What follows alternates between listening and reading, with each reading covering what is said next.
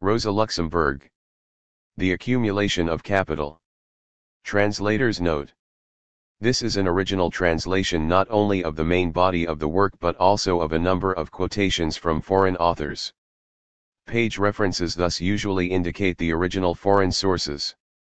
In so far as possible, however, I have availed myself of existing translations and have referred to the following standard works: Karl Marx, Capital, Volume I, Translate by Moraveling, London, 1920, Volume II, Translate by E. Untermann, Chicago, 1907, Volume III, Translate by E. Untermann, Chicago, 1909, The Poverty of Philosophy, translator's name not given, London, 1936. Sismondi's introduction to the second edition of Nouveaux Principes is quoted from M. Mignot's translation of selected passages by Sismondi, entitled Political Economy and the Philosophy of Government, London, 1847. No English translation exists of Marx's theory and über den Mehrwert. The Marxists' Internet Archive has now published the English translation of this work. Unfortunately, not all the West European texts, and none of the Russian, except Engel's correspondence with Nikolai Ayon, were accessible to me, and I regret having been unable to trace some quotations and check up on others. In such cases, the English version follows the German text and will at least bring out the point the author wanted to make. To save the reader grappling with unfamiliar concepts, I have converted foreign currencies and measures into their English equivalents, at the following rates: 20 marks, 25 francs, 5 to $1, gold standard. 1 hectare, roughly, 2.5 acres. I kilometer, 5/8 mile. I am glad of this opportunity to express my gratitude to Drive W. Stark and Mrs. J. Robinson for the helpful criticism and appreciation with which my work has met. Agnes Schwarzschild. A note on Rosa Luxemburg. Rosa Luxemburg was born on March 5, 1870, at Zamość, a little town of Russian Poland, not far from the city of Lublin. She came from a fairly well-to-do family of Jewish merchants, and soon showed the two outstanding traits which were to characterize all her life and work: a high degree of intelligence, and a burning thirst for social justice which led her, while still a schoolgirl, into the revolutionary camp. Partly to escape the Russian police, partly to complete her education, she went to Zurich and studied there the sciences of law and economics. Her doctoral dissertation dealt with the industrial development of Poland and showed up the vital integration of Polish industry with the wider economic system of metropolitan Russia. It was a work not only of considerable promise, but already of solid and substantial achievement. Her doctorate won, Rosa Luxemburg looked around for a promising field of work and decided to go to Germany, whose working class movement seemed destined to play a leading part in the future history of international socialism. She settled there in 1896, and 2 years later contracted a formal marriage with a German subject which secured her against the danger of forcible deportation to Russia. Now, at that moment the German Social Democratic Party was in the throes of a serious crisis. In 1899, Eduard Bernstein published his well-known work Die Voraussetzungen des Sozialismus und die Aufgaben der Sozialdemokratie, which urged the party to drop its revolutionary jargon and to work henceforth for tangible social reforms within the given economic setup, instead of trying to bring about its final and forcible overthrow. This reformism or revisionism seemed to Rosa Luxemburg a base as well as a foolish doctrine, and she published in the same year a pamphlet Social Reform oder Revolution? English translation which dealt with Bernstein's ideas in no uncertain fashion. From this moment onward, she was and remained one of the acknowledged leaders of the left wing within the German working class movement. The events of the year 1905 gave Rosa Luxemburg a welcome opportunity to demonstrate that revolution was to her more than a subject of purely academic interest. As soon as the Russian masses began to move, she hurried to Warsaw and threw herself into the fray. There followed a short span of feverish activity, half a year's imprisonment, and, finally, a return journey to Berlin. The experiences of the Warsaw Rising are reflected in a book entitled Massenstreik, Parte Uendige an English translation, which was published in 1906. It recommends the general strike as the most effective weapon in the struggle of the proletariat against the bourgeoisie. The International Socialist Congress, which met at Stuttgart in 1907, prepared and foreshadowed the sorry history of Rosa Luxemburg's later life. On that occasion she drafted, together with Lenin, a resolution which demanded that the workers of the world should make any future war an opportunity for the destruction of the capitalist system. Unlike so many others, she stuck to her resolution when, 7 years later, the time of testing came. The result was that she had to spend nearly the whole of the First World War in jail, either under punishment or in protective custody. But imprisonment did not mean inactivity. In 1916, there appeared in Switzerland her book Die Kreis der Sozialdemokratie, English translation, which assailed the leaders of the German Labour Party for their patriotic attitude and called the masses to revolutionary action. The foundation of the Spartacus League in 1917, the germ cell out of which the Communist Party of Germany was soon to develop, was vitally connected with the dissemination of Rosa Luxemburg's aggressive sentiments. The collapse of the Kaiserreich on November 1918, gave Rosa Luxemburg her freedom and an undreamed of range of opportunities.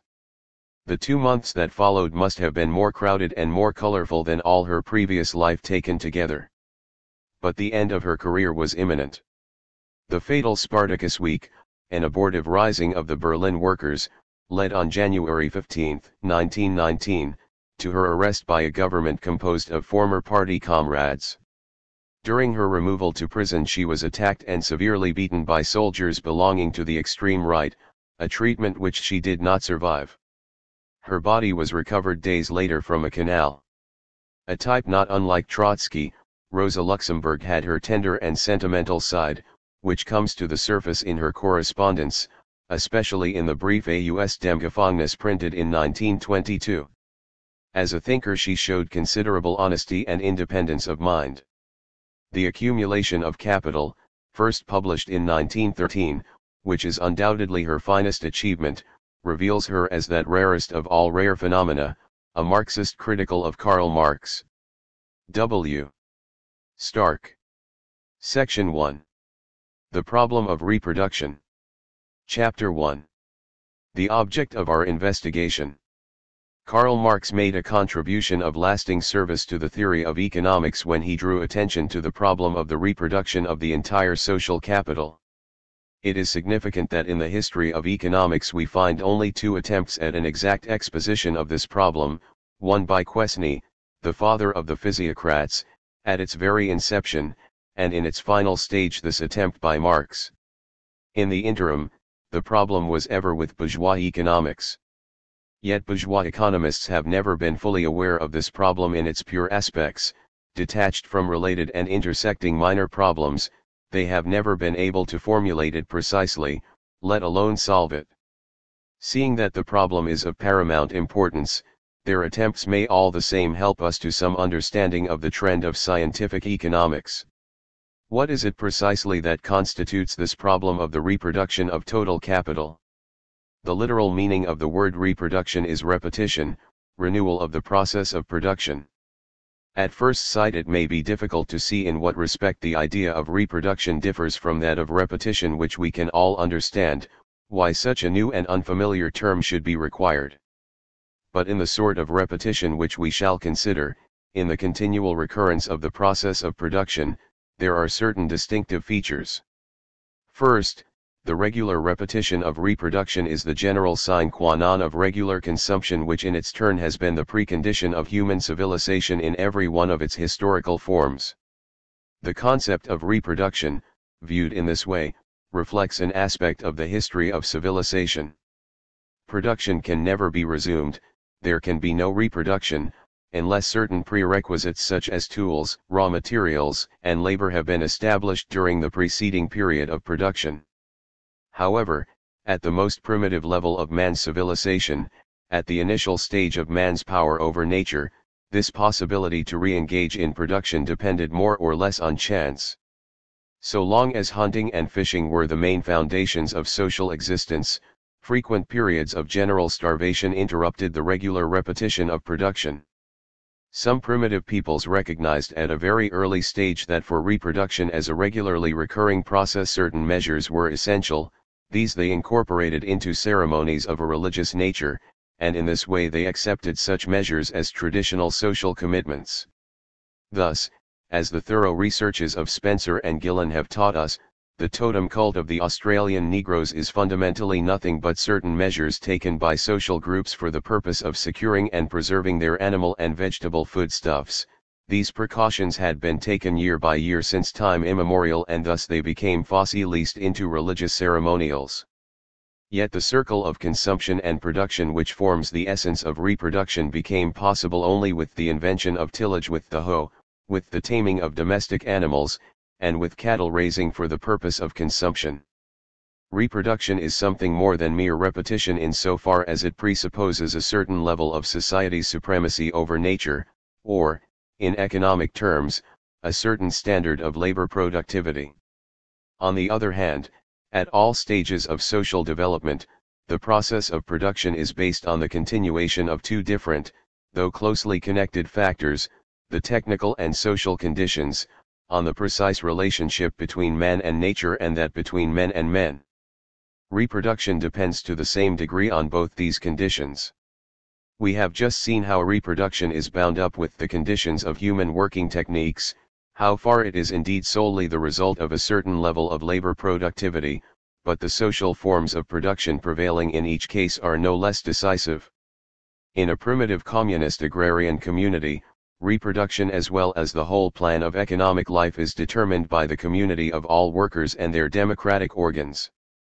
The decision to re-engage in labor, the organization of labor, the provision of raw materials, tools, and manpower, as the essential preliminaries of labor, the arrangement of reproduction and the determination of its volume are all results of a planned cooperation in which everybody within the boundaries of the community takes his part.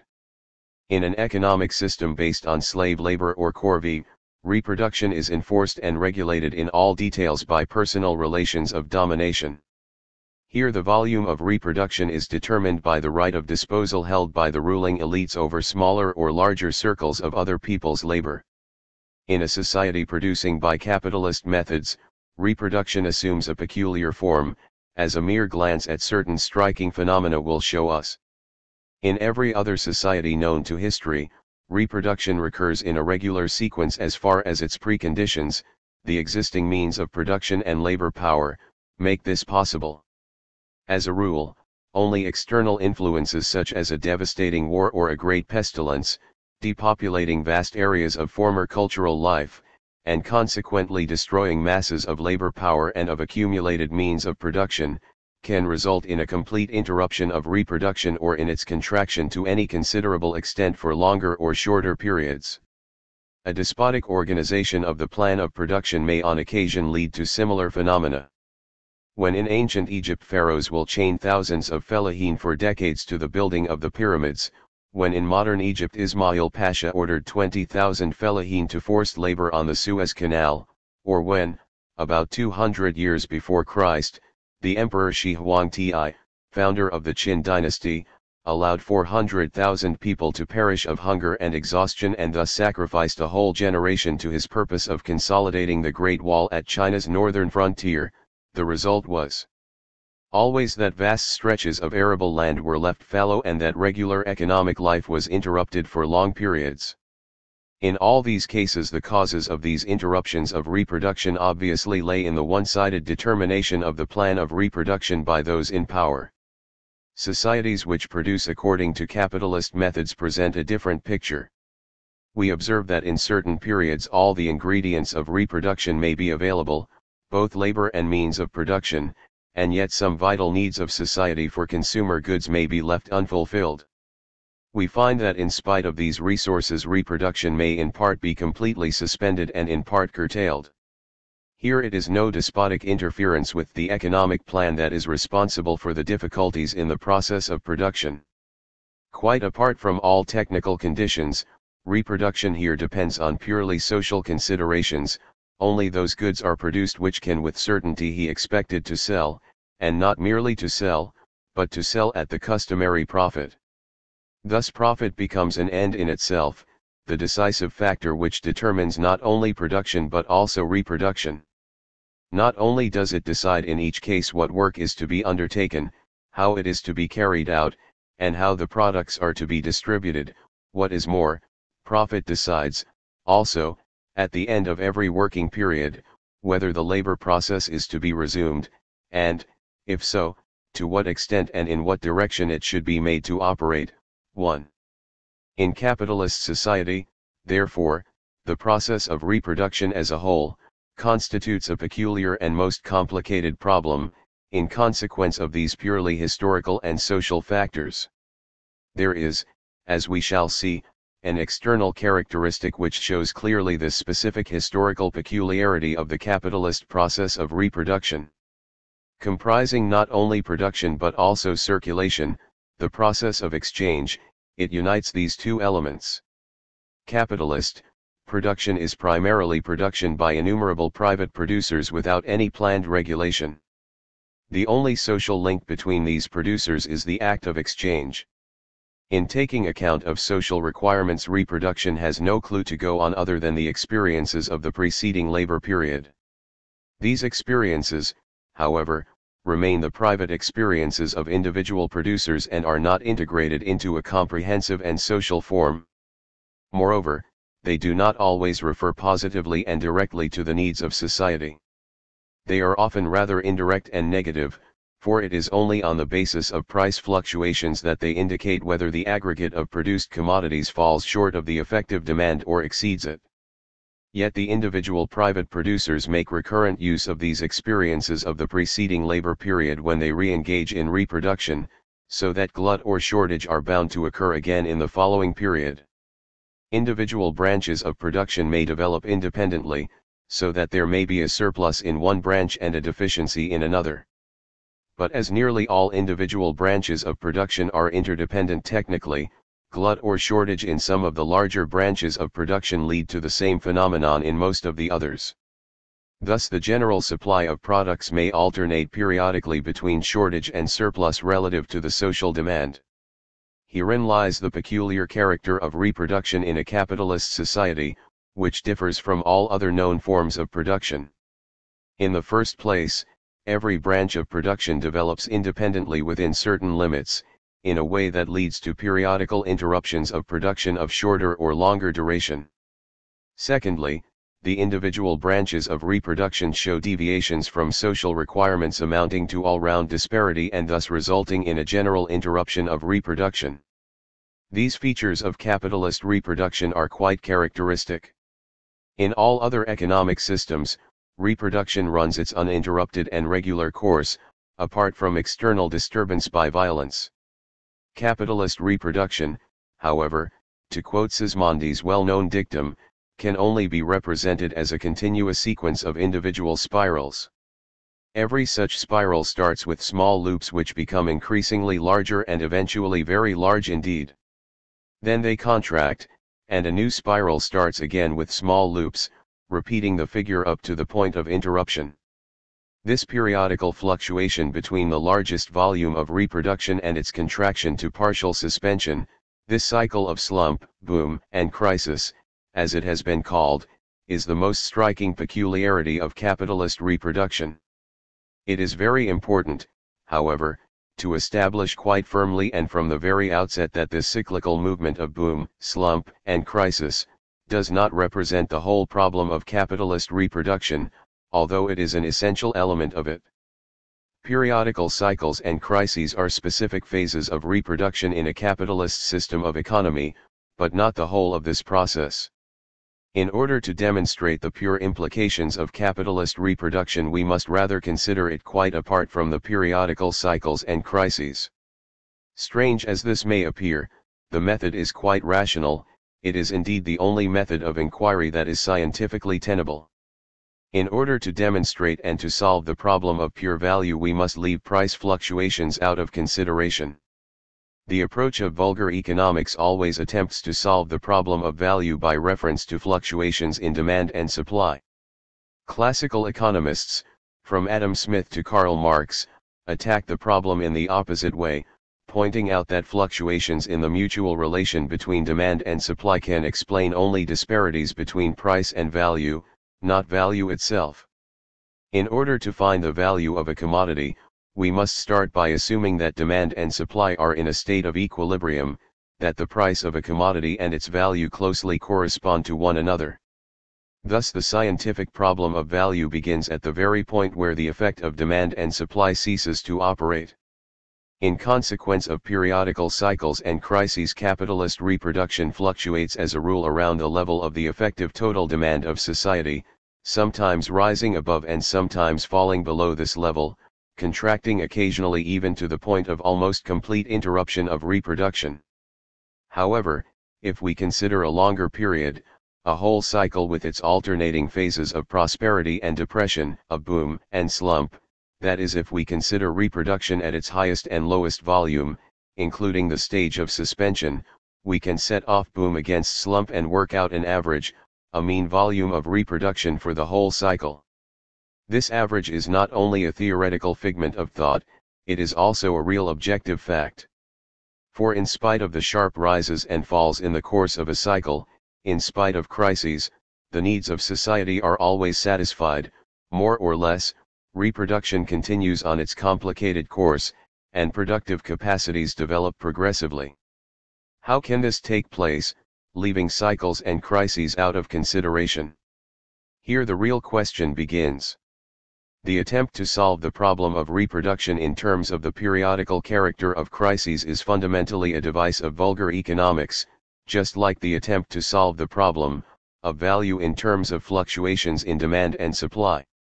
Nevertheless, we shall see in the course of our observations that as soon as economic theory gets an inkling of the problem of reproduction, as soon as it has at least started guessing at the problem, it reveals a persistent tendency, suddenly to transform the problem of reproduction into the problem of crises, thus barring its own way to the solution of the question. When we speak of capitalist reproduction in the following exposition, we shall always understand by this term a mean volume of productivity, which is an average taken over the various phases of a cycle. Now, the total of capitalist reproduction is created by an unlimited and constantly changing number of private producers. They produce independently of one another. Apart from the observation of price fluctuations, there is no social control. No social link exists between the individual producers other than the exchange of commodities. The question arises how these innumerable disconnected operations can lead to the actual total of production. This general aspect of our problem indeed strikes us immediately as one of prime importance. But if we put it this way, we overlook the fact that such private producers are not simply producers of commodities but are essentially capitalist producers, that the total production of society is not simply production for the sake of satisfying social requirements, and equally not merely production of commodities, but essentially capitalist production. Let us examine our problem anew in the light of this fact. A producer who produces not only commodities but capital must above all create surplus value. The capitalist producer's final goal, his main incentive, is the production of surplus value. The proceeds from the commodities he has manufactured must not only recompense him for all his outlay, but in addition they must yield him a value which does not correspond with any expense on his part, and is pure gain. If we consider the process of production from the point of view of the creation of surplus value, we see that the capital advanced by the capitalist is divided into two parts. The first part represents his expenses on means of production such as premises, raw material, partly finished goods and machinery. The second part is spent on wages. This holds good, even if the capitalist producer does not know it himself, and in spite of the pious stuff about fixed and circulating capital with which he may delude himself and the world. Marx called this first part constant capital. Its value is not changed by its utilization in the labor process, it is transferred in toto to the finished product. The second part Marx calls the variable capital. This gives rise to an additional value, which materializes when the results of unpaid labor are appropriated. The various components which make up the value of every commodity produced by capitalist methods may be expressed by the formula, C plus V plus S. In this formula, C stands for the value of the constant capital laid out in inanimate means of production and transferred to the commodity, V stands for the value of the variable capital advanced in form of wages, and S stands for the surplus value, the additional value of the unpaid part of wage labor. Every type of goods shows these three components of value, whether we consider an individual commodity or the aggregate of commodities as a whole, whether we consider cotton textiles or ballet performances, cast iron tubes, or liberal newspapers. Thus, for the capitalist producer, the manufacture of commodities is not an end in itself, it is only a means to the appropriation of surplus value. This surplus value, however, can be of no use to the capitalist so long as it remains hidden in the commodity form of the product. Once the commodity has been produced, it must be realized, it must be converted into a form of pure value, that is, into money. All capital expenses incorporated in the commodity must shed their commodity form and revert to the capitalist as money to make this conversion possible so that he can appropriate the surplus value in cash. The purpose of production is fulfilled only when this conversion has been successful, only when the aggregate of commodities has been sold according to its value. The proceeds of the sale of commodities, the money that has been received for them, contains the same components of value as the former aggregate of commodities and can be expressed by the same formula C plus V plus S. Part C recompenses the capitalist for his advances on means of production that have been used up, Part V recompenses him for his advances on wages, and the last part, S, represents the expected surplus, the capitalist's clear profit in cash, too. This conversion of capital from its original form, from the starting point of all capitalist production, into means of production, dead and living, such as raw materials, instruments, and labor, its further conversion into commodities by a living labor process, and its final reconversion into money, a greater amount of money indeed than at the initial stage. This transformation of capital is, however, required for more than the production and appropriation of surplus value. The aim and incentive of capitalist production is not a surplus value pure and simple, to be appropriated in any desired quantity, but a surplus value ever growing into larger quantities, surplus value ad infinitum.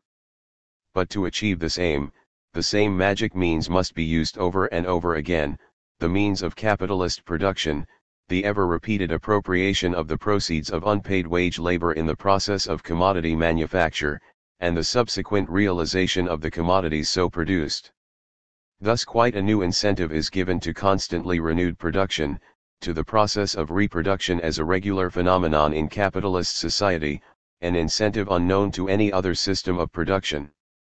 In every other economic system known to history, reproduction is determined by the unceasing need of society for consumer goods, whether they are the needs of all the workers determined in a democratic manner as in an agrarian and communist market community, or the despotically determined needs of an antagonistic class society, as in an economy of slave labor or corvée and the like.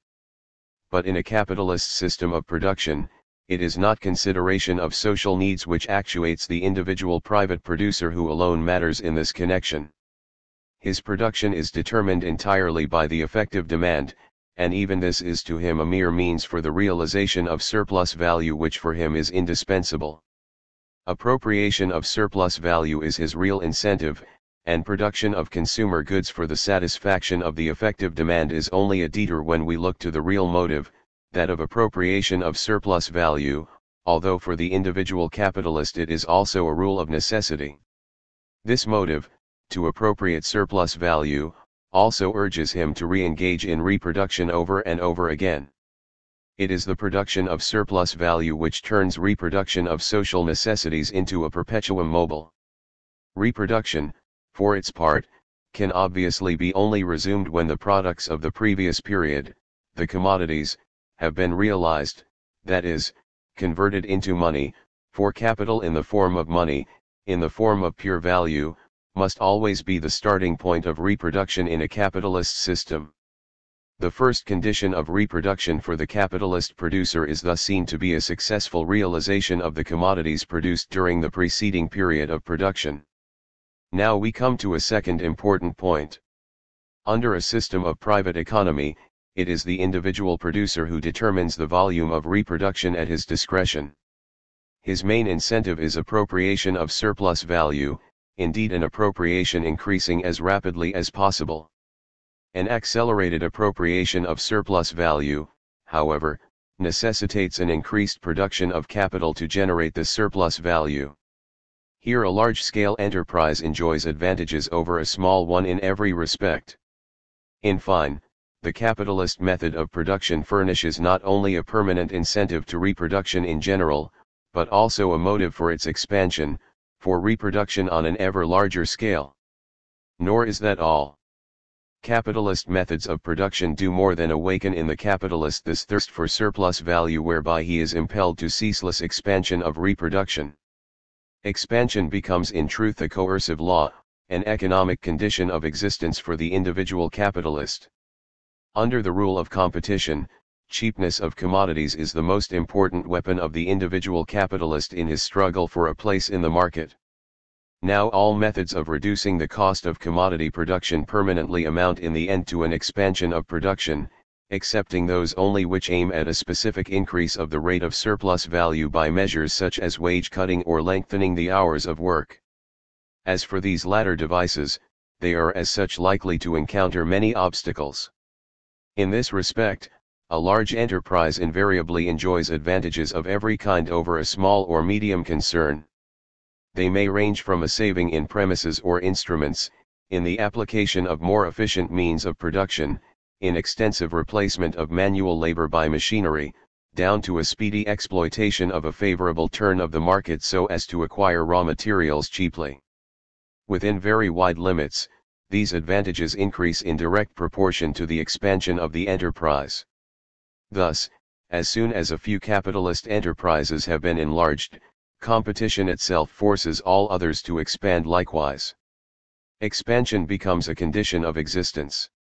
A growing tendency towards reproduction at a progressively increasing scale thus ensues, which spreads automatically like a tidal wave over ever larger surfaces of reproduction. Expanding reproduction is not a new discovery of capital. On the contrary, it had been the rule since time immemorial in every form of society that displayed economic and cultural progress. It is true, of course, that simple reproduction as a mere continuous repetition of the process of production on the same scale as before can be observed over long periods of social history. In the ancient agrarian and communist village communities, for instance, increase in population did not lead to a gradual expansion of production, but rather to the new generation being expelled and the subsequent founding of equally small and self-sufficient colonies. The old small handicraft units of India and China provide similar instances of a traditional repetition of production in the same forms and on the same scale, handed down from generation to generation. But simple reproduction is in all these cases the source and unmistakable sign of a general economic and cultural stagnation.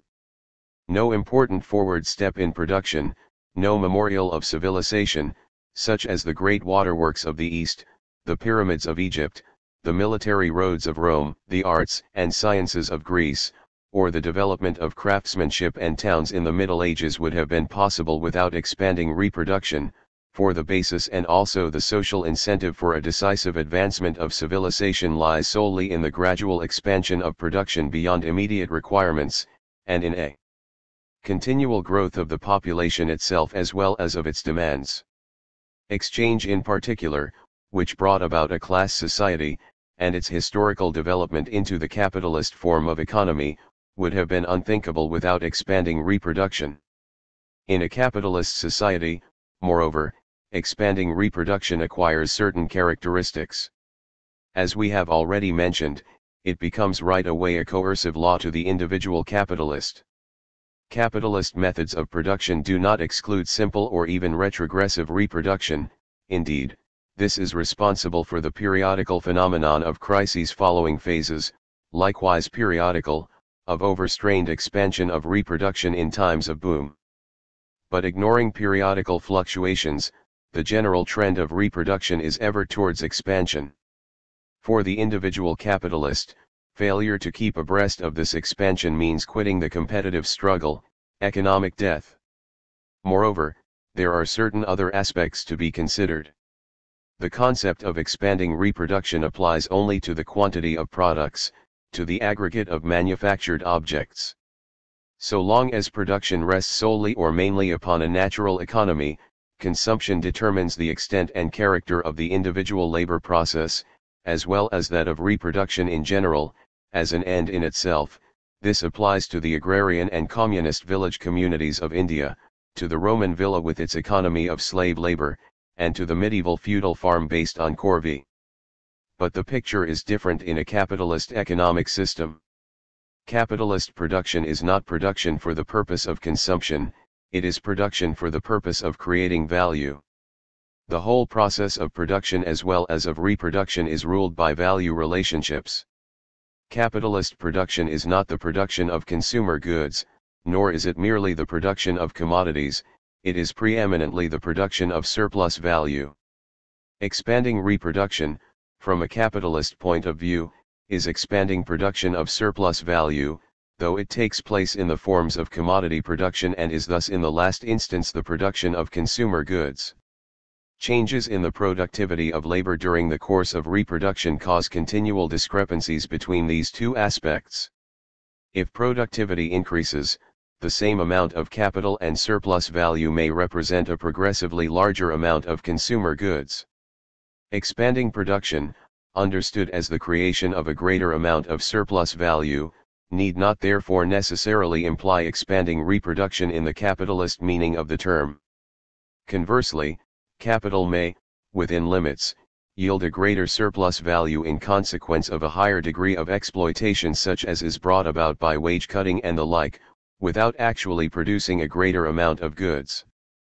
But in both cases the surplus value has a twofold aspect: it is a quantity of value as well as an aggregate of material products, and from a capitalist point of view, its elements in both instances are thus the same. As a rule, an increased production of surplus value results from an increase of capital brought about by addition of part of the appropriated surplus value to the original capital, no matter whether this capitalist surplus value is used for the expansion of an old enterprise or for founding a new one, an independent offshoot.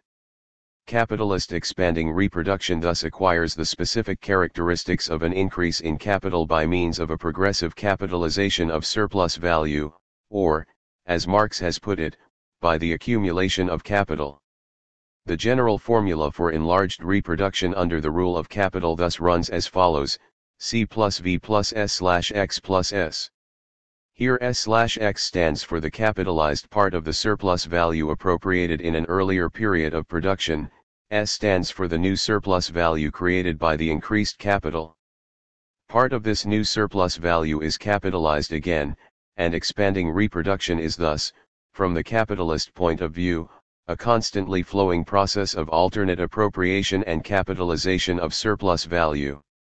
So far, however, we have only arrived at a general and abstract formula for reproduction. Let us now consider more closely the concrete conditions which are necessary to apply this formula.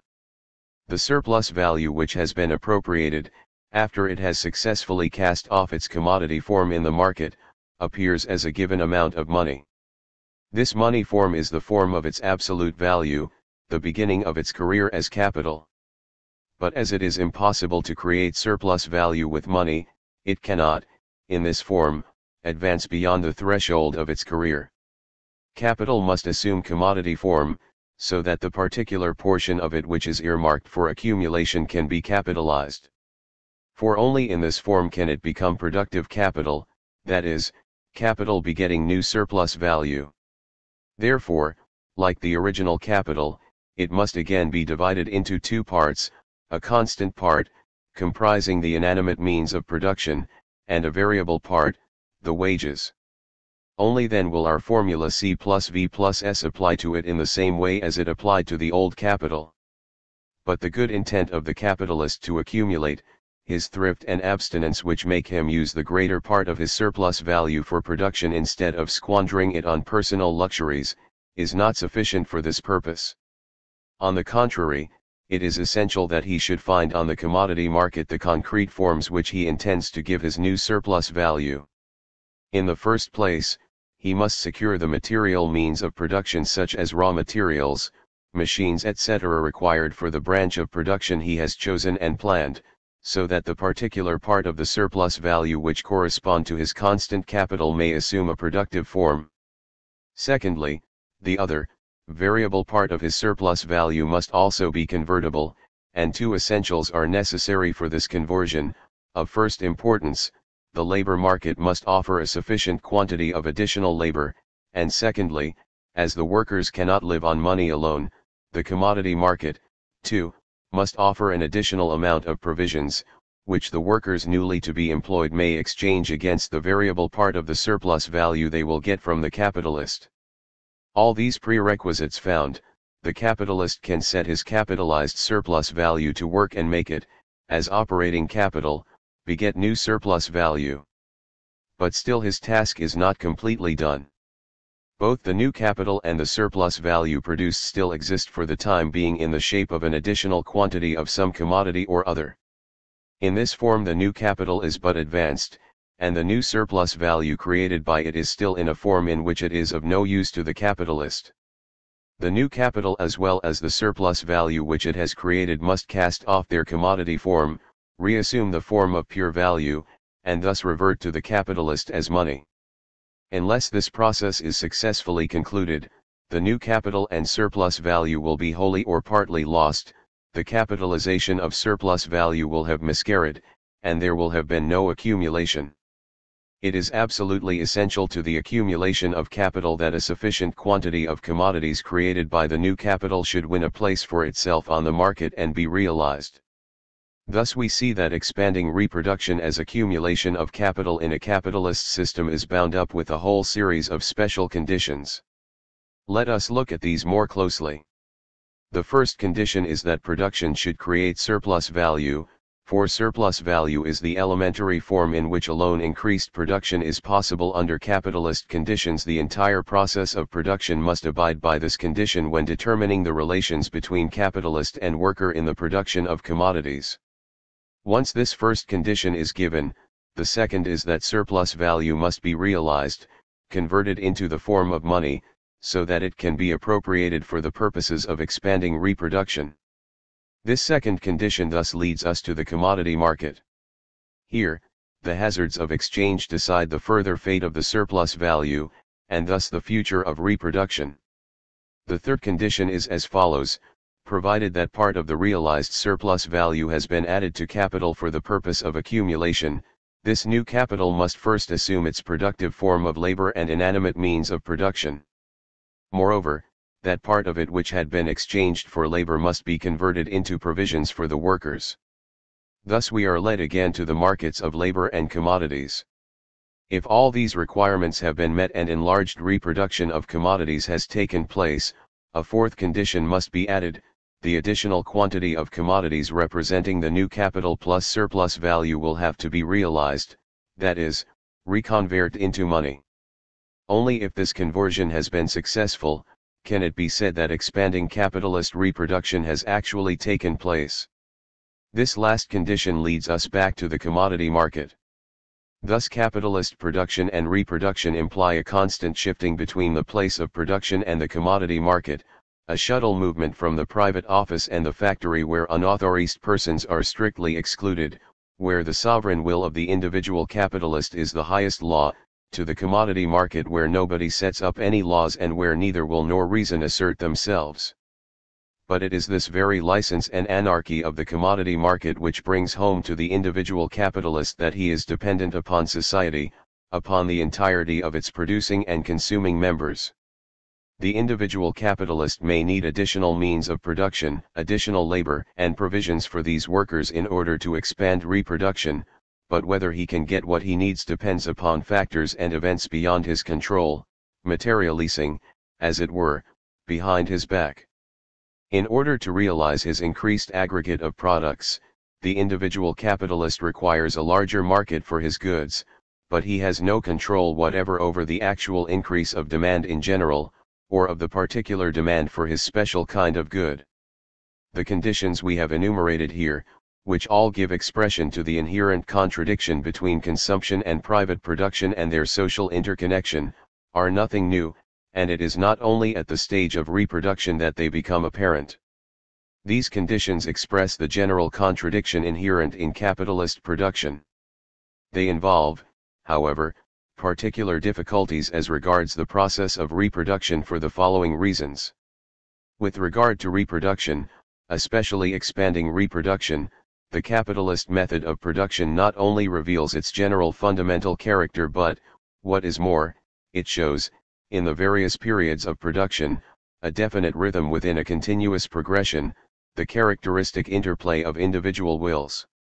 From this point of view, we must inquire in a general way how it is possible for every individual capitalist to find on the market the means of production and the labor he requires for the purpose of realizing the commodities he has produced, although there exists no social control whatever, no plan to harmonize production and demand. This question may be answered by saying that the capitalist's greed for surplus value, enhanced by competition, and the automatic effects of capitalist exploitation, lead to the production of every kind of commodity, including means of production, and also that a growing class of proletarianist workers becomes generally available for the purposes of capital. On the other hand, the lack of a plan in this respect shows itself in the fact that the balance between demand and supply in all spheres can be achieved only by continuous deviations, by hourly fluctuations of prices, and by periodical crises and changes of the market situation. From the point of view of reproduction, the question is a different one.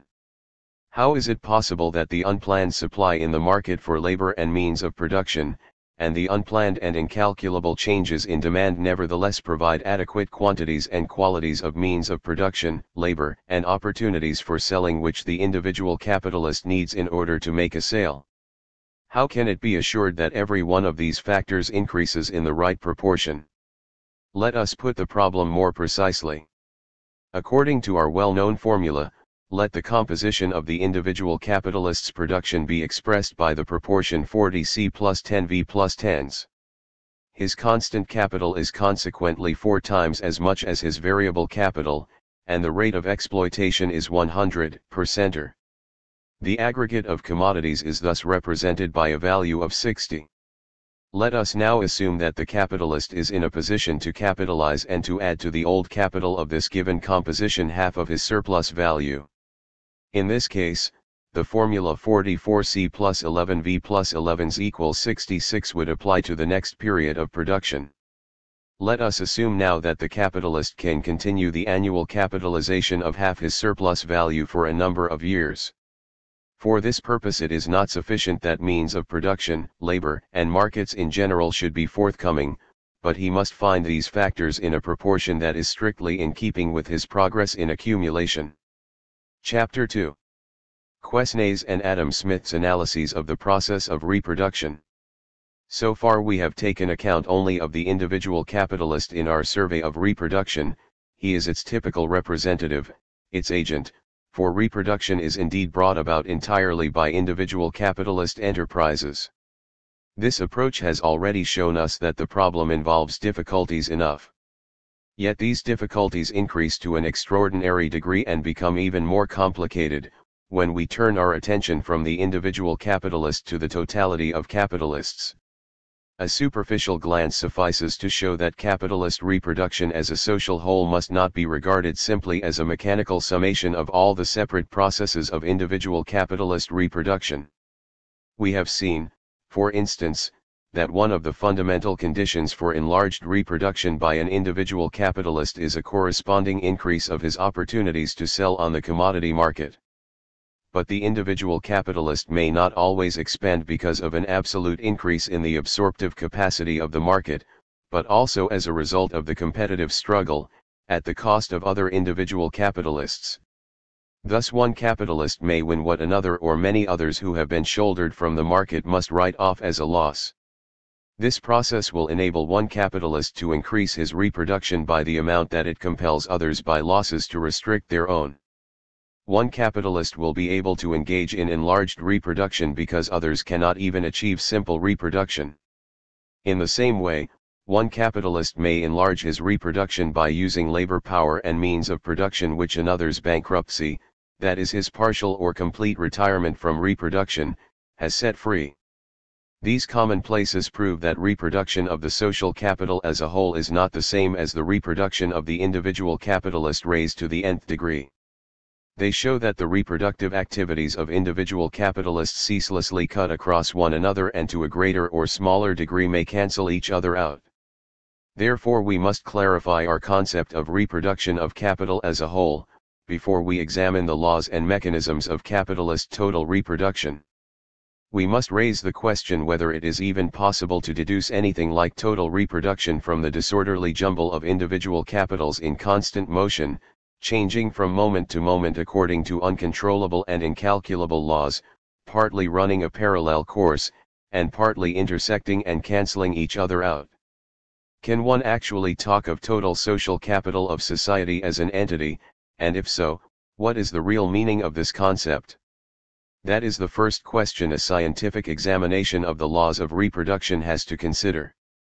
At the dawn of economic theory and bourgeois economics, Quesnay, the father of the physiocrats, approached the problem with classical fearlessness and simplicity and took it for granted that total capital exists as a real and active entity. In his famous tableau économique, so intricate that no one before Marx could understand it, Quesnay demonstrated the phases of the reproduction of aggregate capital with a few figures, at the same time taking into account that it must also be considered from the aspect of commodity exchange, that is as a process of circulation. 1. Society as Quesnay sees it consists of three classes: the productive class of agriculturists, the sterile class containing all those who are active outside the sphere of agriculture, industry, commerce, and the liberal professions, and lastly the class of landowners, including the sovereign and the collectors of tithes. The national aggregate product materializes in the hands of the productive class as an aggregate of provisions and raw materials to the value of some 5,000 million livres. Of this sum, 2,000 millions represent the annual working capital of agriculture, 1,000 millions represent the annual wear and tear of fixed capital, and 2,000 millions are the net revenue accruing to the landowners. Apart from this total produce, the agriculturists, here conceived quite in capitalist terms as tenant farmers, have 2,000 million livres cash in hand. Circulation now takes place in such a way that the tenant class pay the landowners 2,000 millions cash as rent, as the cost of the previous period of production. For this money the landowning class buy provisions from the tenants for 1,000 millions and industrial products from the sterile class for the remaining 1,000 millions. The tenants in their turn buy industrial products for the 1,000 millions handed back to them, whereupon the sterile class buy agricultural products for the 2,000 millions they have in hand, for 1,000 millions raw materials etc., to replace their annual working capital, and provisions for the remaining 1,000 millions. Thus the money has in the end returned to its starting point, the tenant class. The product is distributed among all classes so that consumption is ensured for everyone. At the same time the means of production of the sterile as well as of the productive class have been renewed and the landowning class has received its revenue. The prerequisites of reproduction are all present, the conditions of circulation have all been fulfilled, and reproduction can start again on its regular course. 2. We shall see later in the course of our investigation that this exposition, though showing flashes of genius, remains deficient and primitive. In any case, we must stress here that Quesnay, on the threshold of scientific economics, had not the slightest doubt as to the possibility of demonstrating total social capital and its reproduction. Adam Smith, on the other hand, while giving a more profound analysis of the relations of capital, laid out what seems like a maze when compared with the clear and sweeping outlines of the physiocrat conception. By his wrong analysis of prices, Smith upset the whole foundation of the scientific demonstration of the capitalist process as a whole. This wrong analysis of prices ruled bourgeois economics for a long time. It is the theory which maintains that, although the value of a commodity represents the amount of labor spent in its production, yet the price consists of three elements only: the wage of labor, the profit of capital, and the rent. As this obviously must also apply to the aggregate of commodities, the national product, we are faced with the startling discovery that, although the value of the aggregate of commodities manufactured by capitalist methods represents all paid wages together with the profits of capital and the rents, that is the aggregate surplus value, and consequently can replace these, there is no component of value which corresponds to the constant capital used in production. According to Smith, V plus S is the formula expressing the value of the capitalist product as a whole. Demonstrating his view with the example of corn, Smith says as follows. These three parts, wages, profit, and rent, seem either immediately or ultimately to make up the whole price of corn. A fourth part, it may perhaps be thought, is necessary for replacing the stock of the farmer, or for compensating the wear and tear of his laboring cattle, and other instruments of husbandry. But it must be considered that the price of any instrument of husbandry, such as a laboring horse, is itself made up of the same three parts, the rent of the land upon which he is reared, the labor of tending and rearing him, and the profits of the farmer who advances both the rent of this land and the wages of this labor.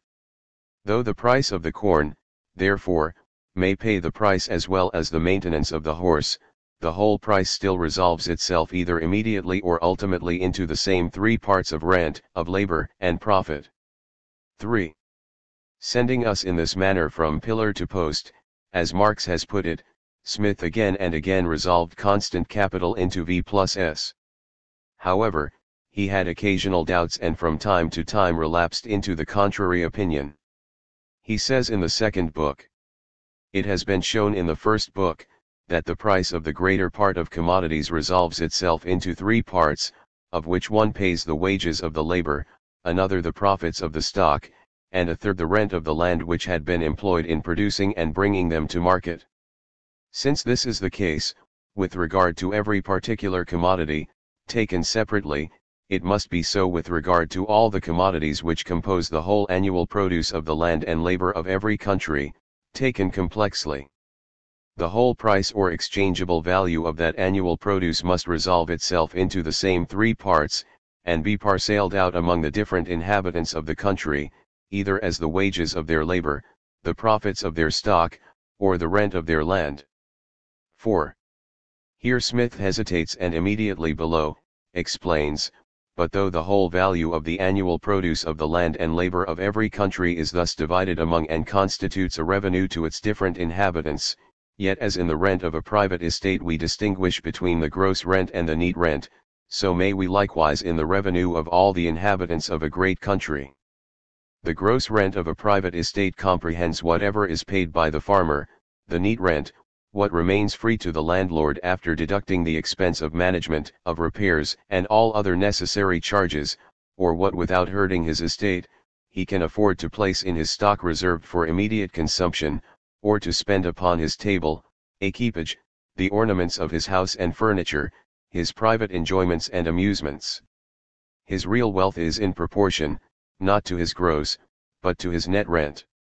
The gross revenue of all the inhabitants of a great country comprehends the whole annual produce of their land and labor, the neat revenue, what remains free to them, after deducting the expense of maintaining, first their fixed, and, secondly, their circulating capital, or what, without encroaching upon their capital, they can place in their stock reserved for immediate consumption, or spend upon their subsistence, conveniences, and amusements. Their real wealth too is in proportion, not to their gross, but to their neat revenue." 5. Here Smith introduces a portion of value which corresponds to constant capital, only to eliminate it the very next moment by resolving it into wages, profits, and rents. And in the end, the matter rests with this explanation. As the machines and instruments of trade, etc., which compose the fixed capital either of an individual or of a society, make no part either of the gross or the neat revenue of either, so money, by means of which the whole revenue of the society is regularly distributed among all its different members, makes itself no part of that revenue. 6.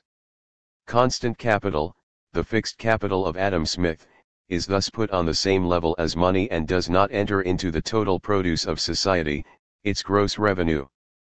It does not exist within this total product as an element of value. You cannot get blood out of a stone, and so circulation, the mutual exchange of the total product constituted in this manner, can only lead to realization of the wages, V, and of the surplus value, S. However, as it cannot by any means replace the constant capital, continued reproduction evidently must become impossible. Smith indeed knew quite well, and did not dream of denying, that every individual capitalist requires constant capital in addition to his wages fund, his variable capital, in order to run his enterprise. Yet the above analysis of commodity prices, when it comes to take note of capitalist production as a whole, allows constant capital to disappear without a trace in a puzzling way. Thus the problem of the reproduction of capital is completely muddled up. It is plain that if the most elementary premise of the problem, the demonstration of social capital as a whole, were on the rocks, the whole analysis was bound to fail. Ricardo, Say, Sismondi and others took up this erroneous theory of Adam Smith, and they all stumbled in their observations on the problem of reproduction over this most elementary difficulty, the demonstration of social capital. Another difficulty is mixed up with the foregoing from the very outset of scientific analysis. What is the nature of the total capital of a society? As regards the individual producer, the position is clear: his capital consists of the expenses of his enterprise.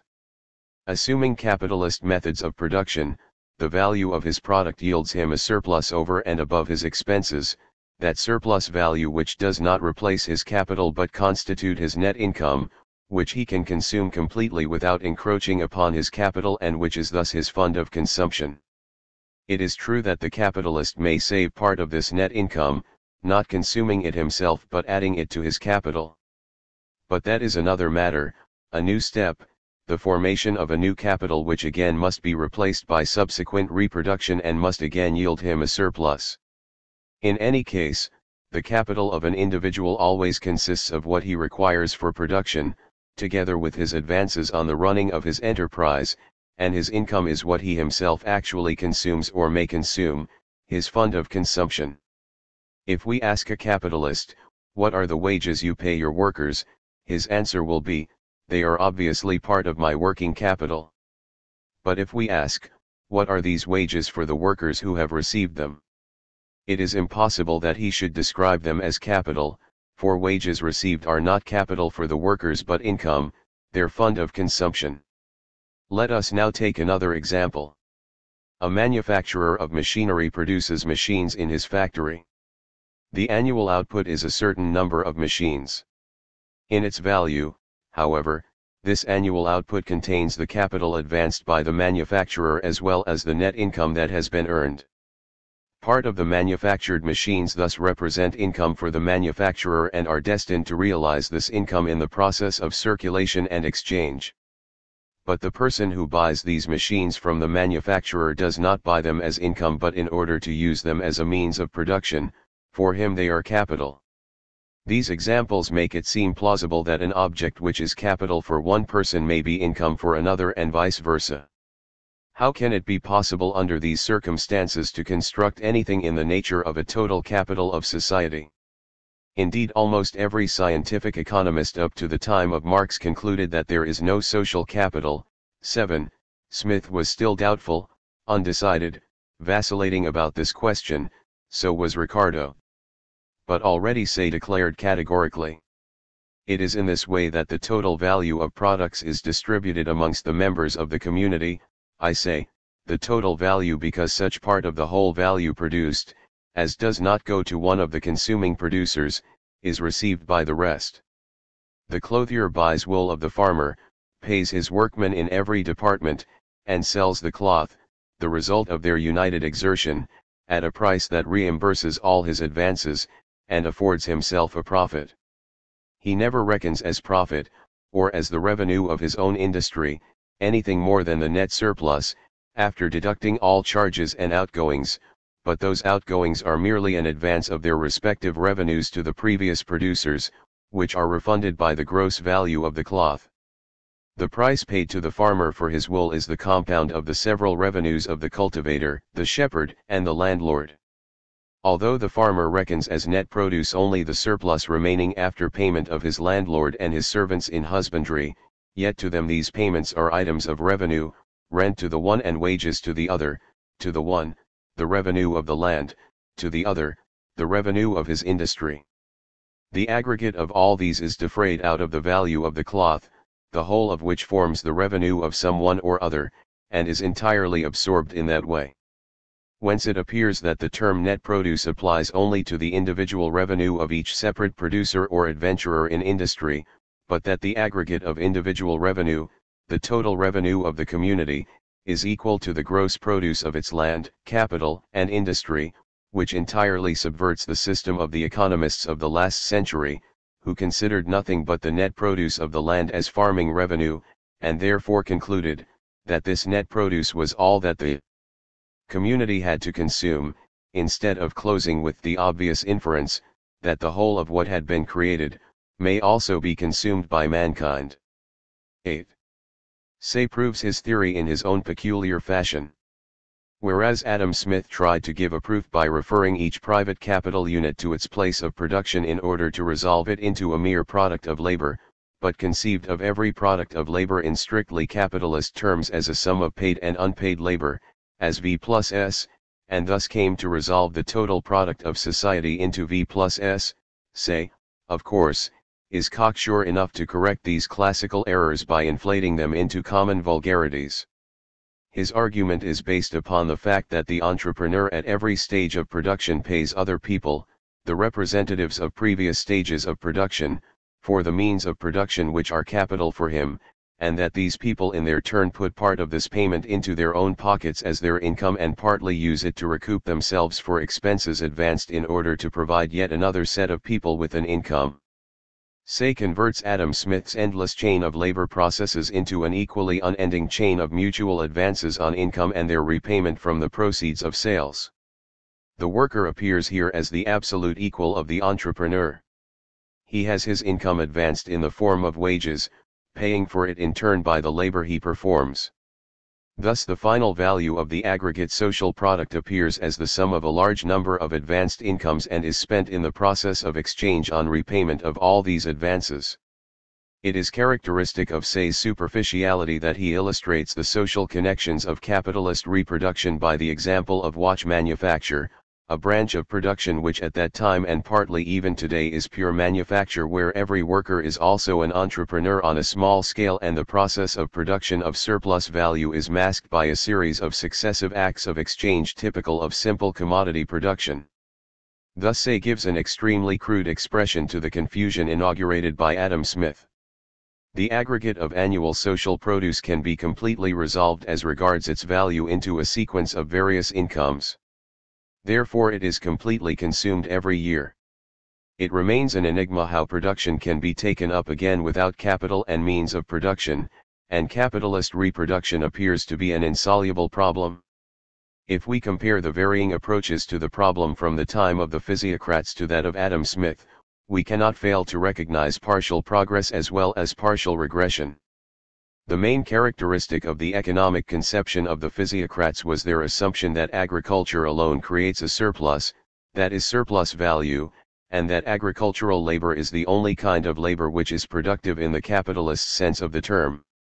Consequently, we see in the tableau economic that the unproductive class of industrial workers creates value only to the extent of the same 2,000 million livres which it consumes as raw materials and foodstuffs.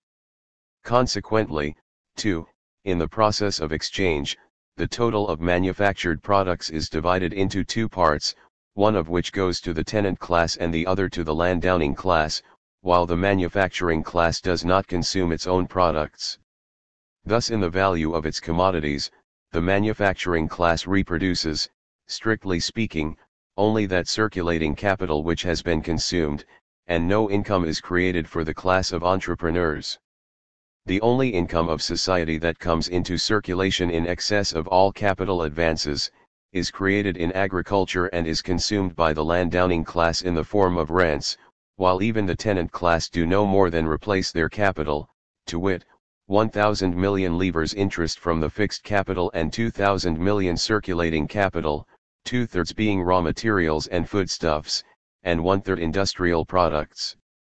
Further, it is striking that it is in agriculture alone that Quesnay assumes the existence of fixed capital, which he calls avances primitives as distinct from avances annuels. Industry, as he sees it, apparently works without any fixed capital, only with circulating capital turned over each year, and consequently does not create in its annual output of commodities any element of value for making good the wear and tear of fixed capital, such as premises, tools, and so on. 9. In contrast with this obvious defect, the English classical school shows a decisive advance above all in proclaiming every kind of labor as productive, thus revealing the creation of surplus value in manufacture as well as in agriculture. We say, the English classical school, because on this point Adam Smith himself occasionally relapses quietly into the physiocrat point of view. It is only Ricardo who develops the theory of the value of labor as highly and logically as it could advance within the limits of the bourgeois approach. The consequence is that we must assume all capital investment to produce annual surplus value, in the manufacturing part of social production as a whole no less than in agriculture. 10.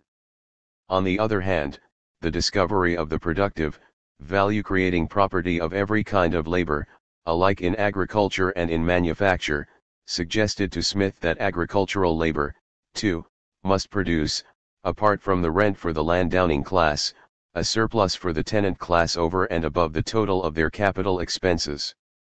Thus, in addition to the replacement of capital, an annual income of the tenant class comes into being. 11.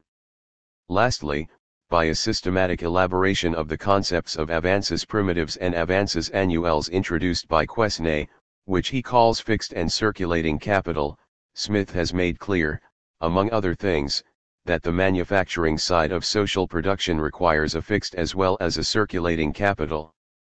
Thus he was well on the way to restoring to order the concepts of capital and revenue of society, and to describing them in precise terms. The following exposition represents the highest level of clarity which he achieved in this respect.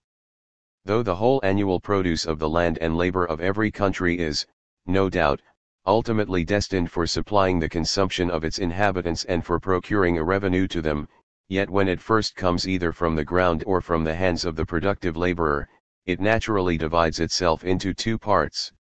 One of them, and frequently the largest, is, in the first place, destined for replacing a capital, or for renewing the provisions, materials, and finished work, which had been withdrawn from a capital, the other for constituting a revenue either to the owner of this capital, as the profit of his stock, or to some other person, as the rent of his land.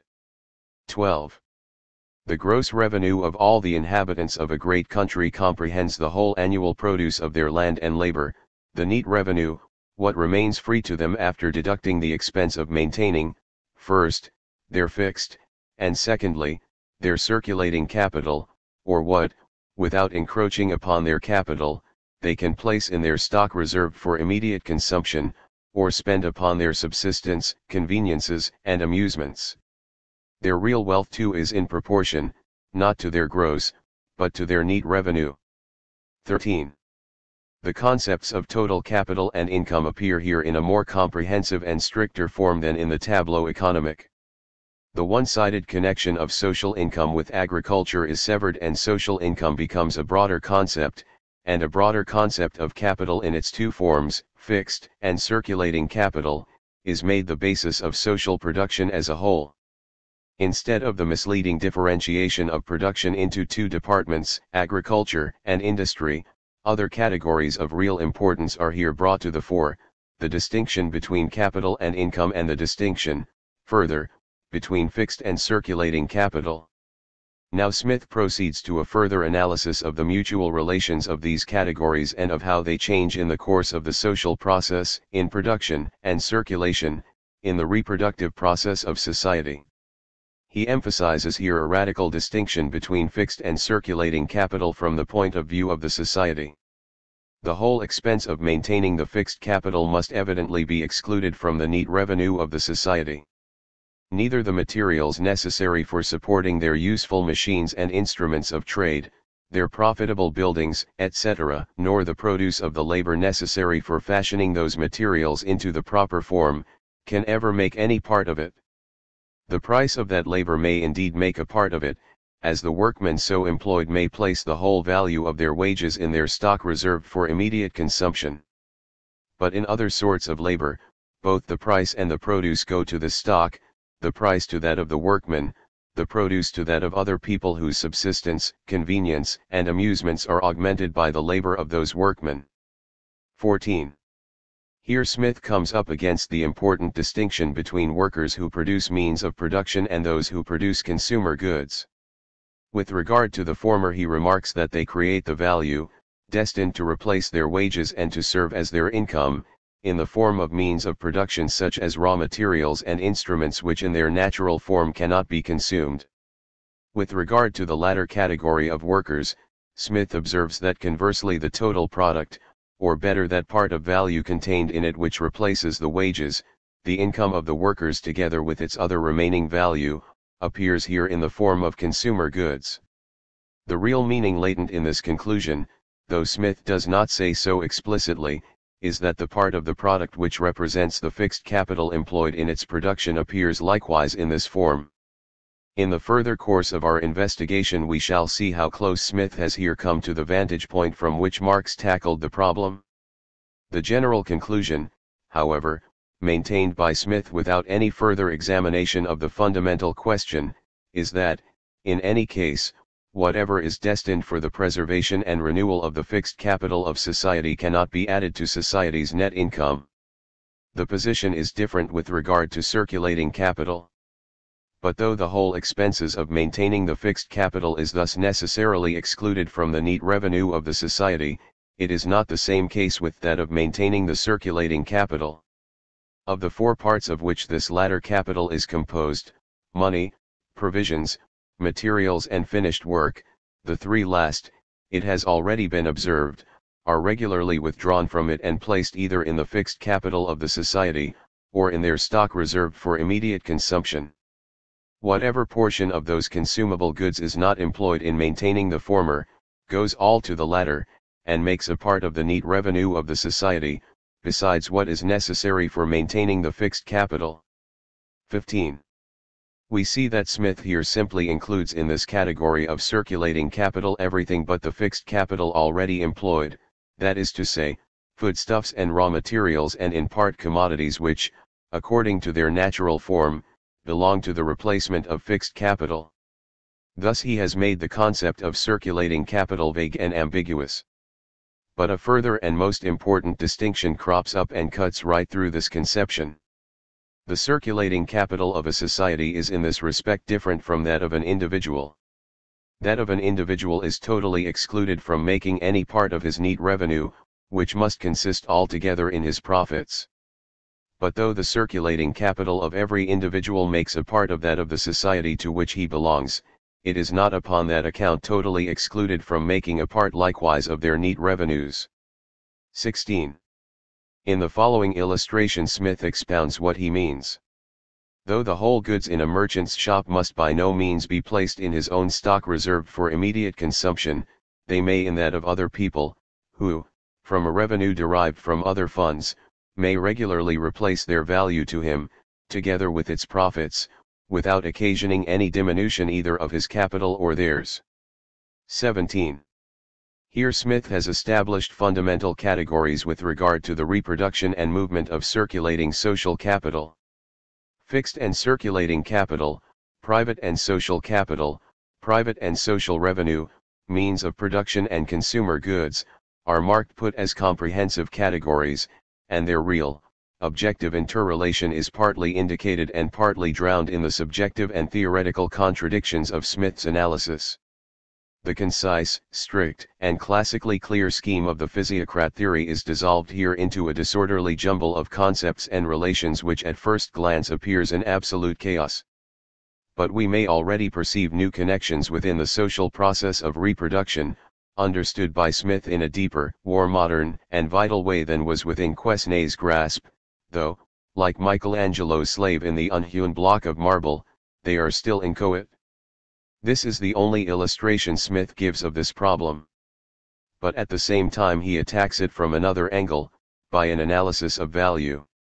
This very same theory, which represents an advance beyond the physiocrats, the theory that it is an essential quality of all labor to create value, the strictly capitalist distinction between paid labor replacing wages, and unpaid labor creating surplus value, and, finally, the strict division of surplus value into its two main categories, of profit and rent. All this progress from the analysis of the physiocrats leads Smith to the strange proposition that the price of every commodity consists of wages, plus profits, plus rent, or, in Marx's shorthand, of V plus S. In consequence, the commodities annually produced by society as a whole can be resolved completely, as to value, into the two components, wages and surplus value. Here the category of capital has disappeared all of a sudden. Society produces nothing but income, nothing but consumer goods, which it also consumes completely. Reproduction without capital becomes a paradox, and the treatment of the problem as a whole has taken an immense backward step against that of the physiocrats. The followers of Adam Smith have tackled this twofold theory from precisely the wrong approach. Before Marx, nobody concerned himself with the important beginnings of an exact exposition of the problem in Smith's second book, while most of his followers jealously preserved Smith's radically wrong analysis of prices, accepting it, like Ricardo, without question, or else, like Say, elaborating it into a trite doctrine. Where Smith raised fruitful doubts and stimulating contradictions, Say flaunted the opinionated presumption of a commonplace mind. Smith's observation that the capital of one person may be the revenue of another induced Say to proclaim every distinction between capital and income on the social scale to be absurd. The absurdity, however, that income should completely absorb the total value of annual production, which is thus consumed completely, assumes in Say's treatment the character of an absolutely valid dogma. If society annually consumes its own total product completely, social reproduction without any means of production whatever must become an annual repetition of the miracle of the creation. In this state the problem of reproduction remained up to the time of Karl Marx. Chapter 3. A criticism of Smith's analysis. Let us recapitulate the conclusions to which Smith's analysis has brought us. There is a fixed capital of society, no part of which enters into its net revenue. This fixed capital consists in the materials necessary for supporting their useful machines and instruments of trade and the produce of labor necessary for fashioning those materials into the proper form. 1. By singling out the production of such fixed capital as of a special kind, and explicitly contrasting it with the production of consumer goods, Smith in effect transformed fixed capital into what Marx calls constant capital, that part of capital which consists of all material means of production, as opposed to labor power. There is a circulating capital of society. After eliminating the part of fixed, or constant, capital, there remains only the category of consumer goods. These are not capital for society but net revenue, a fund of consumption. Capital and net revenue of an individual do not strictly correspond with capital and net revenue of society. What is nothing but fixed, or constant capital for society as a whole cannot be capital for the individual, it must be revenue, too, a fund of consumption, comprising as it does those parts of fixed capital which represent the worker's wages and the capitalist's profits. On the other hand, the circulating capital of the individuals cannot be capital for society but must be revenue, especially in so far as it takes the form of provisions. As regards the value of the total annual social product, no trace of capital remains. It can be resolved completely into the three kinds of income: wages, profits of capital, and rents. If we tried from this haphazard collection of odd ideas to build up a picture of the annual reproduction of total social capital, and of its mechanism, we should soon despair of our task. Indeed, all these observations leave us infinitely remote from the solution of the problem how social capital is annually renewed, how everybody's consumption is insured by his income, while the individuals can nevertheless adhere to their own points of view on capital and income. Yet if we wish to appreciate fully Marx's contribution to the elucidation of this problem, we must be fully aware of all this confusion of ideas, the mass of conflicting points of view. Let us begin with Adam Smith's last thesis, which alone would suffice to wreck the treatment of the problem of reproduction in classical economics. Smith's basic principle is that the total produce of society, when we consider its value, resolves itself completely into wages, profits, and rents. This conception is deeply rooted in his scientific theory that value is nothing but the product of labor. All labor performed, however, is wage labor. This identification of human labor with capitalist wage labor is indeed the classical element in Smith's doctrine. The value of the aggregate product of society comprises both the recompense for wages advanced and a surplus from unpaid labor appearing as profit for the capitalist and rent for the landowner. What holds good for the individual commodity must hold good equally for the aggregate of commodities. The whole mass of commodities produced by society, taken as a quantity of value, is nothing but a product of labor, of paid as well as unpaid labor, and thus it is also to be completely resolved into wages, profits, and rents. It is of course true that raw materials, instruments, and the like, must be taken into consideration in connection with all labor. Yet is it not true also that these raw materials and instruments in their turn are equally products of labor which again may have been paid or unpaid? We may go back as far as we choose, we may twist and turn the problem as much as we like, yet we shall find no element in the value of any commodity, and therefore none in the price, which cannot be resolved purely in terms of human labor. We can distinguish, however, two parts in all labor. One part repays the wages and the other accrues to the capitalist and landlord. There seems nothing left but wages and profits, and yet, there is capital, individual and social capital. How can we overcome this blatant contradiction? The fact that Marx himself stubbornly pursued this matter for a long time without getting anywhere at first, as witness his theories of the surplus value, too, proves that this theoretical problem is indeed extremely hard to solve. Yet the solution he eventually hit on was strikingly successful, and it is based upon his theory of value. Adam Smith was perfectly right, nothing but labor constitutes the value of the individual commodity and of the aggregate of commodities. He was equally right in saying that from a capitalist point of view all labor is either paid labor which restores the wages, or unpaid labor which, as surplus value, accrues to the various classes owning the means of production. What he forgot, however, or rather overlooked, is the fact that, apart from being able to create new value, labor can also transfer to the new commodities the old values incorporated in the means of production employed. A baker's working day of 10 hours is, from the capitalist point of view, divided into paid and unpaid hours, into V plus S. But the commodity produced in these 10 hours will represent a greater value than that of 10 hours labor, for it will also contain the value of the flour, of the oven which is used, of the premises, of the fuel and so on, in short the value of all the means of production necessary for baking. Under one condition alone could the value of any one commodity be strictly equal to V plus S, if a man were to work in mid-air, without raw materials, without tools or workshop. But since all work on materials, material labor, presupposes means of production of some sort which themselves result from preceding labor, the value of this past labor is of necessity transferred to the new product. The process in question does not only take place in capitalist production, it is the general foundation of human labor, quite independent of the historical form of society. The handling of man-made tools is a fundamental characteristic of human civilization. The concept of past labor, which precedes all new labor and prepares its basis, expresses the nexus between man and nature evolved in the history of civilization. This is the eternal chain of closely interwoven laboring efforts of human society, the beginnings of which are lost in the grey dawn of the socialization of mankind, and the termination of which would imply the end of the whole of civilized mankind. Therefore we have to picture all human labor as performed with the help of tools which themselves are already products of antecedent labor. Every new product thus contains not only the new labor whereby it is given its final form, but also past labor which had supplied the materials for it, the instruments of labor and so forth.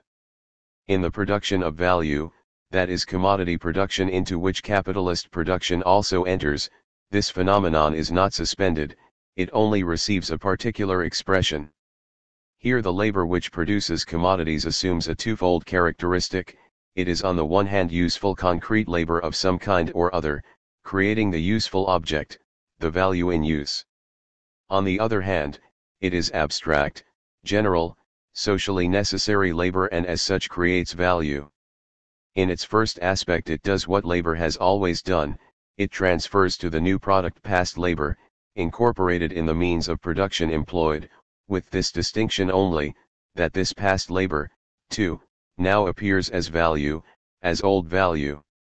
In its second aspect, labor creates new value which, in capitalist terms, can be reduced to paid and unpaid labor, to V plus S. Thus the value of every commodity must contain old value which has been transferred by labor qua useful concrete labor from the means of production to the commodity, as well as the new value, created by the same labor qua socially necessary labor merely as this labor is expended hour by hour. This distinction was beyond Smith, he did not differentiate the twofold character of value-creating labor. Marx once claimed to have discovered the ultimate source of Smith's strange dogma, that the aggregate of produced values can be completely resolved into V plus S, in his fundamentally erroneous theory of value. 3. Failure to differentiate between the two aspects of commodity-producing labor as concrete and useful labor on the one hand, and abstract and socially necessary labor on the other, indeed forms one of the most important characteristics of the theory of value as conceived not only by Smith but by all members of the classical school. Disregarding all social consequences, classical economics recognized that human labor alone is the factor which creates value, and it worked out this theory to that degree of clarity which we meet in Ricardo's formulation. There is a fundamental distinction, however, between Marx's theory of value and Ricardo's, a distinction which has been misunderstood not only by bourgeois economists but also in most cases by the popularizers of Marx's doctrine. Ricardo, conceiving as he did, of bourgeois economy in terms of natural law, believed also that the creation of value, too, is a natural property of human labor, of the specific and concrete labor of the individual human being. This view is even more blatantly revealed in the writings of Adam Smith, who for instance declares what he calls the propensity to exchange to be a quality peculiar to human nature, having looked for it in vain in animals, particularly in dogs.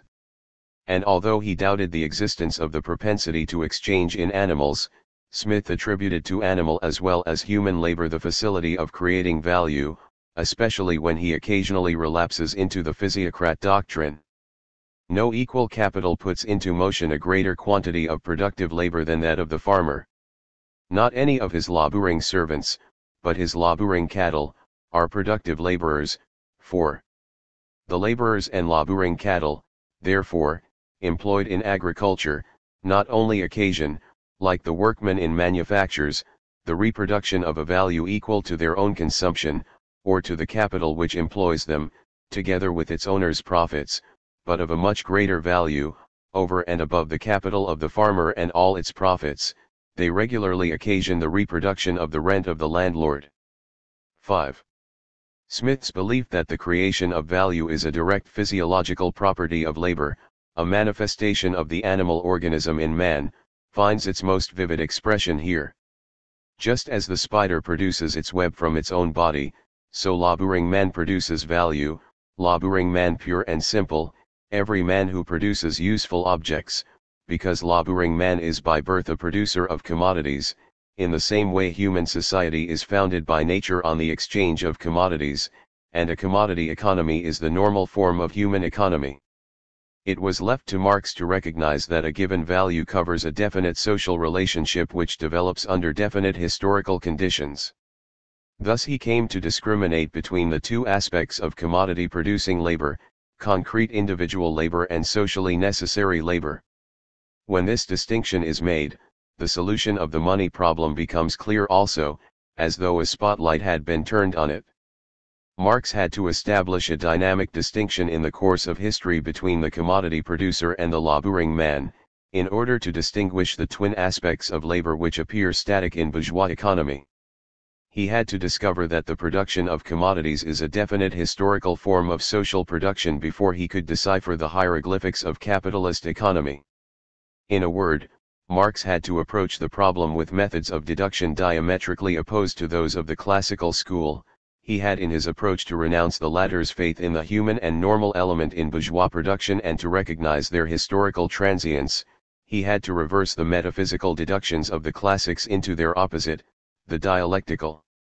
On this showing Smith could not possibly have arrived at a clear distinction between the two aspects of value-creating labor, which on the one hand transfers the old value incorporated in the means of production to the new product, and on the other hand creates new value at the same time.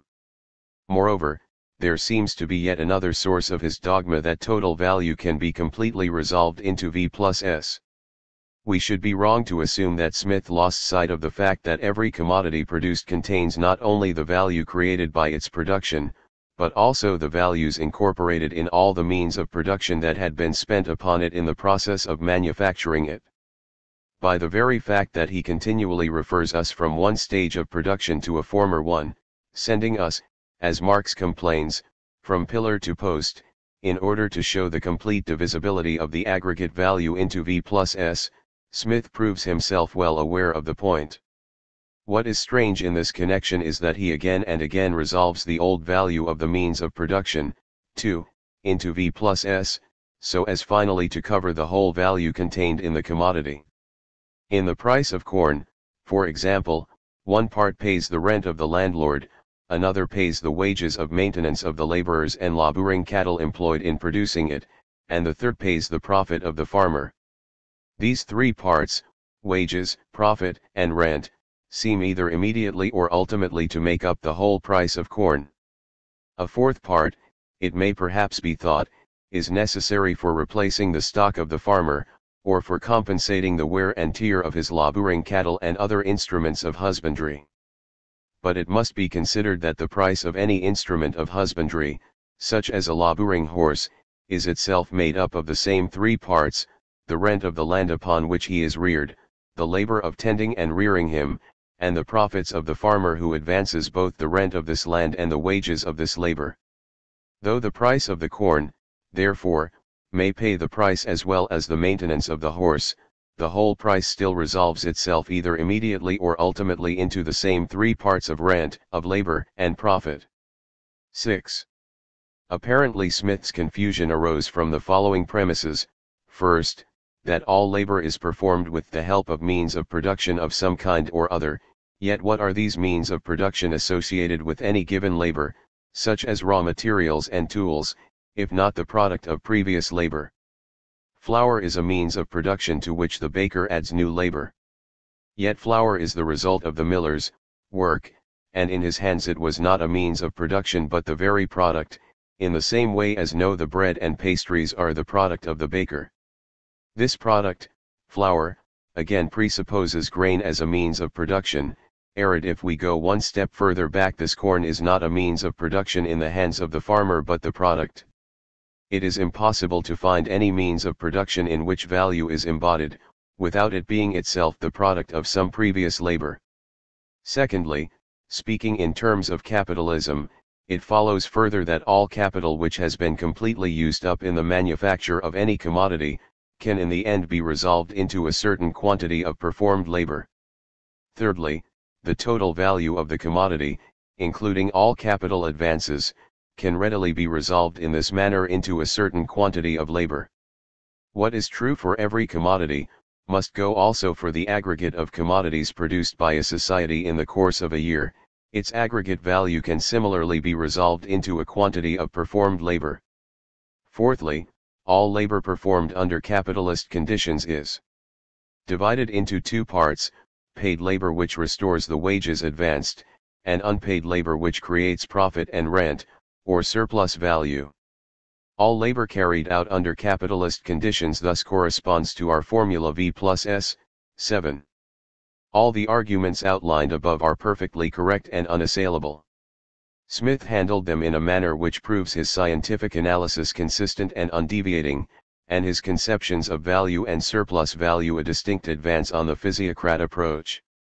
Only occasionally, In his third thesis, he went astray in his final conclusion, saying that the aggregate value of the annually produced aggregate of commodities can be resolved into the labor of that very year, although he himself had been acute enough to admit elsewhere that the value of the commodities a nation produces in the course of one year necessarily includes the labor of former years as well, that is the labor embodied in the means of production which have been handed down.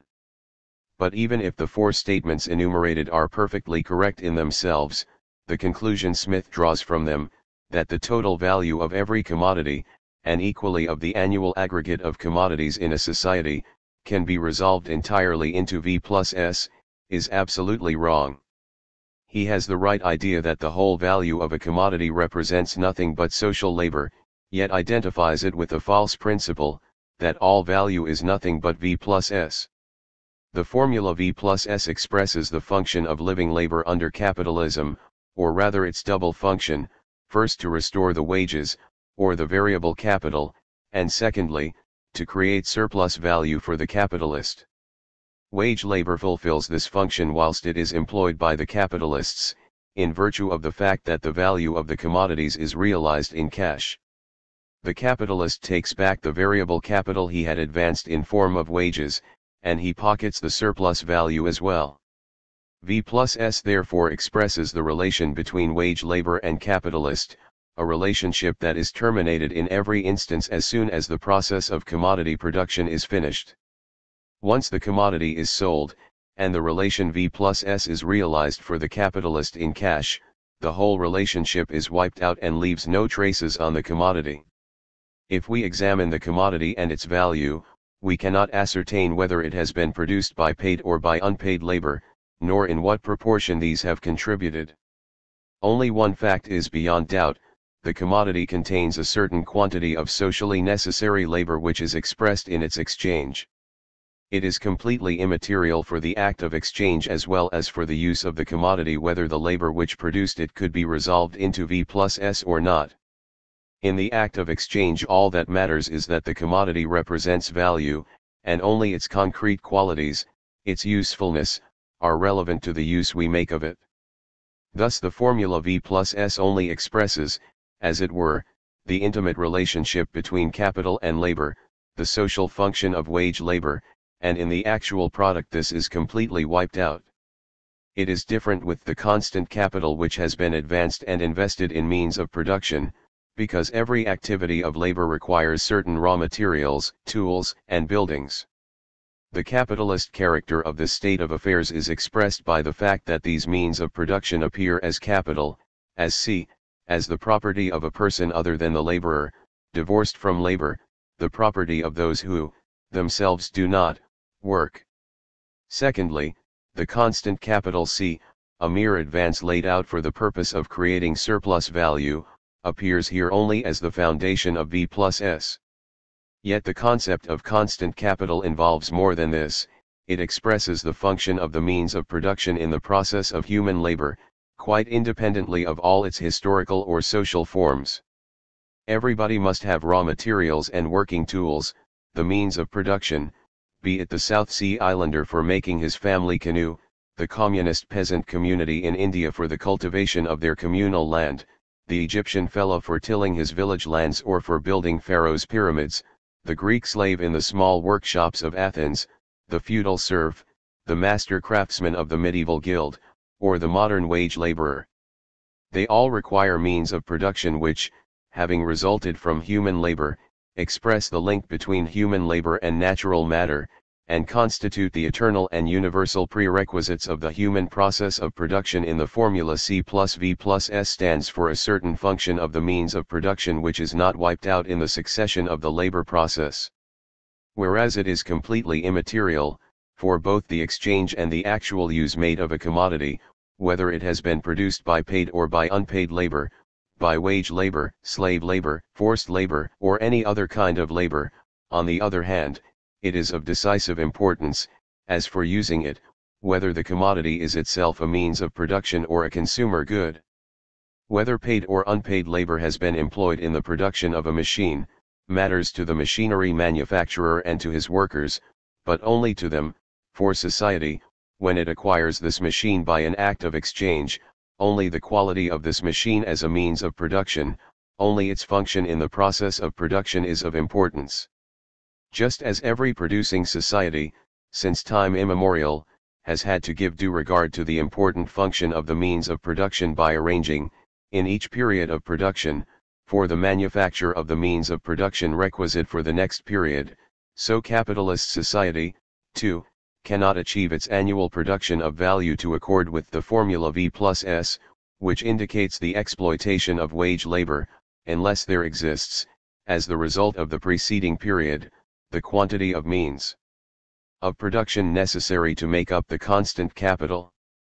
This specific connection of each past period of production with the period following forms the universal and eternal foundation of the social process of reproduction and consists in the fact that in every period parts of the produce are destined to become the means of production for the succeeding period, but this relation remained hidden from Smith's sight. He was not interested in means of production in respect of their specific function within the process to which they are applied. He was only concerned with them in so far as they are like any other commodity, themselves the product of wage labor that has been employed in a capitalist manner. The specifically capitalist function of wage labor in the productive process completely obscured for him the eternal and universal function of the means of production within the labor process. His narrow bourgeois approach overlooked completely the general relations between man and nature underneath the specific social relations between capital and wage labor. Here, it seems, is the real source of Adam Smith's strange dogma, that the total value of the annual social product can be resolved into V plus S. He overlooked the fact that C as the first link in the formula C plus V plus S is the essential expression of the general social foundation of exploitation of wage labor by capital. We conclude that the value of every commodity must be expressed by the formula C plus V plus S. The question now arises how far this formula applies to the aggregate of commodities within a society. Let us turn to the doubts expressed by Smith on this point, the statement that an individual's fixed and circulating capital and his revenue do not strictly correspond to the same categories from the point of view of society. Cf. above, p.64, no. 3. What is circulating capital for one person is not capital for another, but revenue, as for instance capital advances for wages. This statement is based upon an error. If the capitalist pays wages to the workers, he does not abandon his variable capital and let it stray into the workers' hands, to become their income. He only exchanges the value form of his variable capital against its natural form, labor power. The variable capital remains always in the hand of the capitalist, first as money, and then as labor power, to revert to him later together with the surplus value as the cash proceeds from the commodities.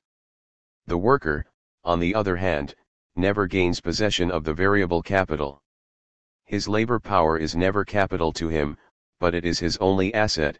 The power to work is the only thing he possesses. Again, if he has sold it and taken a money wage, this wage is for him not capital but the price of his commodity which he has sold. Finally, the fact that the worker buys provisions with the wages he has received, has no more connection with the function this money once fulfilled as variable capital in the hands of the capitalist, than has the private use a vendor of a commodity can make of the money he has obtained by a sale. It is not the capitalist's variable capital which becomes the worker's income, but the price of the worker's commodity labor power which he has sold, while the variable capital, now as ever, remains in the hands of the capitalist and fulfills its specific function. Equally erroneous is the conception that the income of the capitalist, the surplus value, which is hidden in machines, in our example of a machinery manufacturer, which has not as yet been realized, is fixed capital for another person, the buyer of the machines. It is not the machines, or parts of them, which form the income of the machinery manufacturer, but the surplus value that is hidden in them, the unpaid labor of his wage laborers. After the machine has been sold, this income simply remains as before in the hand of the machinery manufacturer. It has only changed its outward shape, it has been changed from the machine form into the money form. Conversely, the buyer of this machine has not, by its purchase, newly obtained possession of his fixed capital, for he had this fixed capital in hand even before the purchase. in the form of a certain amount of cash. By buying this machine, he has only given to his capital the adequate material form for it to become productive.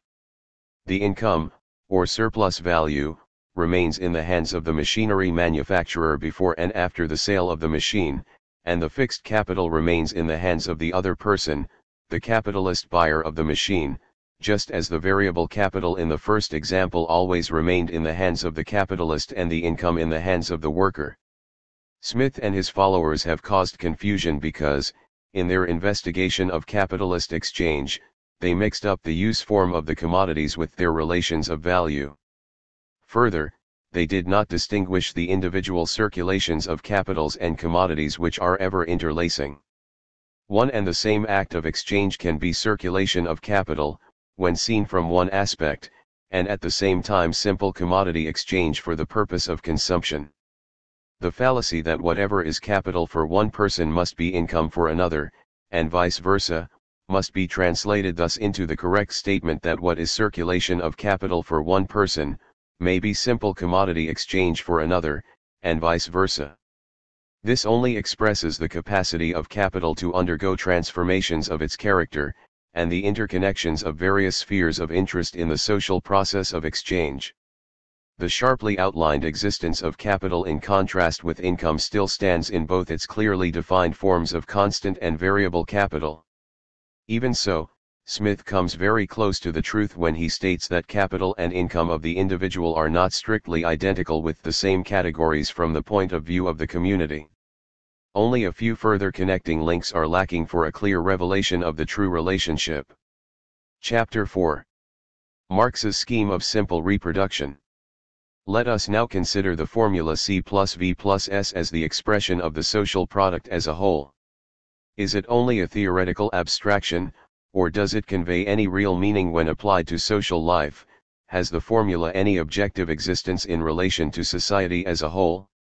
It was left to Marx to establish the fundamental importance of C, the constant capital, in economic theory. Yet Adam Smith before him, working exclusively with the categories of fixed and circulating capital, in effect transformed this fixed capital into constant capital, though he was not aware of having achieved this result. This constant capital comprises not only those means of production which wear out in the course of years, but also those which are completely absorbed by production in any one year.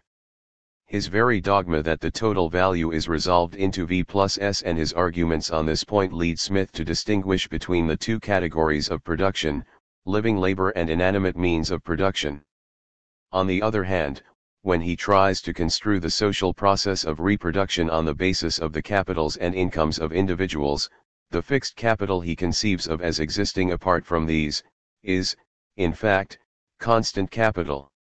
Every individual capitalist uses for the production of his commodities certain material means of production such as premises, raw materials, and instruments. In order to produce the aggregate of commodities in a given society, an aggregate of all material means of production used by the individual capitalists is an obvious requisite. The existence of these means of production within the society is a real fact, though they themselves exist in the form of purely private individual capitals. This is the universal absolute condition of social production in all its historical forms. 1. The specific capitalist form manifests itself in the fact that the material means of production function as C, as constant capital, the property of those who do not work. It is the opposite pole to proletarianist labor power, the counterpart of wage labor. The variable capital, V, is the aggregate of wages actually paid in the society in the course of a year's production. This fact, too, has real objective existence, although it manifests itself in an innumerable mass of individual wages. In every society the amount of labor power actually engaged in production and the annual maintenance of the workers is a question of decisive importance. Where this factor takes the specific capitalist form of V, the variable capital, it follows that the means of subsistence first come to the workers in form of a wage which is the price of the labor power they have sold to another person, the owner of the material means of production who does not work himself. Under this aspect, it is the latter's capitalist property. Further, V is an aggregate of money, that is to say it is the means of subsistence for the workers in a form of pure value. This concept of V implies that the workers are free in a double sense, free in person and free of all means of production. It also expresses the fact that in a given society the universal form of production is commodity production. Finally, S, the surplus value, stands for the total of all surplus values gained by the individual capitalists.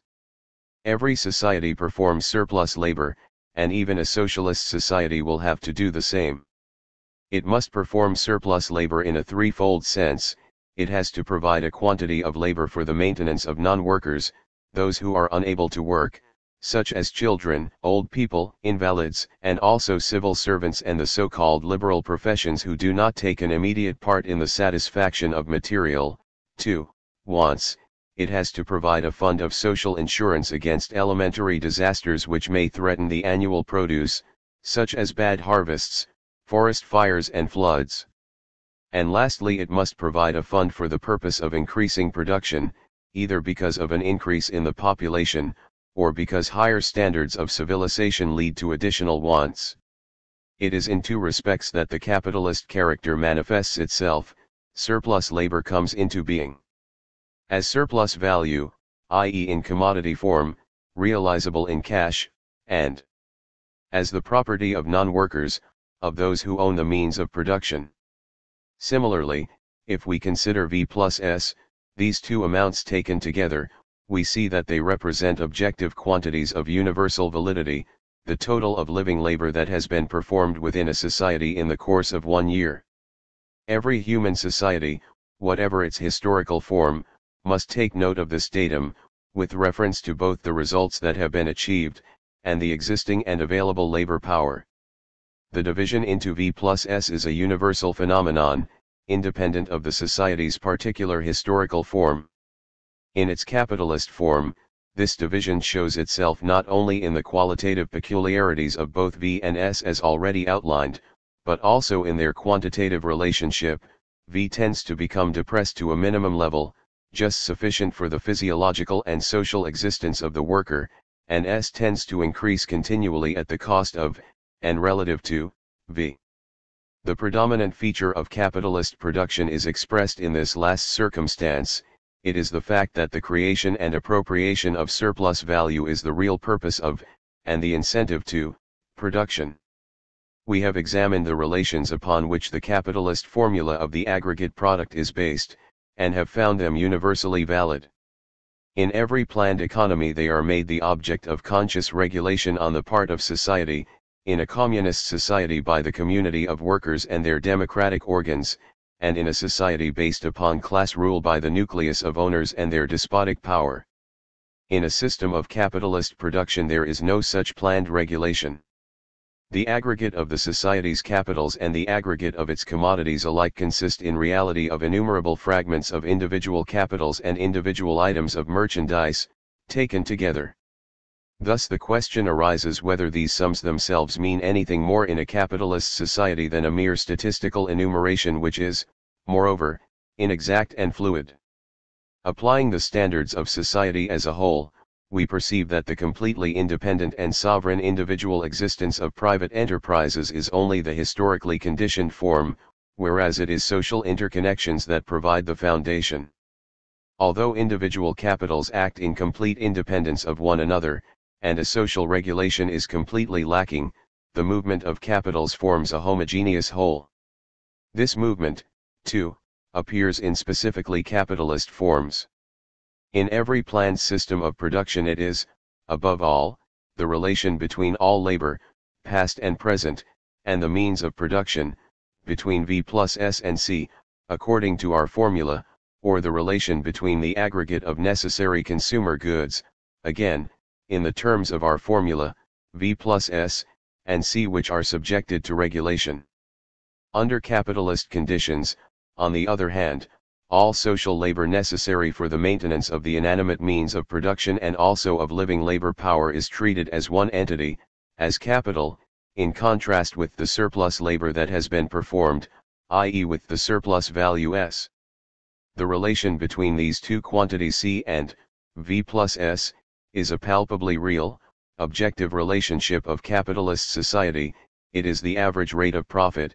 Every capital is in fact treated only as part of a common whole, the whole of social capital, and assigned the profit to which it is entitled, according to its size, out of the surplus value wrested from society, regardless of the quantity which this particular capital has actually created. Thus social capital and its counterpart, the whole of social surplus value, are not merely real quantities, having an objective existence, but, what is more, the relation between them, the average profit, guides and directs the whole process of exchange. This it does in three ways. By the mechanism of the law of value, which establishes the quantitative relations of exchange between the individual kinds of commodities independently of their specific value relationship. By the social division of labor, the assignment of certain portions of capital and labor to the individual spheres of production. By the development of labor productivity, which on the one hand stimulates individual capitals to engage in pioneering work for the purpose of securing a higher profit than the average, and on the other hand extends the progress that has been achieved by individuals over the whole field of production. By means of the average rate of profit, in a word, the total capital of society completely governs the seemingly independent motions of individual capitals. The formula C plus V plus S thus applies to the aggregate of commodities produced in a society under capitalism no less than to the value composition of every individual commodity. It is, however, only the value composition for which this holds good. The analogy cannot be carried further. The formula is indeed perfectly exact if we regard the total product of a capitalistically producing society as the output of 1 year's labor, and wish to analyze it into its respective components. The quantity C shows how much of the labor of former years has been taken over towards the product of the present year in the form of means of production. Quantities V plus S show the value components of the product created by new labor during the last year only. The relation between V and S finally shows us how the annual labor program of society is apportioned to the two tasks of maintaining the workers and maintaining those who do not work. This analysis remains valid and correct also with regard to the reproduction of individual capital, no matter what may be the material form of the product this capital has created. All three, C, V, and S, appear alike to a capitalist of the machinery industry in the form of machinery and its parts. To the owner of a music hall they are represented by the charms of the dancers and the skill of the acrobats. So long as the product is left undifferentiated, C, V, and S differ from one another only in so far as they are aliquot components of value. This is quite sufficient for the reproduction of individual capital, as such reproduction begins with the value form of capital, a certain amount of money that has been gained by the realization of the manufactured product. The formula C plus V plus S then is the given basis for the division of this amount of money: one part for the purchase of the material means of production, a second part for the purchase of labor power, and a third part, in the case of simple reproduction assumed in the first instance, for the capitalist's personal consumption. In the case of expanding reproduction, part 3 is further subdivided, only a fraction of it being devoted to the capitalist's personal consumption, the remainder to increasing his capital. In order to reproduce his capital actually, the capitalist must, of course, turn again to the commodity market with the capital he has divided in this manner, so that he can acquire the material prerequisites of production such as raw materials, instruments, and so on. It seems a matter of course to the individual capitalist as well as to his scientific ideologist, the vulgar economist, that he should in fact find there just those means of production and labor power he needs for his business. The position is different as regards the total production of a society. From the point of view of society as a whole, the exchange of commodities can only effect a shifting around, whereby the individual parts of the total product change hands. The material composition of the product, however, cannot be changed by this process. After this change of places, as well as before it, there can be reproduction of total capital, if, and only if, there is in the total product of the preceding period, first, a sufficient quantity of means of production, secondly, adequate provisions to maintain the same amount of labor as hitherto, and, last but not least, the goods necessary to maintain the capitalist class and its hangers-on in a manner suitable to their station. This brings us to a new plane. We are now concerned with material points of view instead of pure relations of value. It is the use form of the total social product that matters now. What the individual capitalist considers nobody else's business becomes a matter of grave concern for the totality of capitalists. Whereas it does not make the slightest difference to the individual capitalist whether he produces machinery, sugar, artificial manure, or a progressive newspaper, provided only that he can find a buyer for his commodity so that he can get back his capital plus surplus value, it matters infinitely to the total capitalist that his total product should have a definite use form. By that we mean that it must provide three essentials: the means of production to renew the labor process, simple provisions for the maintenance of the workers, and provisions of higher quality and luxury goods for the preservation of the total capitalist himself.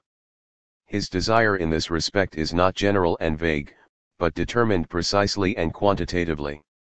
If we ask what quantities of all three categories are required by the total capitalist, the value composition of last year's total product gives us a definite estimate, as long, that is, as we confine ourselves to simple reproduction, which we have taken for our starting point.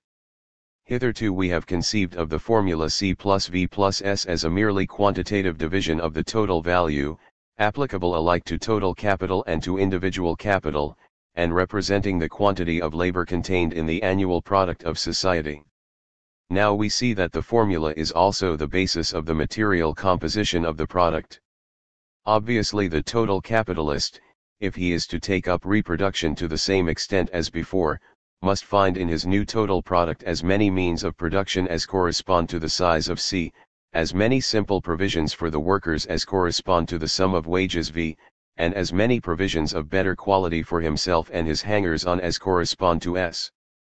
In this way our analysis of the value of the society's aggregate product is translated into a general recipe for this product as follows: the total C of society must be re-embodied in an equal quantity of means of production, the V in provisions for the workers, and the S in provisions for the capitalists, in order that simple reproduction may take place. Here we come up against palpable differences between the individual capitalist and the total capitalist.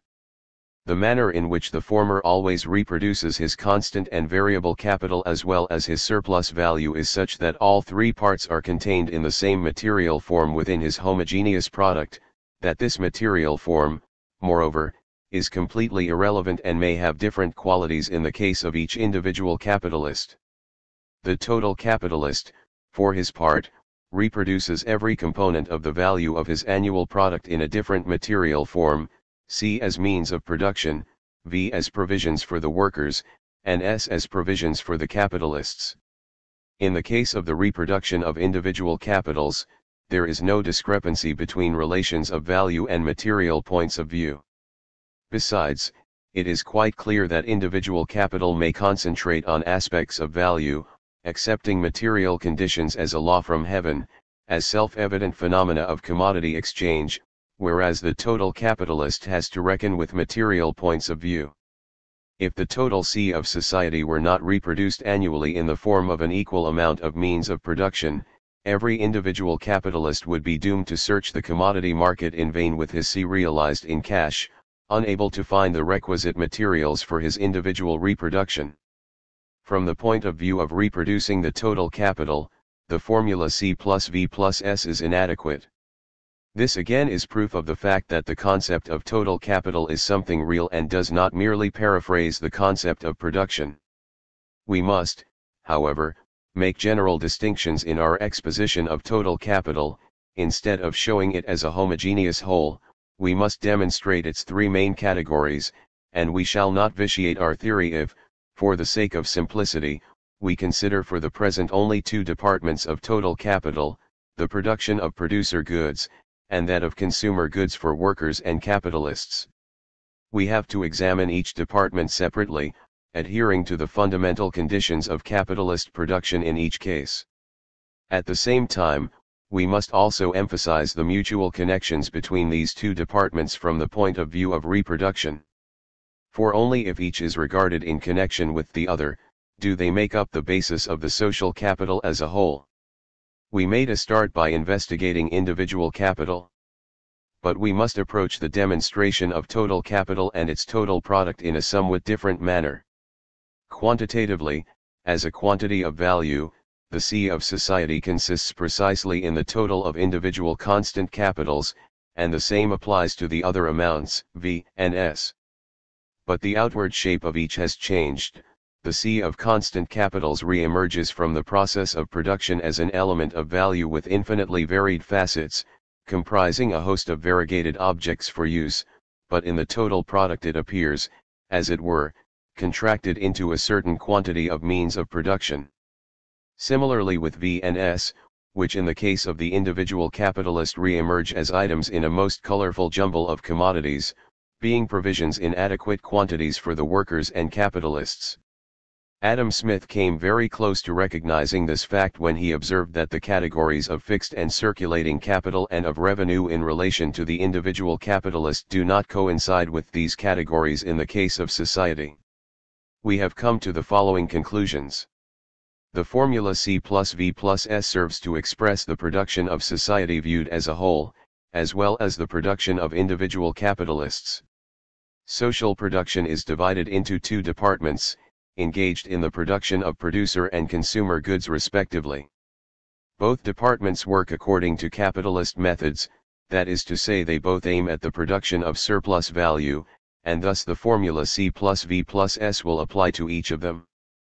The two departments are interdependent, and are therefore bound to display a certain quantitative relationship, namely the one department must produce all means of productions, the other all provisions for the workers and capitalists of both departments. Proceeding from this point of view, Marx devised the following diagram of capitalist reproduction. I4,000 C plus 1,000 V plus 1000 equals 6,000 means of production. 22,000 C plus 500 V plus 500 equals 3,000 articles of consumption. 3. The figures in this diagram express quantities of value, amounts of money which are chosen arbitrarily, but their ratios are exact. Each department is characterized by the use form of the commodities produced. Their mutual circulation takes place as follows. Department I supplies the means of production for the entire productive process, for itself as well as for Department II. From this alone it follows, that for the undisturbed continuance of reproduction, for we still presume simple reproduction on the old scale, the total produce of Department I 6,000, must have the same value as the sum of constant capitals in both departments, I4,000 C plus 22,000 C. Similarly, Department II supplies provisions for the whole of society, for its own workers and capitalists as well as for the workers and capitalists of Department I. Hence it follows that for the undisturbed course of consumption and production and its renewal on the old scale it is necessary that the total quantity of provisions supplied by Department II should equal in value all the incomes of the employed workers and capitalists of society. Here 3,000 equals I, 1,000 V plus 1000s plus 2, 500 V plus 500s. Here we have indeed expressed relationships of value which are the foundation not only of capitalist reproduction but of reproduction in every society. In every producing society, whatever its social form, in the primitive small village community of the Bakery of Brazil, in the oikos of a Timon of Athens with its slaves, or in the imperial corvée farm of Charlemagne, the labor power available for society must be distributed in such a way that means of production as well as provisions are produced in adequate quantities. The former must suffice for the immediate production of provisions as well as for the future renewal of the means of production themselves, and the provisions in their turn must suffice for the maintenance of the workers occupied in the production alike of these same provisions and of the means of production, and moreover for the maintenance of all those who do not work. In its broad outline, Marx's scheme corresponds with the universal and absolute foundation of social reproduction, with only the following specifications. Socially necessary labor appears here as value, the means of production as constant capital, the labor necessary for the maintenance of the workers as variable capital, and that necessary for the maintenance of those who do not work as surplus value. In capitalist society, however, the connections between these two great departments depend upon exchange of commodities, on the exchange of equivalents. The workers and capitalists of Department I can only obtain as many provisions from Department II as they can deliver of their own commodities, the means of production. The demand of Department II for means of production, on the other hand, is determined by the size of its constant capital. It follows therefore that the sum of the variable capital and of the surplus value in the production of producer goods here I, 1,000 V plus 1,000s, must equal the constant capital in the production of provisions here 2,000 C. An important proviso remains to be added to the above scheme. The constant capital which has been spent by the two departments is in reality only part of the constant capital used by society. This constant capital is divided into two parts. The first is fixed capital, premises, tools, laboring cattle, which functions in a number of periods of production, in every one of which, however, only part of its value is absorbed by the product, according to the amount of its wear and tear. The second is circulating capital such as raw materials, auxiliary semi-finished products, fuel and lighting. Its whole value is completely absorbed by the new product in every period of production. Yet only that part of the means of production is relevant for reproduction which is actually absorbed by the production of value. Without becoming less correct, an exact exposition of social circulation may disregard the remaining part of the fixed capital which has not been absorbed by the product, though it should not completely forget it. This is easy to prove. Let us assume that the constant capital, 6,000 C, in the two departments, which is in fact absorbed by the annual product of these departments, consists of 1,500 C fixed and 4,500 C circulating capital, the 1,500 C of fixed capital representing here the annual wear and tear of the premises, machinery, and laboring cattle. This annual wear and tear equals, say, 10% of the total value of the fixed capital employed. Then the total social capital would really consist of 19,500 C plus 1,500 V, the constant capital in both departments being 1,500 C of fixed and aggregate fixed capital, with 10% wear and tear, is 10 years ex hypothesis. The fixed capital needs renewal only after the lapse of 10 years. Meanwhile 1/10 of its value enters into social production in every year. If all the fixed capital of a society, with the same rate of wear and tear, were of equal durability, it would, on our assumption, need complete renewal once within 10 years. This, however, is not the case. Some of the various use forms which are part of the fixed capital may last longer and others shorter. Wear and tear and duration of life are quite different in the different kinds and individual representations of fixed capital.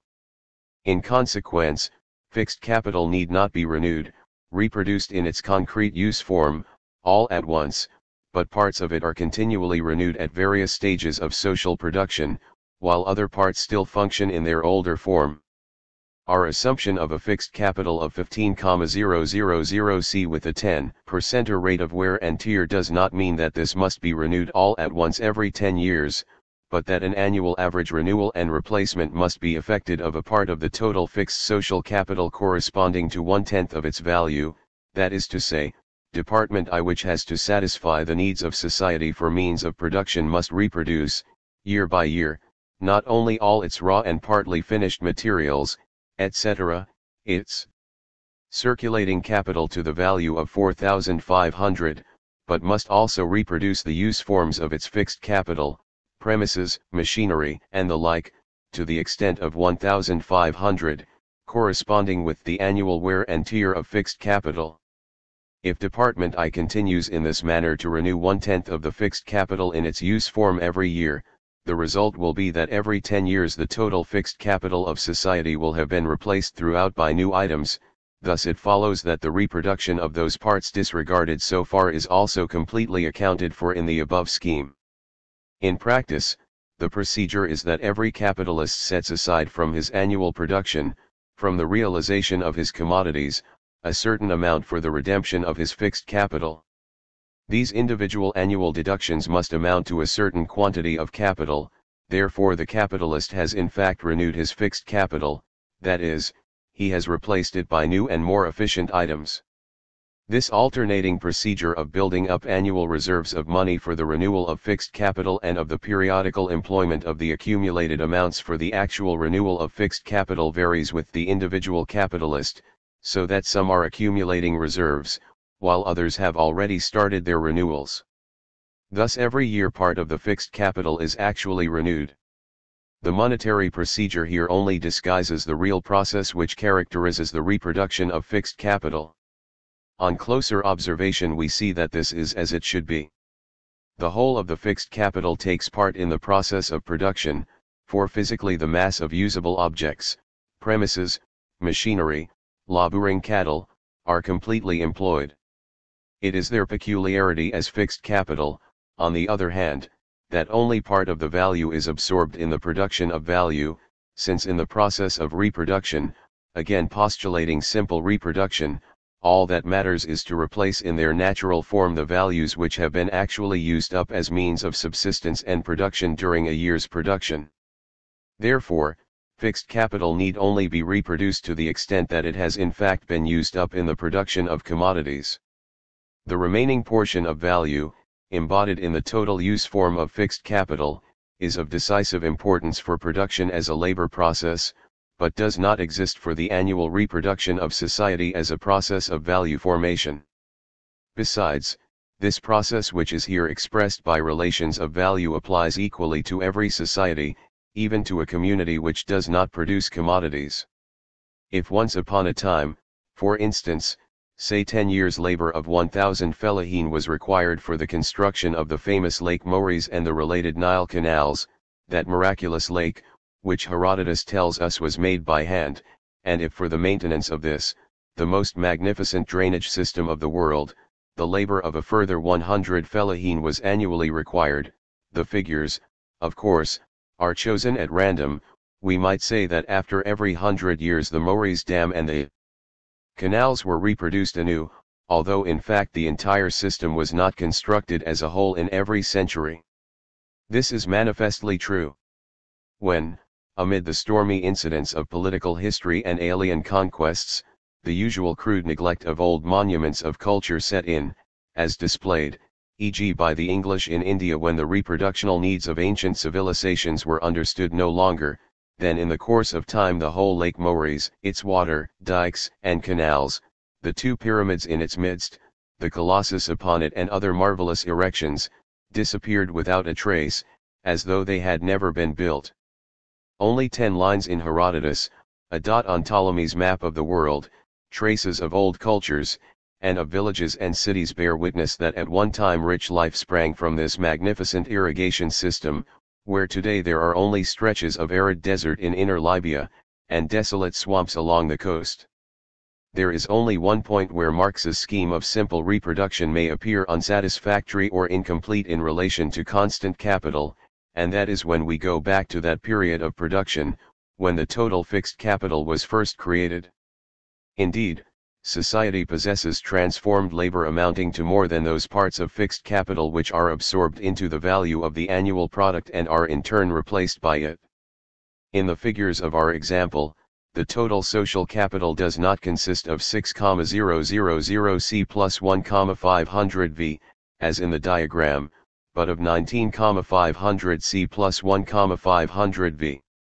Though 1,500 of the fixed capital, which, on our assumption, amounts to 15,000, are annually reproduced in the form of appropriate means of production, an equal amount is also consumed by the same production each year, though the whole of the fixed capital as a use form, an aggregate of objects, has been renewed. After 10 years, society possesses in the 11th, just as in any other year, a fixed capital of 15,000, whereas it has annually achieved only 1,500 C, and its constant capital as a whole is 19,500, whereas it has created only 6,000. Obviously, since it must have created the surplus of 13,500 fixed capital by its labor, it possesses more accumulated past labor than our scheme of reproduction warrants. Even at this stage, the annual labor of society must be based on some previous annual labor that has been hoarded. This question of past labor, however, as the foundation of all present labor, brings us to the very first beginning, which is as meaningless with regard to the economic development of mankind as it is for the natural development of matter. The scheme of reproduction grasps the social process as perpetually in motion, as a link in the endless chain of events. It neither wants to demonstrate its initial origin, nor should it do so. The social reproductive process is always based on past labor, we may trace it back as far as we like. Social labor has no beginning, just as it has no end. Like the historical origin of Herodotus Lake Moeris, the beginnings of the reproductive process in the history of civilization are lost in the twilight of legend.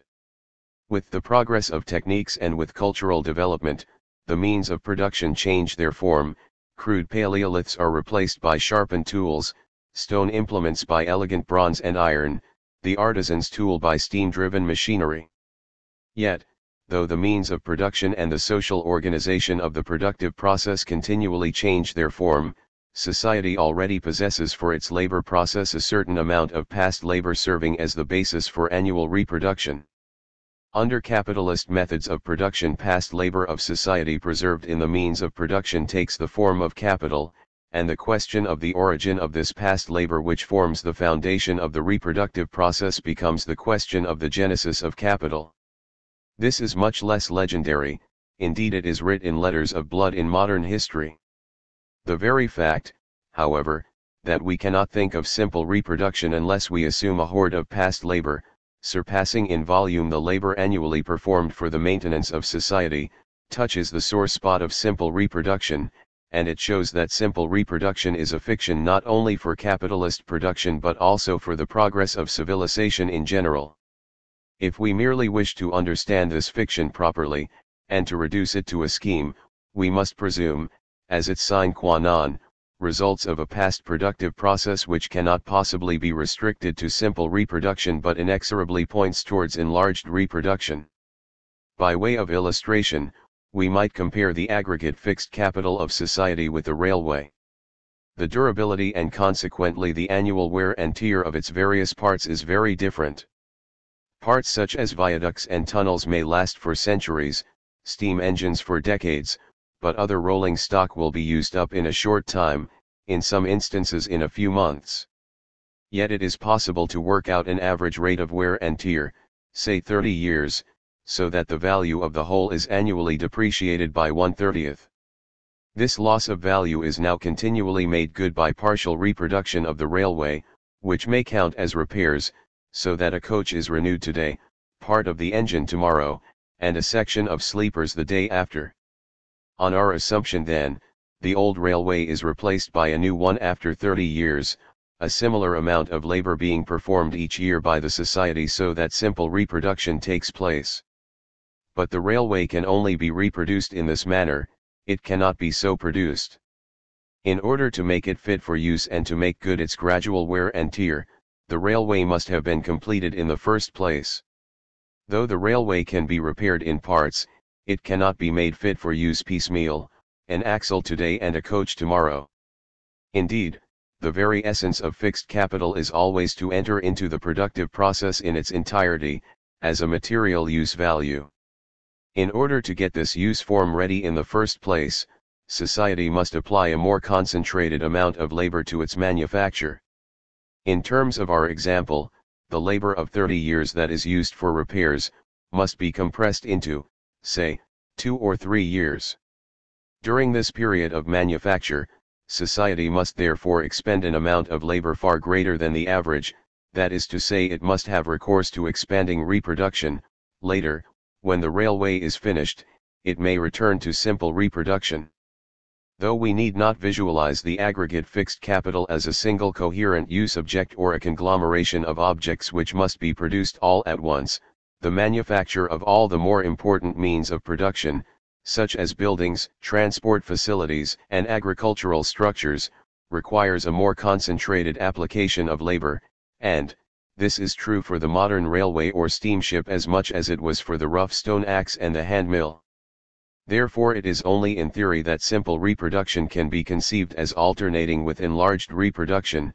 The latter is not only a general condition of a progressive civilization and an expanding population, but also the sine qua non for the economic form of fixed capital, or those means of production which in every society correspond to the fixed capital.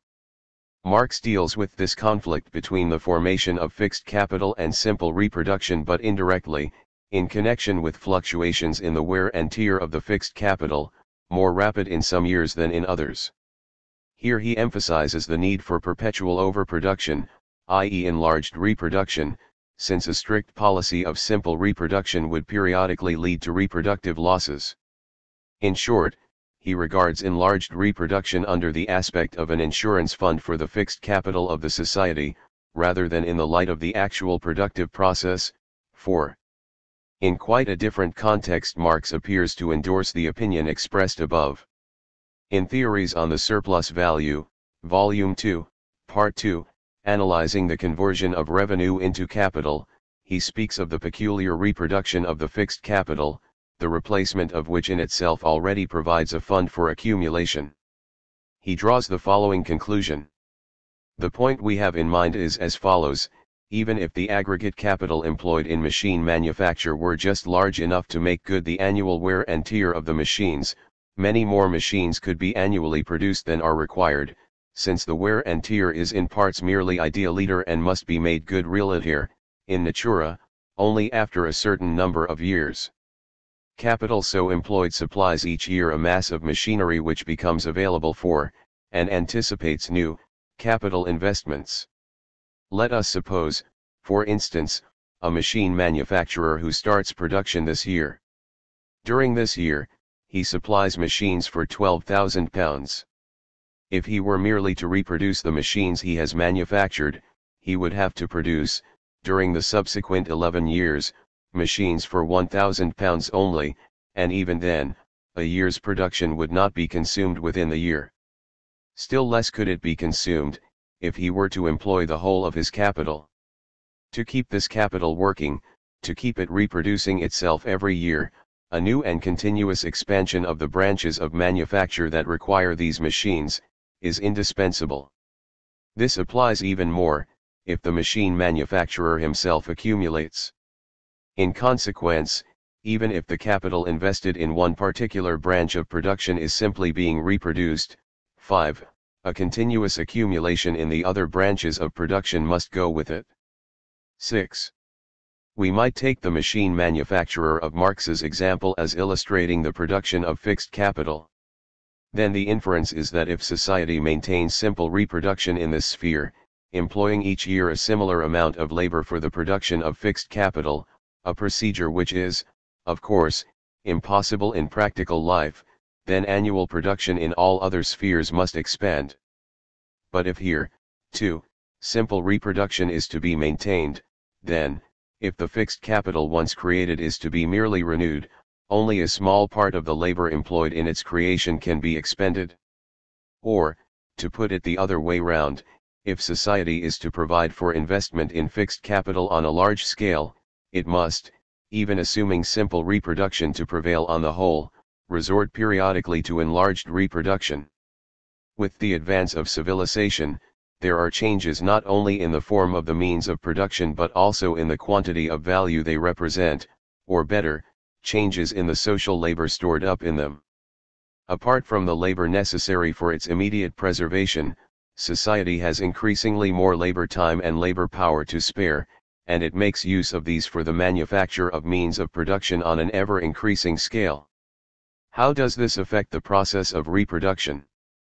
How, in terms of capitalism, does society create out of its annual labor a greater amount of capital than it formerly possessed? This question touches upon enlarged reproduction, and it is not yet time to deal with it. Chapter 5. The circulation of money. In our study of the reproductive process we have not so far considered the circulation of money. Here we do not refer to money as a measuring rod, an embodiment of value, because all relations of social labor have been expressed, assumed, and measured in terms of money. What we have to do now is to test our diagram of simple reproduction under the aspect of money as a means of exchange. Quesnay already saw that we shall only understand the social reproductive process if we assume, side by side with the means of production and consumer goods, a certain quantity of money. 1. Two questions now arise. By whom should the money be owned, and how much of it should there be? The answer to the first question, no doubt, is that the workers receive their wages in the form of money with which they buy consumer goods. From the point of view of society, this means merely that the workers are allocated a certain share of the fund for consumption. Every society, whatever its historical form of production, makes such allocations to its workers. It is, however, an essential characteristic of the capitalist form of production that the workers do not obtain their share directly in the form of goods but by way of commodity exchange, just as it is an essential feature of the capitalist mode of production that their labor power is not applied directly, as a result of a relation of personal domination, but again by way of commodity exchange, the workers selling their labor power to the owners of the means of production, and purchasing freely their consumer goods. Variable capital in its money form is the expression and medium of both these transactions. Money, then, comes first into circulation by the payment of wages. The capitalist class must therefore set a certain quantity of money circulating in the first place, and this must be equal to the amount they pay in wages. The capitalists of Department I need 1,000 units of money, and the capitalists of Department II need 500 to meet their wages bill. Thus, according to our diagram, two quantities of money are circulating, I, 1,000 V, and 2, 500 V. The workers spend a total of 1,500 on consumer goods, I.E. on the products of Department II. In this way, labor power is maintained, that is to say the variable capital of society is reproduced in its natural forth, as the foundation of all other reproductions of capital. At the same time, the capitalists of Department II dispose of their aggregate product, 1,500, in the following manner: their own workers receive 500 and the workers of Department I receive 1,000. This exchange gives the capitalists of Department II possession of 1,500 money units. 500 are their own variable capital which has returned to them. These may start circulating again as variable capital, but for the time being they have completed their course. The other 1,000 accrue to them year by year out of the realization of 1/3 of their own products. The capitalists of Department II now buy means of production from the capitalists of Department I for these 1,000 money units in order to renew the part of their own constant capital that has been used up. By means of this purchase, Department II renews in its natural form half of the constant capital IIC it requires. Department I now has in return 1,000 money units which are nothing more than the money originally paid to its own workers. Now, after having changed hands twice, the money has returned to Department I, to become effective later as variable capital. This completes the circulation of this quantity of money for the moment, but the circulation within society has not yet come to an end. The capitalists of Department I have not yet realized their surplus value to buy consumer goods for themselves. It is still contained in their product in a form which is of no use to them. Moreover, the capitalists of Department II have not yet renewed the second half of their constant capital.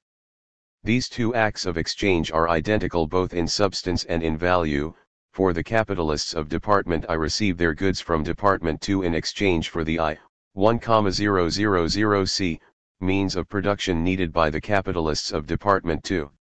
However, a new quantity of money is required to effect this exchange. It is true that the same money which has already completed its course, might be brought into circulation again for this purpose. In theory, there could be no objection to this. In practice, however, this solution is out of the question, for the needs of the capitalists, as consumers, must be satisfied just as constantly as the needs of the workers. They run parallel to the process of production and must be mediated by specific quantities of money. Hence it follows that the capitalists of both departments, that is to say all capitalists, must have a further cash reserve in hand, in addition to the money required as variable capital, in order to realize their own surplus value in the form of consumer goods. On the other hand, before the total product is realized and during the process of its production, certain parts df the constant capital must be bought continually. These are the circulating parts of the constant capital, such as raw and auxiliary materials, semi-finished goods, lighting, and the like. Therefore, not only must the capitalists of Department I have certain quantities of money in hand to satisfy their needs as consumers, but the capitalists of Department II must also have money to meet the requirements of their constant capital. The exchange of 1000s I, the surplus value of Department I contained in the means of production, against goods is thus affected by money which is advanced partly by the capitalists of Department I in order to satisfy their needs as consumers, and partly by the capitalists of Department II in order to satisfy their needs as producers. 2. Both lots of capitalists may each advance 500 units of the money necessary for the exchange, or possibly the two departments will contribute in different proportions. At any rate, two things are certain. The money set aside for the purpose by both departments must suffice to effect the exchange between I, 1000s, and 2, 1,000C. Whatever the distribution of this money, between the two departments may have been, the exchange transaction completed, each department of capitalist production must again possess the same amount of money it had earlier put into circulation. This latter maxim applies quite generally to social circulation as a whole. Once the process of circulation is concluded, money will always have returned to its point of origin. Thus all capitalists, after universal exchange, have achieved a twofold result. First, they have exchanged products which, in their natural form, were of no use to them, against other products which, in their natural form, the capitalists require either as means of production or for their own consumption. Secondly, they have regained possession of the money which they set in circulation so as to effect these acts of exchange. This phenomenon is unintelligible from the point of view of simple commodity circulation, where commodity and money continually change places, possession of the commodity excluding the possession of money, as money constantly usurps the place which the commodity has given up, and vice versa. Indeed, this is perfectly true with regard to every individual act of commodity exchange which is the form of social circulation. Yet this social circulation itself is more than mere exchange of commodities, it is the circulation of capital. It is, however, an essential and characteristic feature of this kind of circulation, that it does not only return to the capitalist the value of his original capital plus and increase the surplus value, but that it also assists social reproduction by providing the means of production and labor power in the natural form of productive capital, and by ensuring the maintenance of those who do not work. Possessing both the means of production and the money needed, the capitalists start the total social process of circulation as soon as the social capital has completed its circuit. Everything is again in their hands, apportioned to each department according to the investments made by it. The workers have only temporary possession of money, during which time they convert the variable capital from its money form into its natural form. The variable capital in the capitalists' hands is nothing but the outward shape of part of their capital, and for this reason it must always revert to them. So far, we have only considered circulation as it takes place between the two large departments of production. Yet 4,000 units of the first department's produce remain there in the form of means of production to renew its constant capital of 4,000C. Moreover, 500 of the consumer goods produced in Department II corresponding to the surplus value 500s, also remain in this department in the form of consumer goods for the capitalist class. Since in both departments the mode of production is capitalistic, that is unplanned, private production, each department can distribute its own products, means of production in Department I and consumer goods in Department II, amongst its own capitalists only by way of commodity exchange, i.e. by a large number of individual sale transactions between capitalists of the same department. Therefore the capitalists of both departments must have a reserve of money with which to perform these exchange transactions, to renew both the means of production in Department I and the consumer goods for the capitalist class in Department II. This part of circulation does not present any features of specific interest, as it is merely simple commodity circulation. Vendor and purchaser alike belong to the same category of agents of production, and circulation is concerned only with money and commodity changing hands within the same class and department. All the same, the money needed for this circulation must from the outset be in the hands of the capitalist class, it is part of their capital. So far, the circulation of total social capital presents no peculiarities, even if we consider the circulation of money.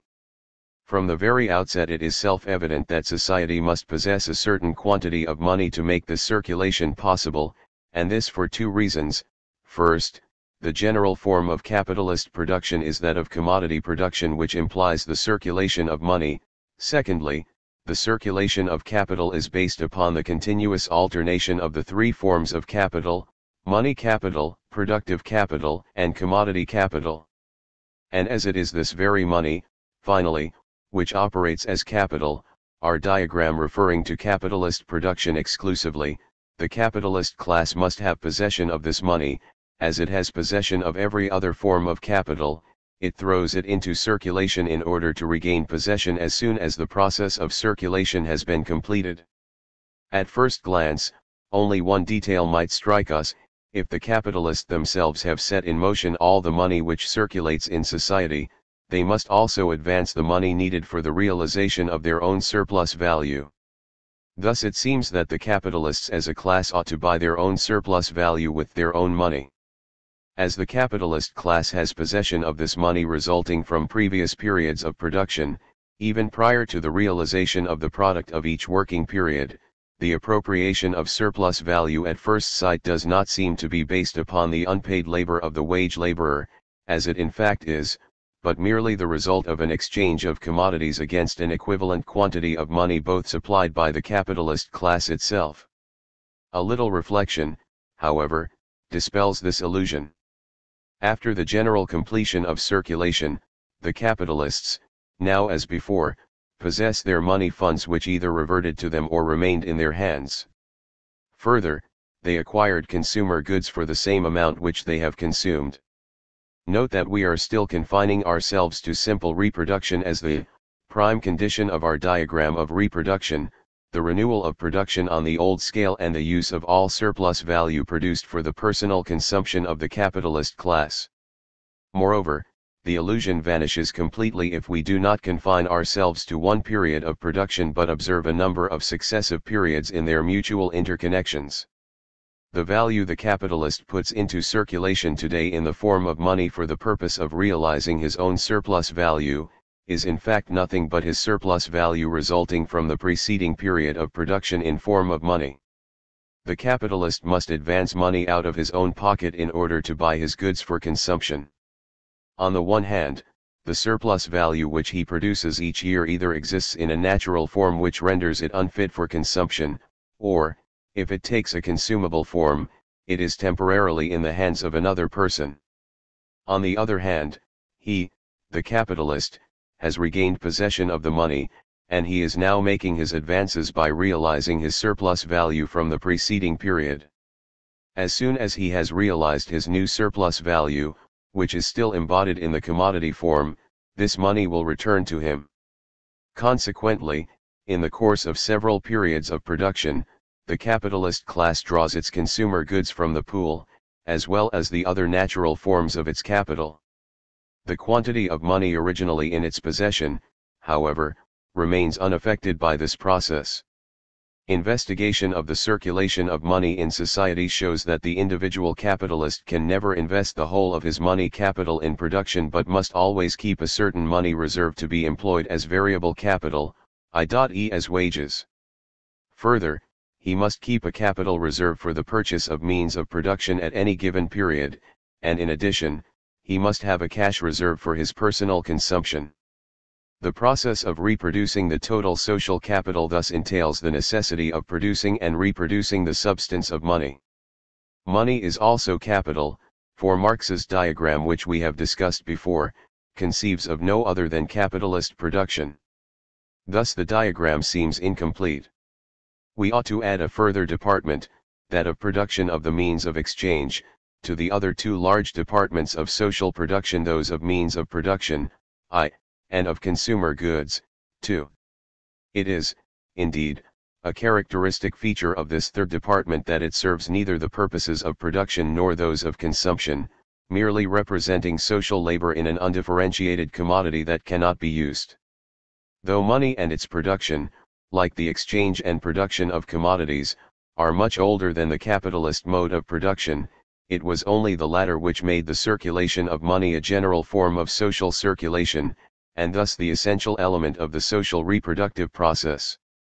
We can only obtain a comprehensive diagram of the essential points of capitalist production if we demonstrate the original relationship between the production and reproduction of money and the two other departments of social production.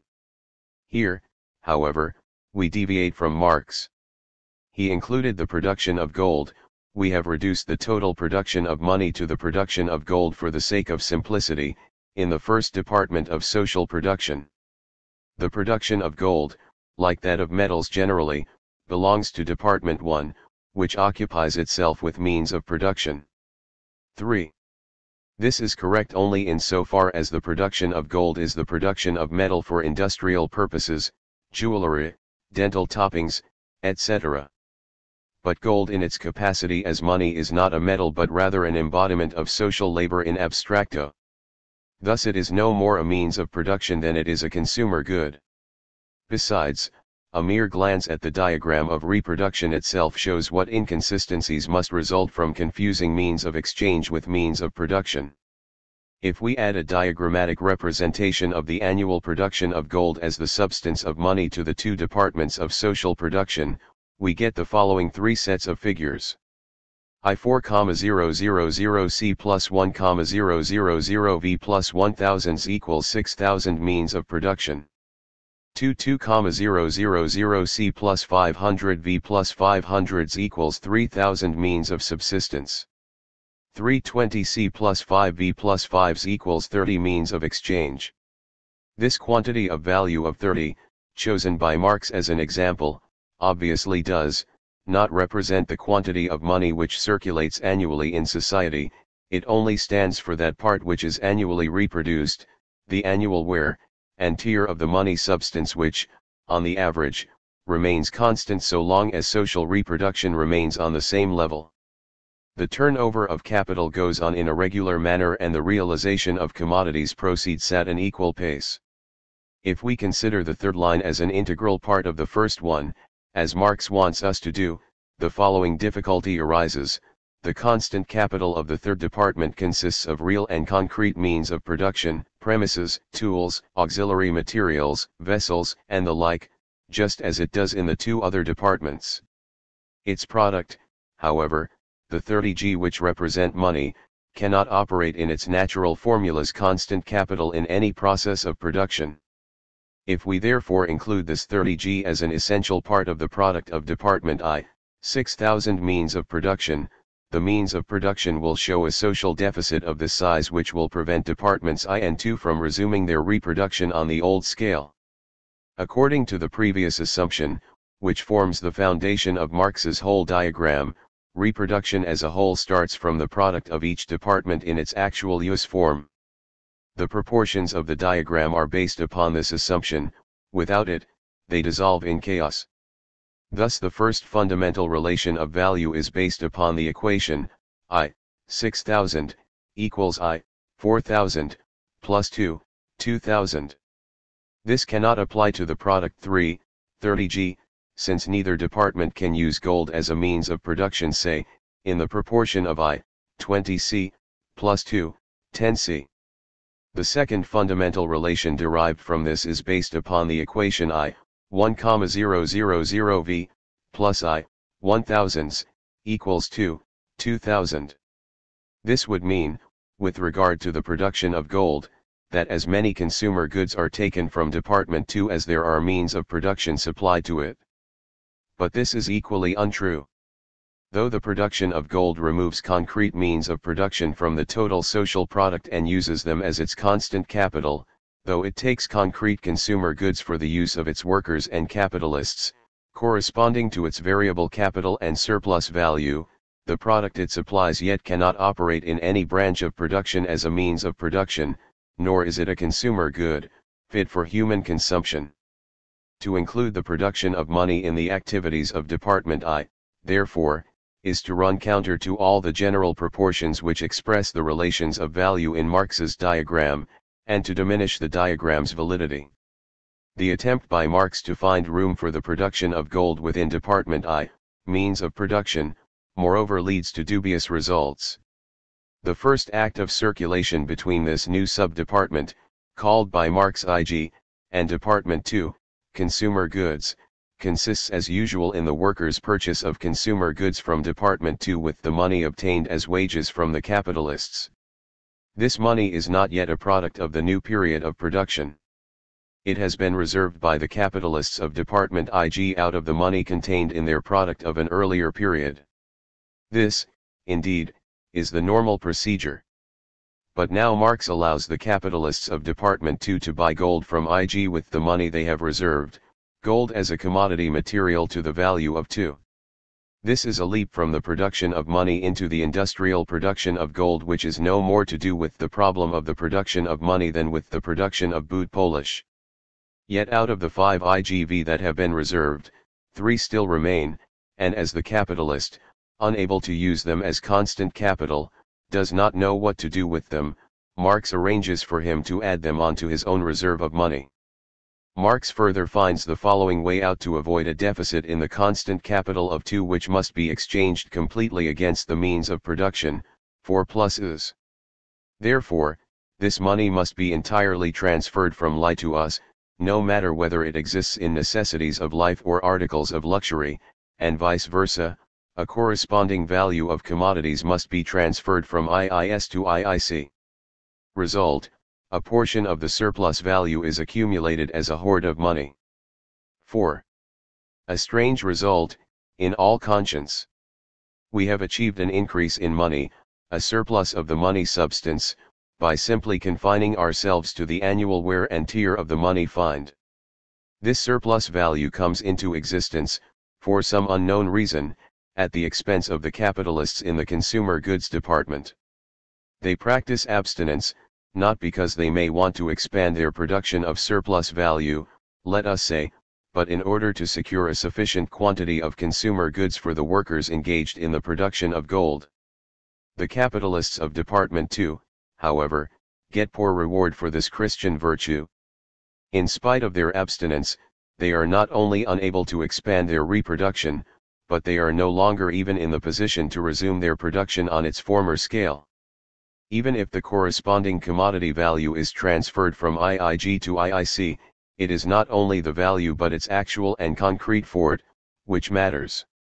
As the new part of the product of I now consists of money which cannot be used as a means of production, Department II, in spite of its abstinence, cannot renew its constant material capital on the old scale.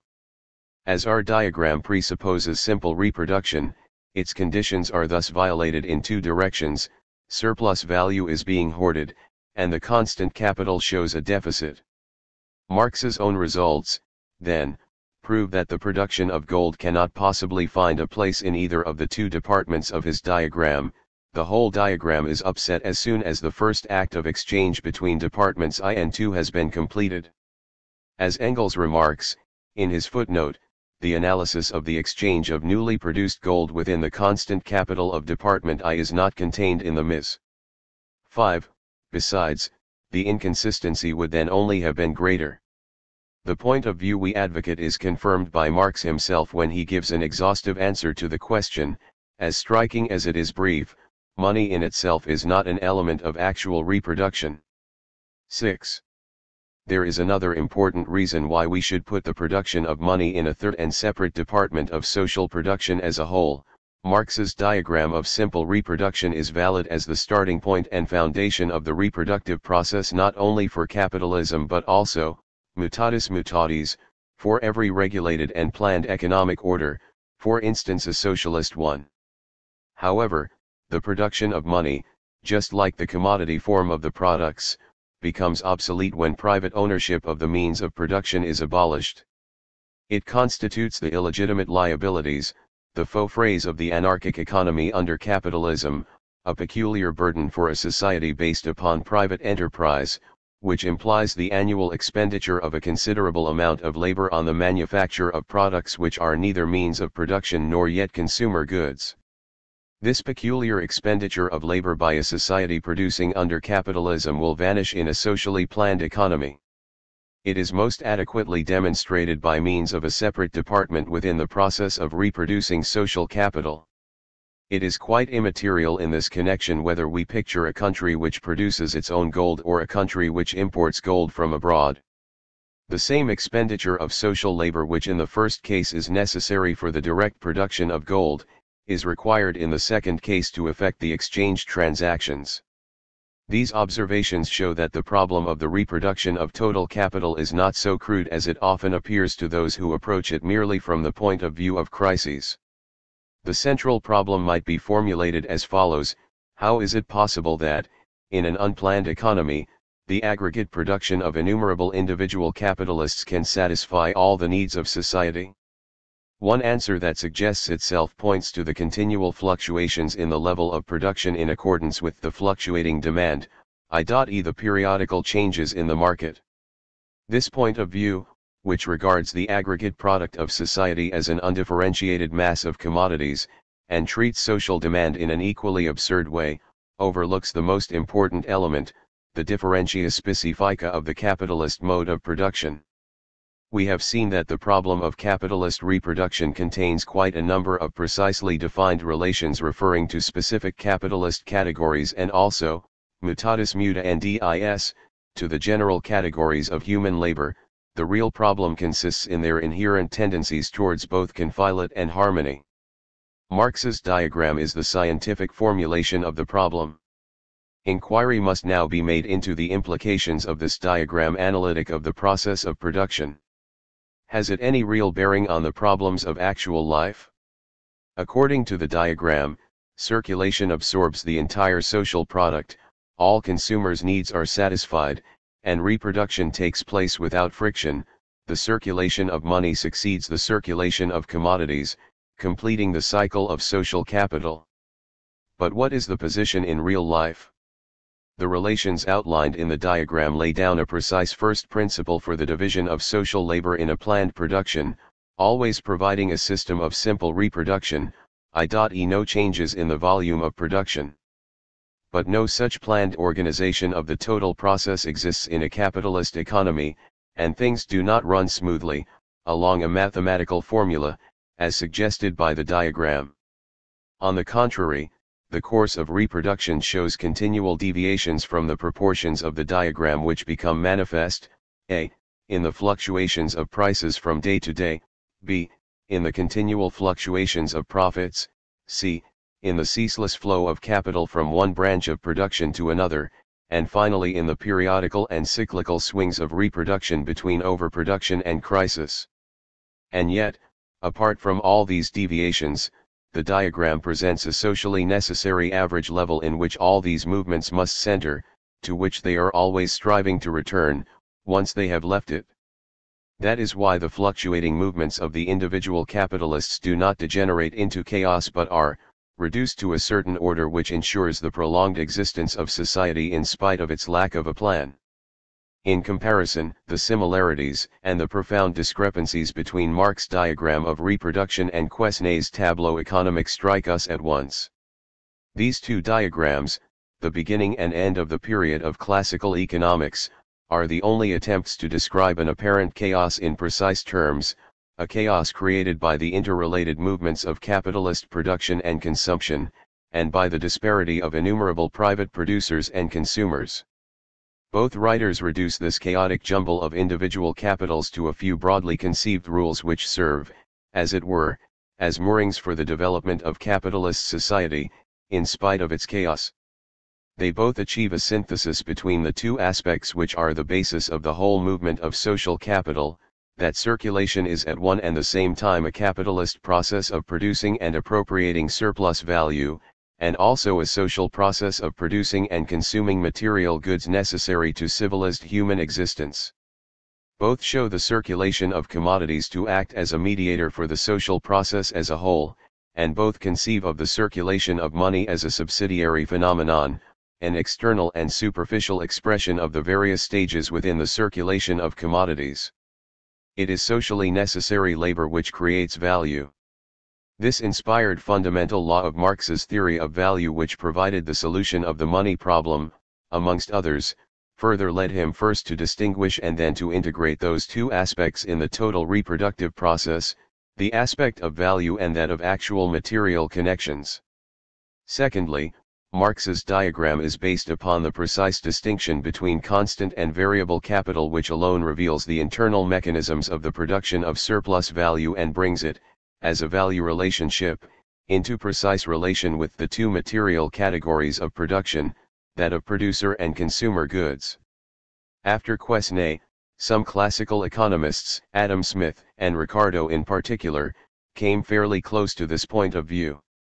Ricardo's contribution, his precise elaboration of the theory of value, has even been frequently confused with that of Marx.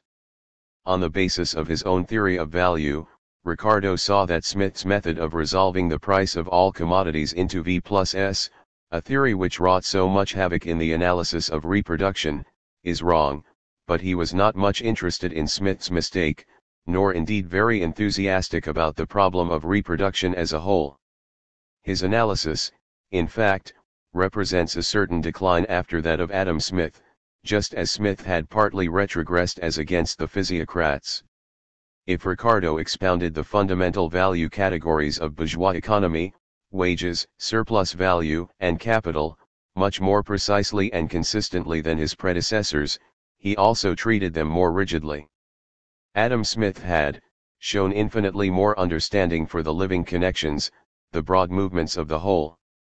In consequence, he did not mind giving two, or, as in the case of the problem of value, even 3 or 4 different answers to the same question. Though he contradicts himself quite cheerfully in the various parts of his analysis, these very contradictions are ever stimulating him to renewed effort, they make him approach the problem as a whole from an ever different point of view, and so to grasp its dynamics. Ultimately, it was the limitation of their bourgeois mentalities which doomed both Smith and Ricardo to failure.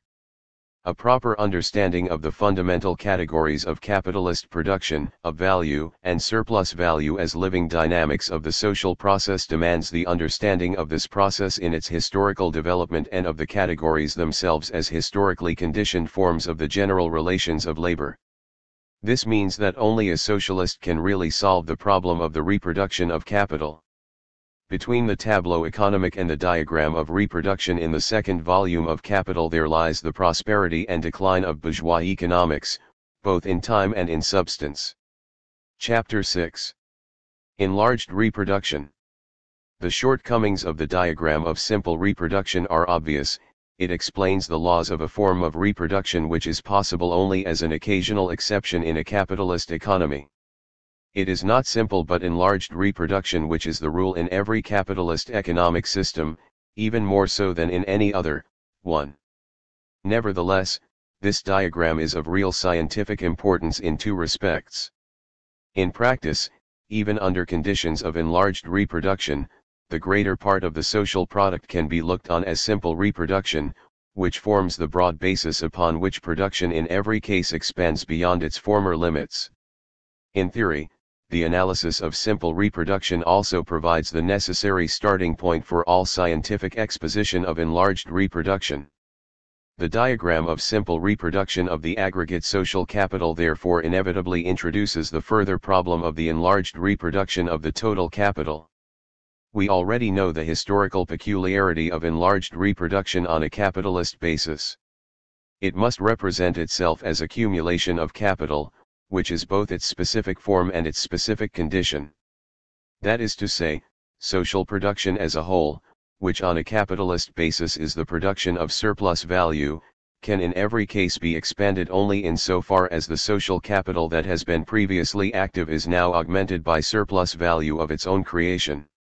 This use of part of the surplus value, and in particular the use of an increasing part of it, for the purpose of production instead of personal consumption by the capitalist class, or else the increase of reserves, is the basis of enlarged reproduction under capitalist conditions of production.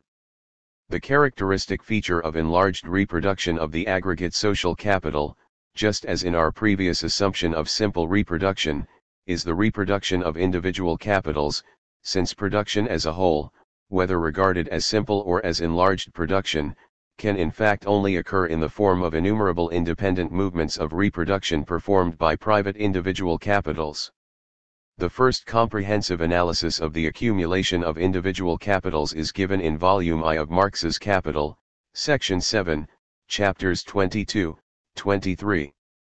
Here Marx treats of a. the division of the surplus value into capital and revenue, b. the circumstances which determine the accumulation of capital apart from this division, such as the degree of exploitation of labor power and labor productivity, c. the growth of fixed capital relative to the circulating capital as a factor of accumulation, and d.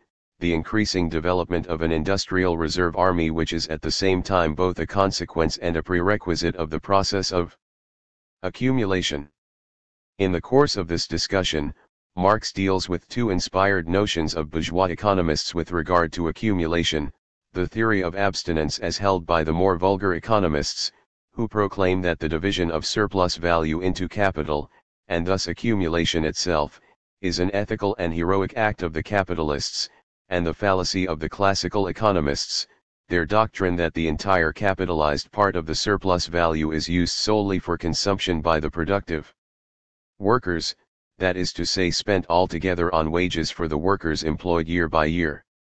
This erroneous assumption, which completely overlooks the fact that every increase of production must manifest itself not only in the increased number of employed workers but also in the increase of the material means of production, premises, tools, and, certainly, raw materials, is obviously rooted in that dogma of Adam Smith which we have already discussed. Moreover, the assumption that the expenditure of a greater amount of capital on wages is sufficient to expand production, also results from the mistaken idea that the prices of all commodities are completely resolved into wages and surplus value, so that the constant capital is disregarded altogether. Strangely enough, even Ricardo, who was, at any rate occasionally, aware of this element of error in Smith's doctrine, subscribes most emphatically to its ultimate inferences, mistaken though they were. It must be understood, that all the productions of a country are consumed, but it makes the greatest difference imaginable whether they are consumed by those who reproduce, or by those who do not reproduce another value. When we say that revenue is saved, and added to capital, what we mean is, that the portion of revenue, so said to be added to capital, is consumed by productive, instead of unproductive laborers, too. If all the goods produced are thus swallowed up by human consumption, there can clearly be no room to spare in the total social product for such unconsumable means of production as tools and machinery, new materials and buildings, and consequently enlarged reproduction, too, will have to take a peculiar course. What happens, according to this odd conception, is simply that staple foodstuffs for new workers will be produced to the amount of the capitalized part of surplus value instead of the choice delicacies previously provided for the capitalist class. The classical theory of enlarged reproduction does not admit of any variations other than those connected with the production of consumer goods. After our previous observations, it is not surprising that Marx could easily dispose of this elementary mistake of both Ricardo and Smith. Just as simple reproduction requires a regulated renewal of the constant capital, the material means of production, quite apart from the production of consumer goods in the necessary quantity for laborer and capitalist, equally so in the case of expanding production must part of the new additional capital be used to enlarge the constant capital, that is to add to the material means of production. Another law, Marx discovered, must also be applied here. The constant capital, continually overlooked by the classical economists, increases relative to the variable capital that is spent on wages. This is merely the capitalist expression of the general effects of increasing labor productivity. With technical progress, human labor is able to set in motion ever larger masses of means of production and to convert them into goods. In capitalist terms, this means a progressive decrease in expenses for living labor, in wages, relative to the expenses for inanimate means of production. Contrary to the assumption of Adam Smith and Ricardo, enlarged reproduction must not only start with the division of the capitalized part of the surplus value into constant and variable capital, but, as the technique of production advances, it is bound to allocate in this division ever-increasing portions to the constant, and ever-diminishing portions to the variable capital. This continuous qualitative change in the composition of capital is the specific manifestation of the accumulation of capital, that is to say of enlarged reproduction on the basis of capitalism. 3. The other side of this picture of continual changes in the relation between the portions of constant and variable capital is the formation of a relative surplus population, as Marx called it, that is to say that part of the working population which exceeds the average needs of capital, and thus becomes redundant. This reserve of unemployable industrial labor, taken here in a broader sense, and including a proletariat that is dominated by merchant capital, is always present. It forms a necessary prerequisite of the sudden expansion of production in times of boom, and is another specific condition of capitalist accumulation. 4. From the accumulation of individual capitals we can therefore deduce the following four characteristic phenomena of enlarged reproduction. The volume of enlarged reproduction is independent, within certain limits, of the growth of capital, and can transcend it. The necessary methods for achieving this are, increased exploitation of labor and natural forces, and increased labor productivity, including increased efficiency of the fixed capital. All real accumulation starts with that part of the surplus value which is intended for capitalization being divided into constant and variable capital. Accumulation as a social process is accompanied by continuous changes in the relation between constant and variable capital, whereby that portion of capital which is invested in inanimate means of production continually increases as compared with that expended on wages.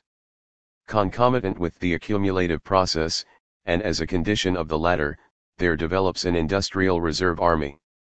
These characteristics, derived from the reproductive process as it is performed by the individual capitals, represent an enormous step forward as compared with the analyses of bourgeois economists. Now, however, our problem is to demonstrate the accumulation of the aggregate capital which originates from these movements of individual capitals, and on the basis of the diagram of simple reproduction to establish the precise relations between the aspects of value prevalent in the production of surplus value and the material considerations in the production of consumer and producer goods, with a view to accumulation. The essential difference between enlarged reproduction and simple reproduction consists in the fact that in the latter the capitalist class and its hangers-on consume the entire surplus value, whereas in the former a part of the surplus value is set aside from the personal consumption of its owners, not for the purpose of hoarding, but in order to increase the active capital, i.e. for capitalization. To make this possible, the new additional capital must also find the material prerequisites for its activity forthcoming. Here the concrete composition of the aggregate social product becomes important. Marx says already in volume I, when he considers the accumulation of individual capitals. The annual production must in the first place furnish all those objects, use values, from which the material components of capital, used up in the course of the year, have to be replaced. Deducting these there remains the net or surplus products in which the surplus value lies. And of what does the surplus product consist? Only of things destined to satisfy the wants and desires of the capitalist class, things which, consequently, enter into the consumption fund of the capitalists. Were that the case, the cup of surplus value would be drained to the very dregs, and nothing but simple reproduction would ever take place. To accumulate it is necessary to convert a portion of the surplus product into capital. But we cannot, except, by a miracle, convert into capital anything but such articles as can be employed in the labor process, i.e. means of production, and such further articles as are suitable for the sustenance of the laborer, i.e. means of subsistence. Consequently, a part of the annual surplus labor must have been applied to the production of additional means of production and subsistence, over and above the quantity of these things required to replace the capital advanced. In one word, surplus value is convertible into capital solely because the surplus product, whose value it is, already comprises the material elements of new capital. 5. Additional means of production, however, and additional consumer goods for the workers alone are not sufficient. To get enlarged reproduction really going, additional labor is also required. Marx now finds a specific difficulty in this last condition. For this the mechanism of capitalist production provides beforehand, by converting the working class into a class dependent on wages, a class whose ordinary wages suffice, not only for its maintenance, but for its increase. It is only necessary for capital to incorporate this additional labor power, annually supplied by the working class in the shape of laborers of all ages, with the surplus means of production comprised in the annual produce, and the conversion of surplus value into capital is complete. 6. This is the first solution which Marx gave to the problem of the accumulation of the aggregate capital. Having dwelt on this aspect of the question already in Volume I of Capital, Marx returns to the problem at the end of the second volume of his main work, whose concluding 21st chapter is devoted to accumulation and enlarged reproduction of the aggregate capital. Let us examine Marx's diagrammatic exposition of accumulation more closely. On the model of the diagram of simple reproduction with which we are already familiar, he devised a diagram for enlarged reproduction, the difference appearing most clearly if we compare the two. Assuming that society's annual aggregate product can be represented by an amount to the value of 9,000, denoting millions of working hours, or, in capitalist monetary terms, any arbitrary amount of money, the aggregate product is to be distributed as follows. I4,000 C plus 1,000 V plus 1,000 equals 6,000. 22,000 C plus 500 V plus 500 equals 3,000. Total, 9,000. Department I represents means of production, Department II consumer goods. One glance at the proportion of the figures shows that in this case simple reproduction alone is possible. The means of production made in Department I equal the total of the means of production actually used by the two departments. If these are merely renewed, production can be repeated only on its previous scale. On the other hand, the aggregate product of Department II equals the total of wages and surplus value in both departments. This shows that the consumer goods available permit only the employment of just as many workers as were previously employed, and that the entire surplus value is similarly spent on consumer goods, i.e. the personal consumption of the capitalist class. Now let us take the same aggregate product of 9,000 in the following equation. I4,000 C plus 1,000 V plus 1,000 equals 6,000. 21,500 C plus 750 V plus 750 equals 3,000. Total, 9,000. Here a double disproportion confronts us. 6,000 means of production are created, more than those which are actually used by the society, i.e. 4,000 C plus 1,500 C, leaving a surplus of 500. Similarly, less consumer goods, 3,000, are produced than the sum of what is paid out in wages, i.e. 1,000 V plus 750 V, the requirement of the workers, plus the aggregate of surplus value that has been produced, 1,000s plus 750s. This results in a deficit of 500. Since our premises do not allow us to decrease the number of workers employed, the consequence must be that the capitalist class cannot consume the entire surplus value it has pocketed. This proves fully consistent with the two material preconditions of enlarged reproduction on a capitalist basis. Part of the appropriated surplus value is not to be consumed but is used for the purposes of production, and more means of production must be produced so as to ensure the use of the capitalized surplus value for the actual expansion of reproduction. In considering the diagram of simple reproduction, we saw that its fundamental social conditions are contained in the following equation: the aggregate of means of production, the product of Department I, must be equivalent to the constant capital of both departments, but the aggregate of consumer goods, the product of Department II, must equal the sum of variable capitals and surplus values of the two departments. As regards enlarged reproduction, we must now infer a precise inverse double ratio.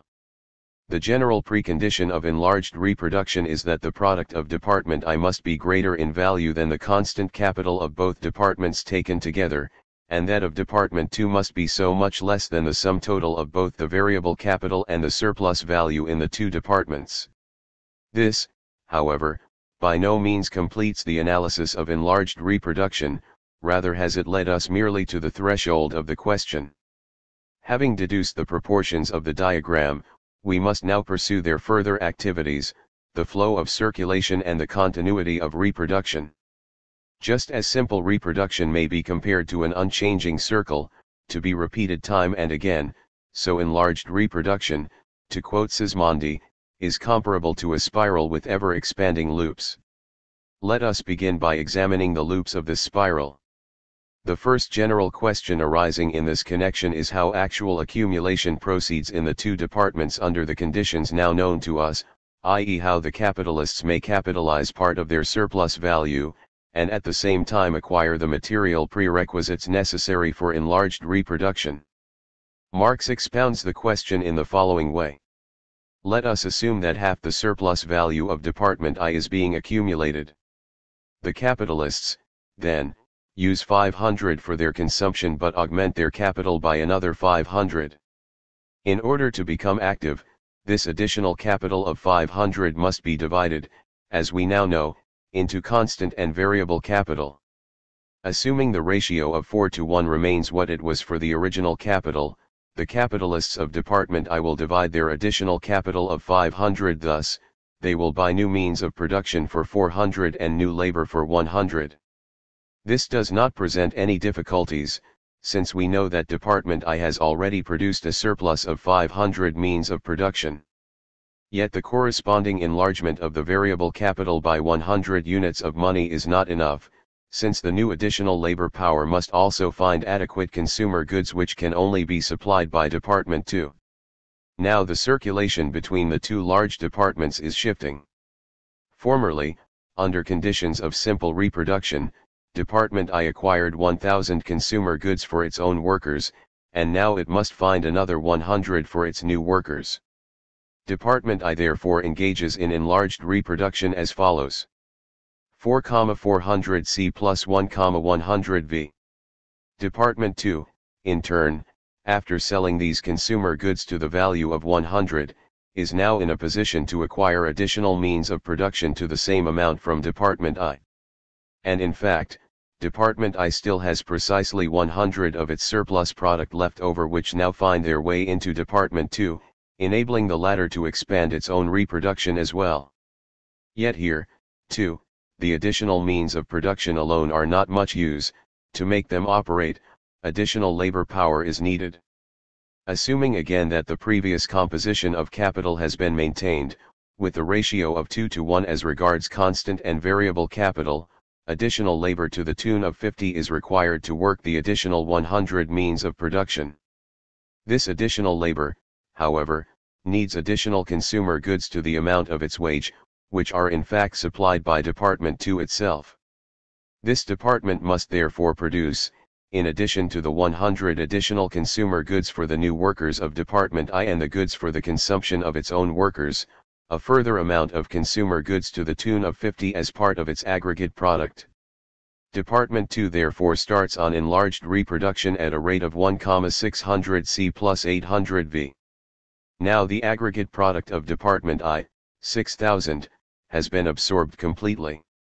5,500 were necessary for renewing the old and used up means of production in both departments, and the remaining 500 for the expansion of production, 400 in Department I and 100 in Department II. As regards the aggregate product of Department II, 3,000, 1,900 have been used for the increased labor force in the two departments, and the 1,100 consumer goods which remain serve the capitalists for their personal consumption, the consumption of their surplus value. 500 are consumed in Department I, and 600 in Department II where, out of a surplus value of 700, only 150 had been capitalized, 100 being expended on means of production and 50 on wages. Enlarged reproduction can now proceed on its course.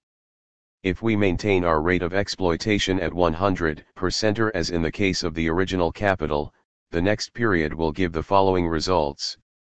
I4, 400 C plus 1, 100 V plus 1100s equals 6600. 2 1, 600 C plus 800 V plus 800s equals 3200. Total, 9800. The aggregate product of society has grown from 9000 to 9800, the surplus value of Department I from 1000 to 1100 and of Department II from 750 to 800. The object of the capitalist expansion of production, the increased production of surplus value, has been gained. At the same time, the material composition of the aggregate social product again shows a surplus of 600 as regards the means of production, 6600, over and above those which are actually needed, 4400 plus 1600, and also a deficit in consumer goods as against the sum total made up by the wages previously paid, 1, 100 V plus 800 V, and the surplus value that has been created, 1100s plus 800s. And thus we again have the material possibility as well as the necessity to use part of the surplus value, not for consumption by the capitalist class, but for a new expansion of production. The second enlargement of production, and increased production of surplus value, thus follows from the first as a matter of course and with mathematical precision.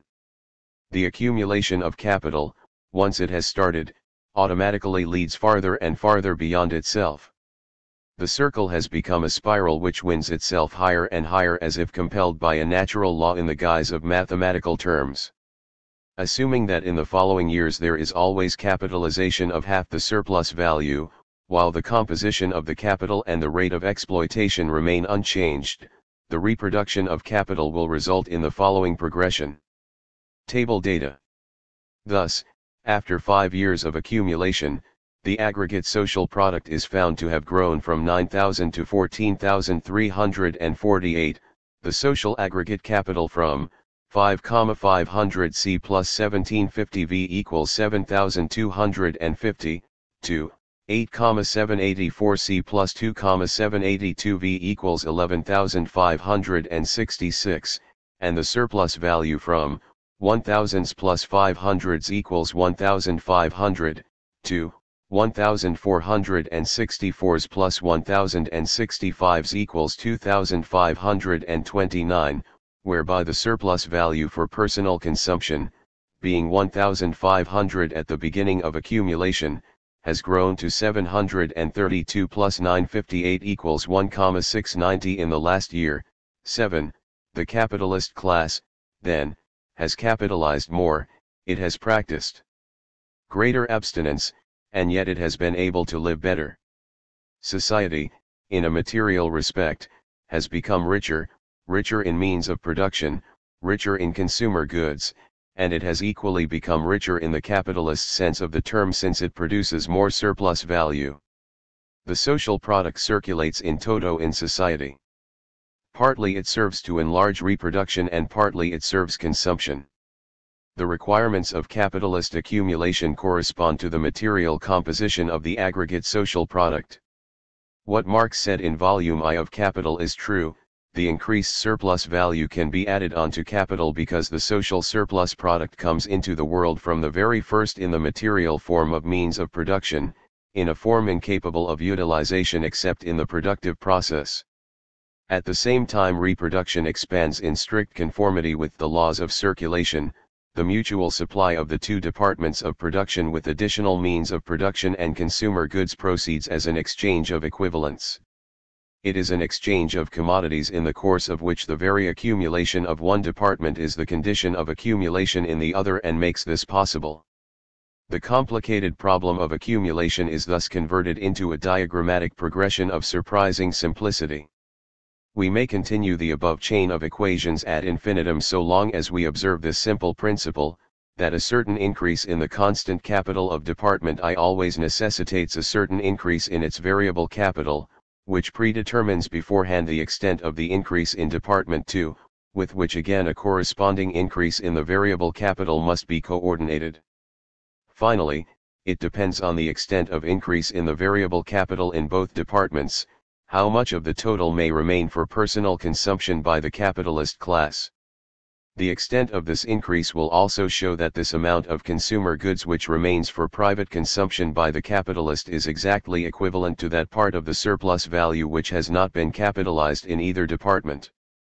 There are no limits to the continuation of this diagrammatic development of accumulation in accordance with the few easy rules we have demonstrated.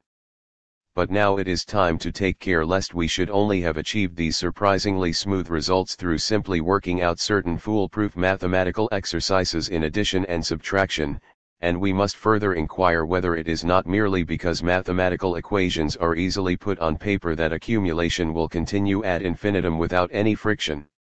In other words, the time has come to look for the concrete social conditions of accumulation. Chapter 7. Analysis of Marx's diagram of enlarged reproduction. The first enlargement of reproduction gave the following picture. I4, 400 C plus 1, 100 V plus 1100s equals 6600.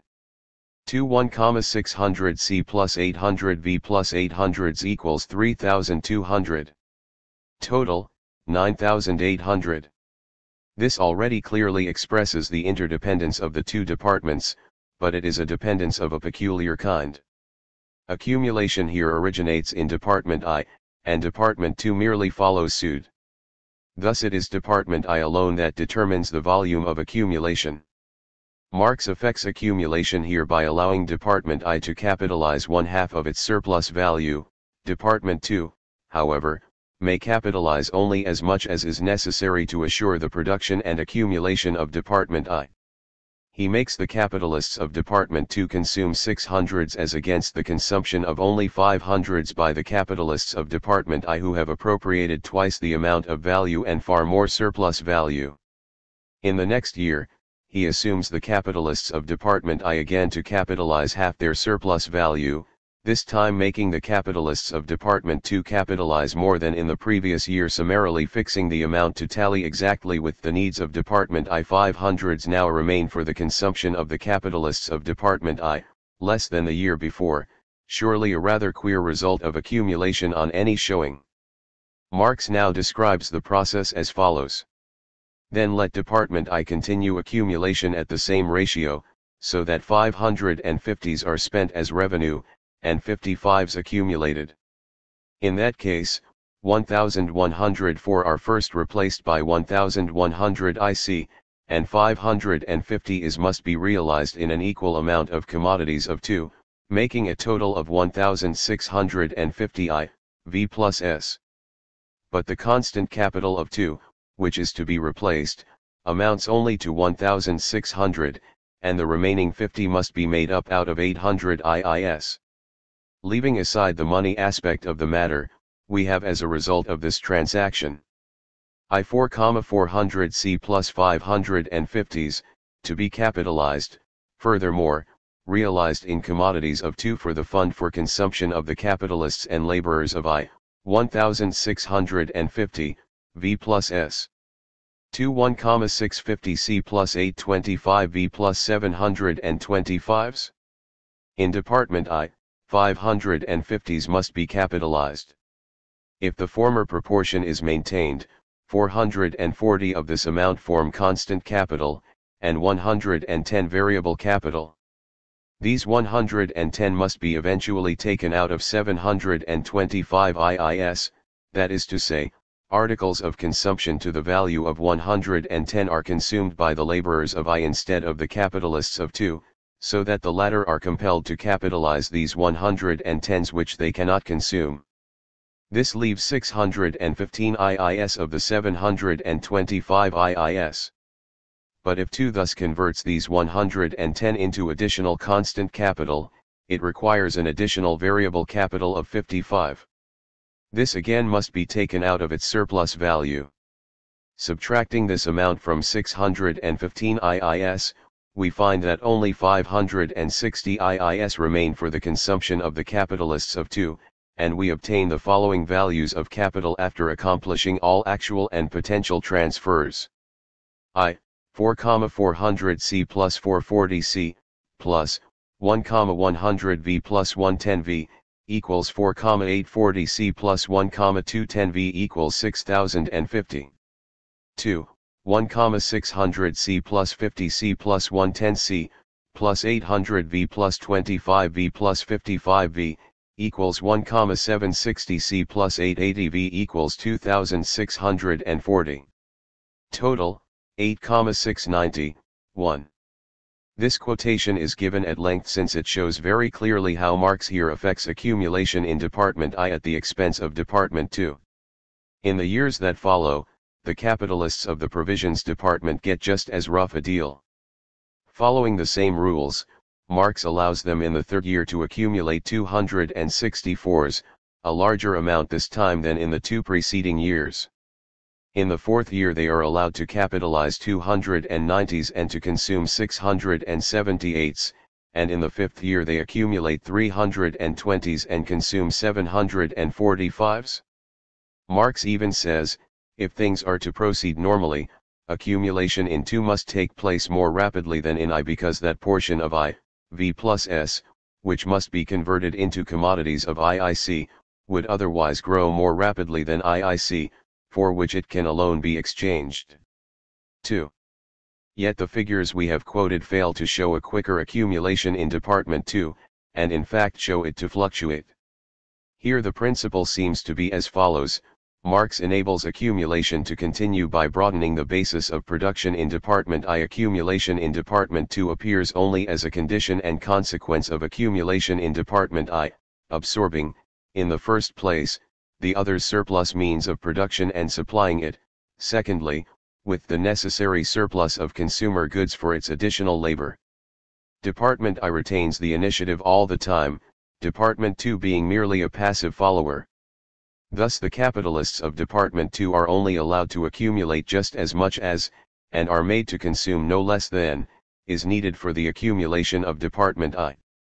While in Department I half the surplus value is capitalized every time, and the other half consumed, so that there is an orderly expansion both of production and of personal consumption by the capitalists, the twofold process in Department II takes the following erratic course.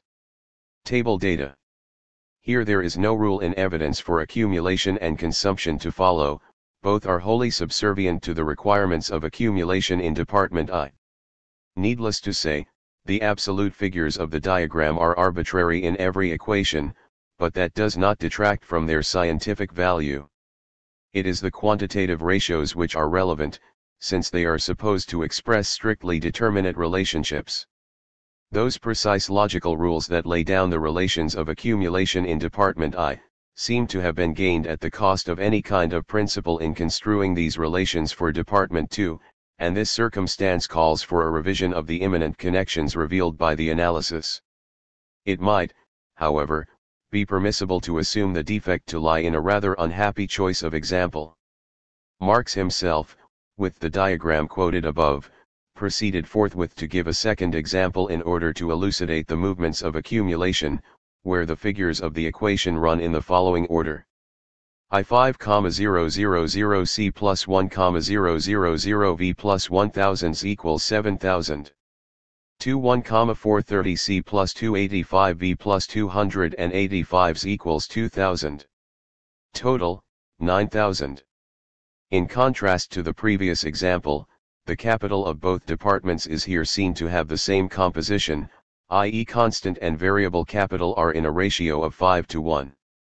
This already presupposes a considerable development of capitalist production, and accordingly of social labor productivity, a considerable preliminary expansion of the scale of production, and finally, a development of all the circumstances which bring about a relatively redundant surplus population in the working class. We are no longer introduced to enlarged reproduction, as in the first example, at the stage of the original transition from simple to enlarged reproduction, the only point of that is in any case for the sake of abstract theory.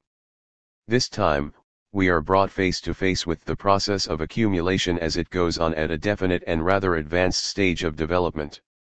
It is perfectly legitimate to assume these conditions, and they in no way distort the principles we must employ in order to work out the individual loops of the reproductive spiral. Here again Marx takes for a starting point the capitalization of half the surplus value in department I. Now take it that the capitalist class of I consumes one half of the surplus value, or 500, and accumulates the other half. In that case, 1,000 V plus 500s, I, or 1,500, must be converted into 1,500 IIC. Since IIC amounts to only 1,430, it is necessary to take 70 from the surplus value. Subtracting this sum from 285s leaves 215 IIS. Then we have I5,000C plus 500s, to be capitalized, plus 1,500, V plus S, in the fund set aside for consumption by capitalists and laborers. 1,430C plus 70s, to be capitalized, plus 285V plus 215s. As 70 IIS are directly annexed by IIC, a variable capital of 70:5, or 14, is required to set this additional constant capital in motion. These 14 must come out of the 215s, so that only 201 remain, and we have 1,430 plus 70C plus 285V plus 14V plus 201S.3. After these preliminary arrangements, capitalization can now proceed. This is done as follows.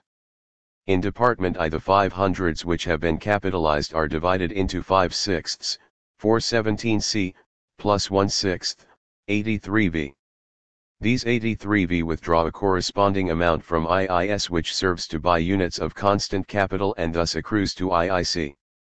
An increase of IIC by 83 involves the necessity of an increase in I4 by 17, 1/5 of 83.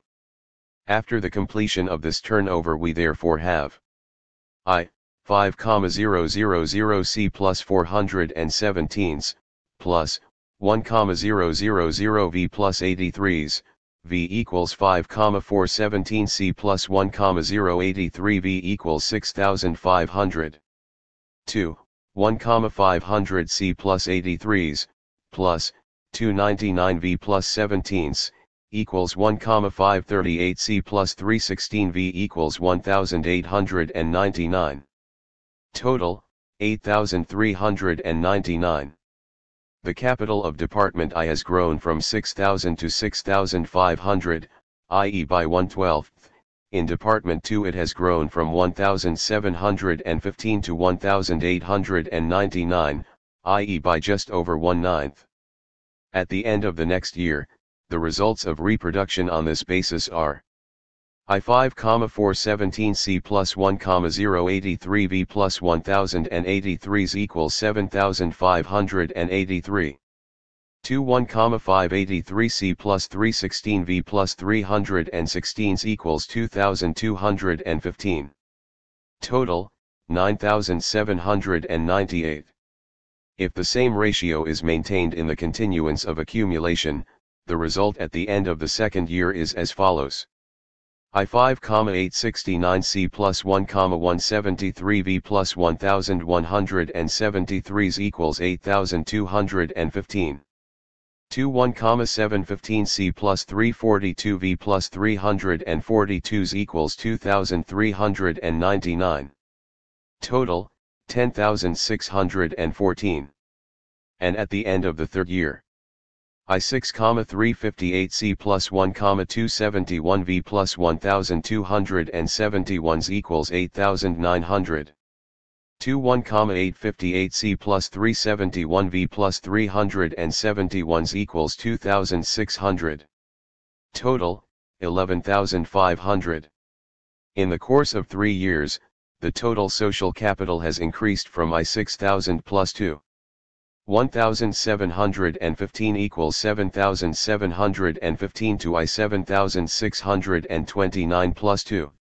2229 equals 9858, and the total product from 9000 to 11500. Accumulation in both departments here proceeds uniformly, in marked difference from the first example. From the second year onwards, both departments capitalize half their surplus value and consume the other half. A bad choice of figures in the first example thus seems to be responsible for its arbitrary appearance. But we must check up to make sure that it is not only a mathematical manipulation with cleverly chosen figures which this time ensures the smooth progress of accumulation. In the first as well as in the second example, we are continually struck by a seemingly general rule of accumulation. To make any accumulation possible, Department 2 must always enlarge its constant capital by precisely the amount by which Department I increases, a. the proportion of surplus value for consumption and, b. its variable capital. If we take the example of the first year as an illustration, the constant capital of Department 2 must be increased by 70. And why? Because this capital was only 1,430 before.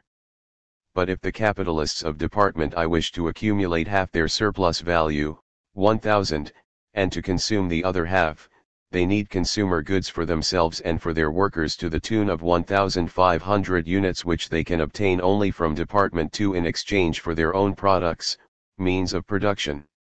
Since Department 2 has already satisfied its own demand for producer goods to the extent of its own constant capital, 1,430, this exchange is only possible if Department 2 decides to enlarge its own constant capital by 70. This means that it must enlarge its own production, and it can do so only by capitalizing a corresponding part of its surplus value. If this surplus value amounts to 285 in Department 2, 70 of it must be added to the constant capital. The first step towards expansion of production in Department 2 is thus demonstrated to be at the same time the condition for, and the consequence of increased consumption by the capitalists of Department I. But to proceed. Hitherto, the capitalists of Department I could only spend one half of their surplus value, 500, on personal consumption. To capitalize the other half, they must redistribute these 500s in such a way as to maintain at least the previous ratio of composition, i.e. they must increase the constant capital by 417 and the variable capital by 83. The first operation presents no difficulties. The surplus value of 500 belonging to the capitalists of Department I is contained in a natural form in their own product, the means of production, and is fit straightway to enter into the process of production.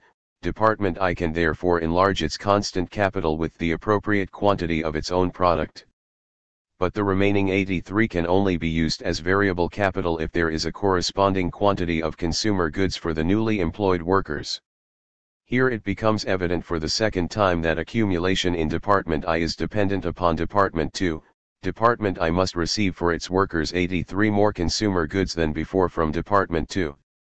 As this is again possible only by way of commodity exchange, Department I can satisfy its demands only on condition that Department 2 is prepared for its part to take up products of Department I, producer goods, to the tune of 83.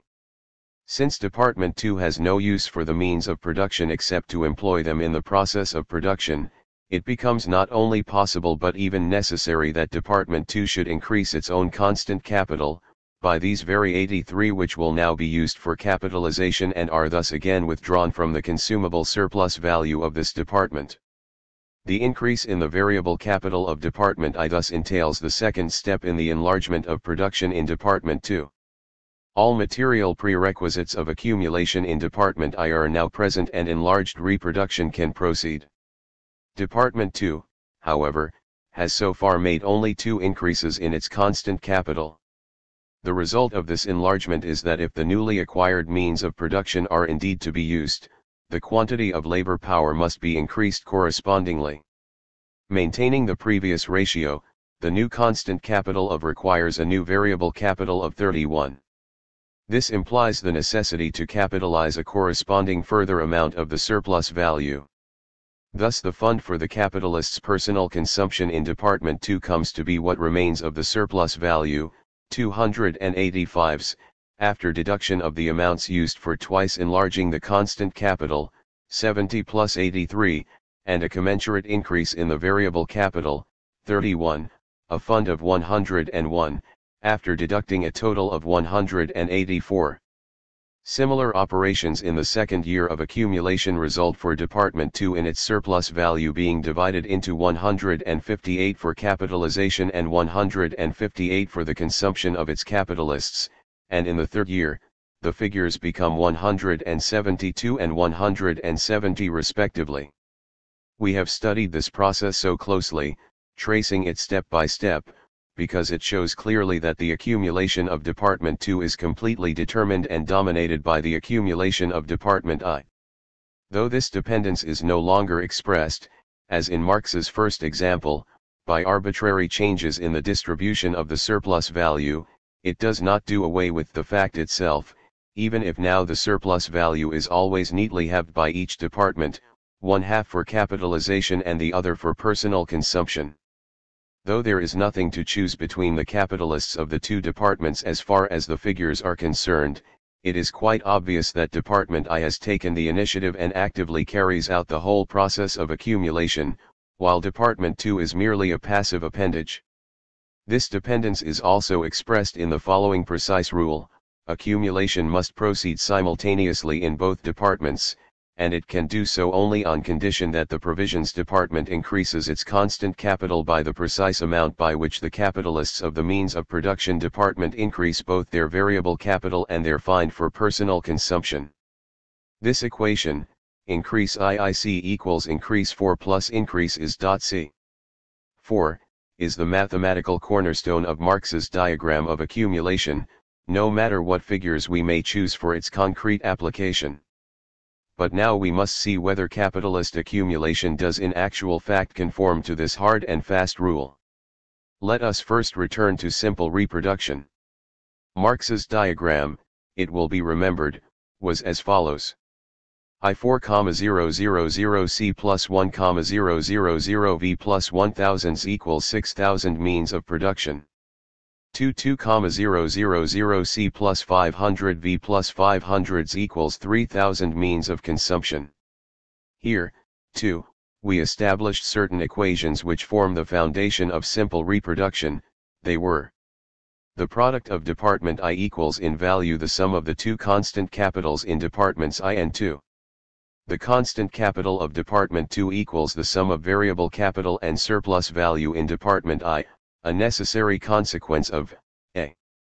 The product of Department 2 equals the sum of variable capital and surplus value in both departments, a necessary consequence of A and B. These equations correspond to the conditions of capitalist commodity production, at the restricted level of simple reproduction. However, equation B, for instance, is a result of the production of commodities, entailed by the fact, in other words, that the entrepreneurs of either department can only obtain the products of the other by an exchange of equivalents. Variable capital and surplus value in Department I together represent the demand of this department for consumer goods. The product of Department 2 must provide for the satisfaction of this demand, but consumer goods can only be obtained in exchange for an equivalent part of the product of Department I, the means of production. These equivalents, useless to Department 2 in their natural form if not employed as constant capital in the process of production, will thus determine how much constant capital there is to be in Department 2. If this proportion were not adhered to, if, example, the constant capital of Department 2, as a quantity of value, were larger than I, V plus S, then it could not be completely transformed into means of production, since the demand of Department I for consumer goods would be too small. If the constant capital, 2, were smaller than I, V plus S. C, either the previous quantity of labor power could not be employed in this department, or the capitalists could not consume the whole of their surplus value. In all these cases, the premises of simple reproduction would be violated.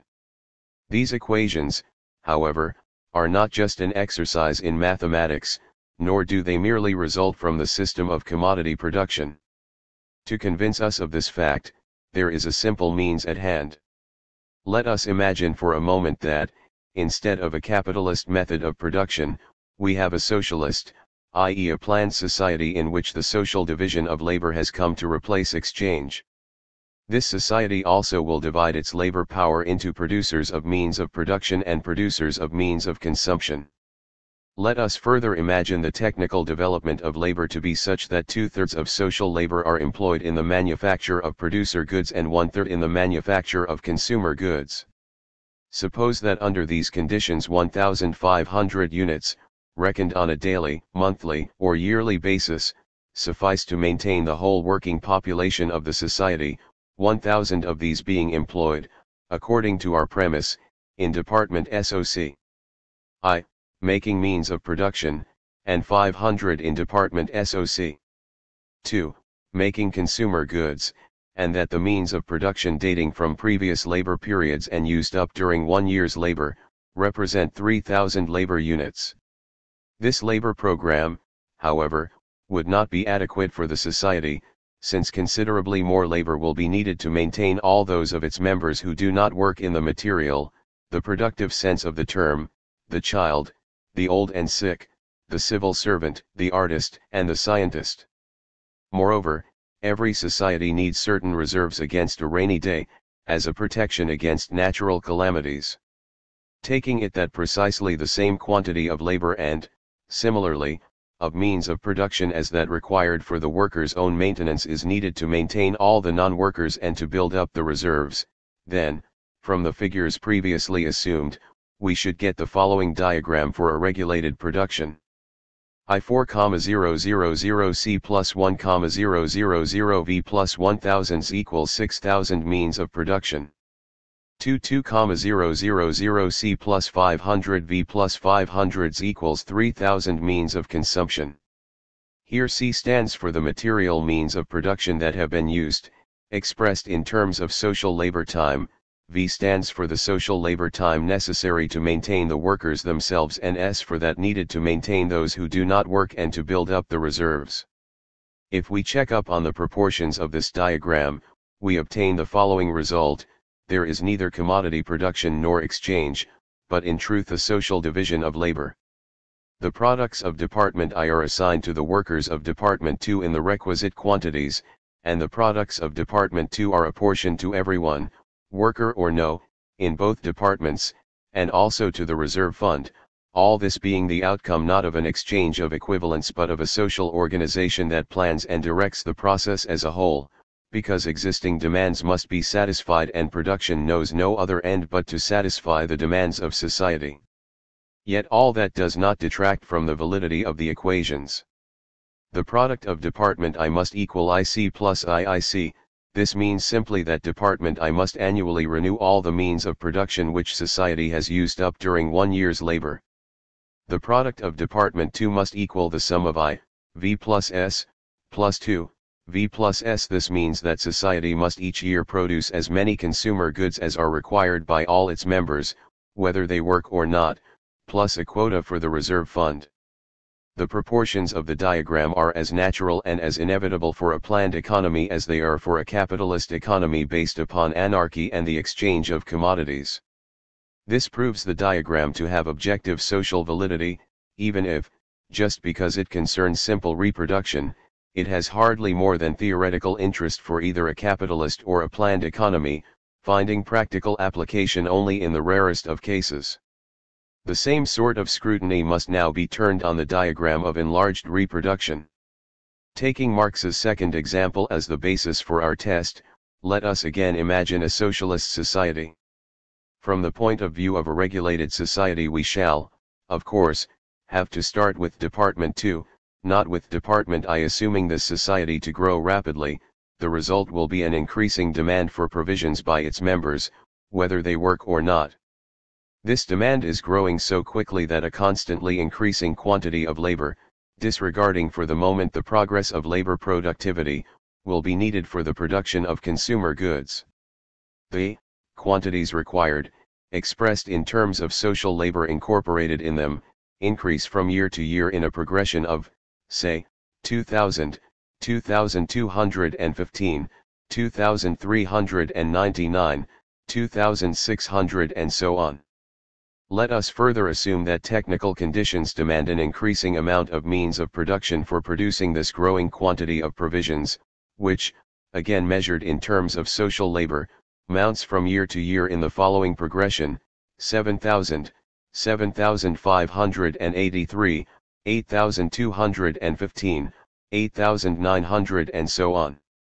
To achieve this enlargement of production, we must further have a growth in the labor performed per annum according to the following progression: 2,570, 2,798, 3,030, 3,284. The figures correspond to the respective amounts of I, V plus S, plus 2, V plus S, dot. Finally, the labor performed annually must be so distributed that 1/2 is always used for maintaining the workers themselves, a quarter for maintaining those who do not work, and the last quarter for the purpose of enlarging production in the following year. Thus we obtain the proportions of Marx's second diagram of enlarged reproduction for a socialist society. In fact, 3 conditions are indispensable if production is to be enlarged in any society, even in a planned economy. The society must have an increasing quantity of labor power at its disposal. In every working period, the immediate needs of society must not claim the whole of its working time, so that part of the time can be devoted to making provision for the future and its growing demands. Means of production must be turned out year after year in sufficiently growing quantities, without which production cannot be enlarged on a rising scale. In respect of all these general points, Marx's diagram of enlarged reproduction has objective validity, mutatis mutandis, for a planned society. It remains to test whether it is also valid for a capitalist economy. Here we must ask first of all, what is the starting point of accumulation? That is the approach on which we have to investigate the mutual dependence of the accumulative process in the 2 departments of production. There can be no doubt that under capitalist conditions department is dependent upon department I insofar as its accumulation is determined by the additional means of production available. Conversely, the accumulation in department I depends upon a corresponding quantity of additional consumer goods being available for its additional labor power. It does not follow, however, that so long as both these conditions are observed, accumulation in both departments is bound, as Marx's diagram makes it appear, to go on automatically year after year. The conditions of accumulation we have enumerated are no more than those without which there can be no accumulation. There may even be a desire to accumulate in both departments, yet the desire to accumulate plus the technical prerequisites of accumulation is not enough in a capitalist economy of commodity production. A further condition is required to ensure that accumulation can in fact proceed and production expand: the effective demand for commodities must also increase. Where is this continually increasing demand to come from, which in Marx's diagram forms the basis of reproduction on an ever-rising scale? It cannot possibly come from the capitalists of departments I and II themselves, so much is certain right away. It cannot arise out of their personal consumption. On the contrary, it is the very essence of accumulation that the capitalists refrain from consuming part of their surplus value, which must be ever increasing, at least as far as absolute figures are concerned, that they use it instead to make goods for the use of other people.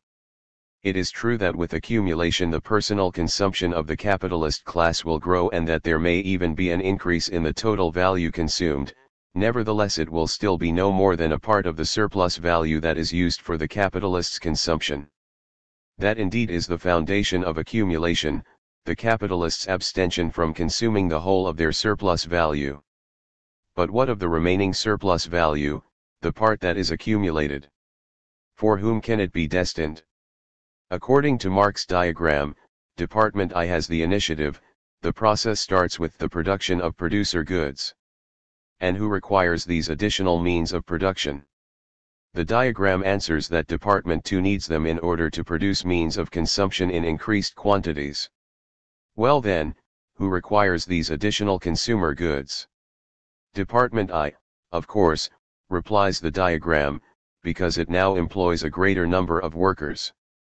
We are plainly running in circles. From the capitalist point of view, it is absurd to produce more consumer goods merely in order to maintain more workers, and to turn out more means of production merely to keep the surplus of workers occupied. Admittedly, as far as the individual capitalist is concerned, the worker is just as good a consumer, i.e. purchaser of his commodity, as another capitalist or anyone else, provided that he can pay. Every individual capitalist realizes his surplus value in the price of his commodity, whether he sells it to the worker or to some other buyer. But this does not hold true from the point of view of the capitalist class as a whole. The working class in general receives from the capitalist class no more than an assignment to a determinate part of the social product, precisely to the extent of the variable capital. The workers buying consumer goods therefore merely refund to the capitalist class the amount of the wages they have received, their assignment to the extent of the variable capital. They cannot return a groat more than that, and if they are in a position to save in order to make themselves independent as small entrepreneurs, they may even return less, though this is the exception. Part of the surplus value is consumed by the capitalist class itself in form of consumer goods, the money exchanged for these being retained in the capitalist's pockets. But who can buy the products incorporating the other, the capitalized part of the surplus value? Partly the capitalists themselves, the diagram answers, who need new means of production for the purpose of expanding production, and partly the new workers who will be needed to work these new means of production. But that implies a previous capitalist incentive to enlarge production. If new workers are set to work with new means of production, there must have been a new demand for the products which are to be turned out. Perhaps the answer is that the natural increase of the population creates this growing demand. In fact, the growth of the population and its needs provided the starting point for our examination of enlarged reproduction in an hypothetical socialist society. There the requirements of society could serve as an adequate basis, since the only purpose of production was the satisfaction of wants. In a capitalist society, however, the matter is rather different. What kind of people are we thinking of when we speak of an increase in the population? There are only two classes of the population according to Marx's diagram, the capitalists and the workers. The natural increase of the former is already catered for by that part of the surplus value which is consumed inasmuch as it increases in absolute quantity. In any case, it cannot be the capitalists who consume the remainder, since capitalist consumption of the entire surplus value would mean a reversion to simple reproduction. That leaves the workers, their class also growing by natural increase. Yet a capitalist economy is not interested in this increase for its own sake, as a starting point of growing needs. The production of consumer goods for 4 and I4 is not an end in itself, as it would be in a society where the economic system is shaped for the workers and the satisfaction of their wants. In a capitalist system, Department 2 does not produce means of consumption in large quantities simply to keep the workers of Departments I and II. Quite the contrary, a certain number of workers in Departments I and II can support themselves in every case because their labor power is useful under the obtaining conditions of supply and demand. This means that the starting point of capitalist production is not a given number of workers and their demands, but that these factors themselves are constantly fluctuating, dependent variables of the capitalist expectations of profit.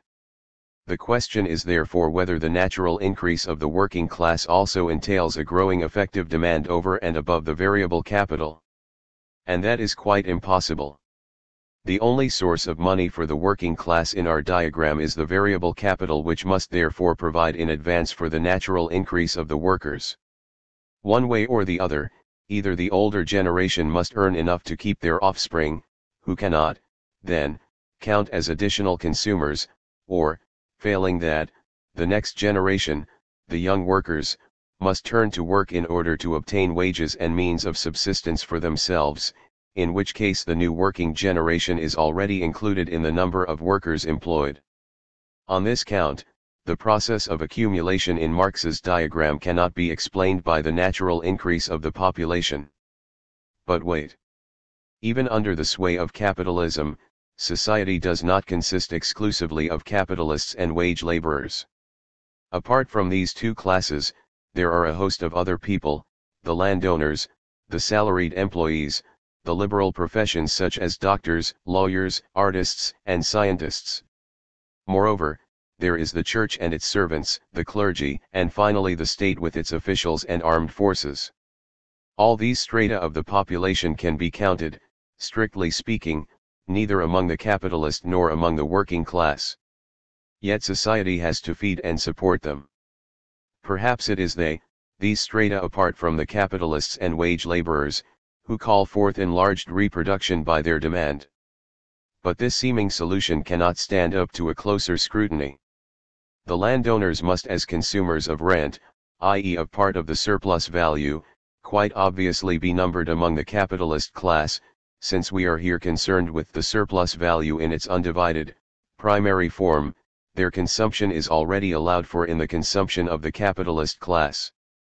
The liberal professions in most cases obtain their money, i.e. the assignment to part of the social product, directly or indirectly from the capitalist class who pay them with bits of their own surplus value.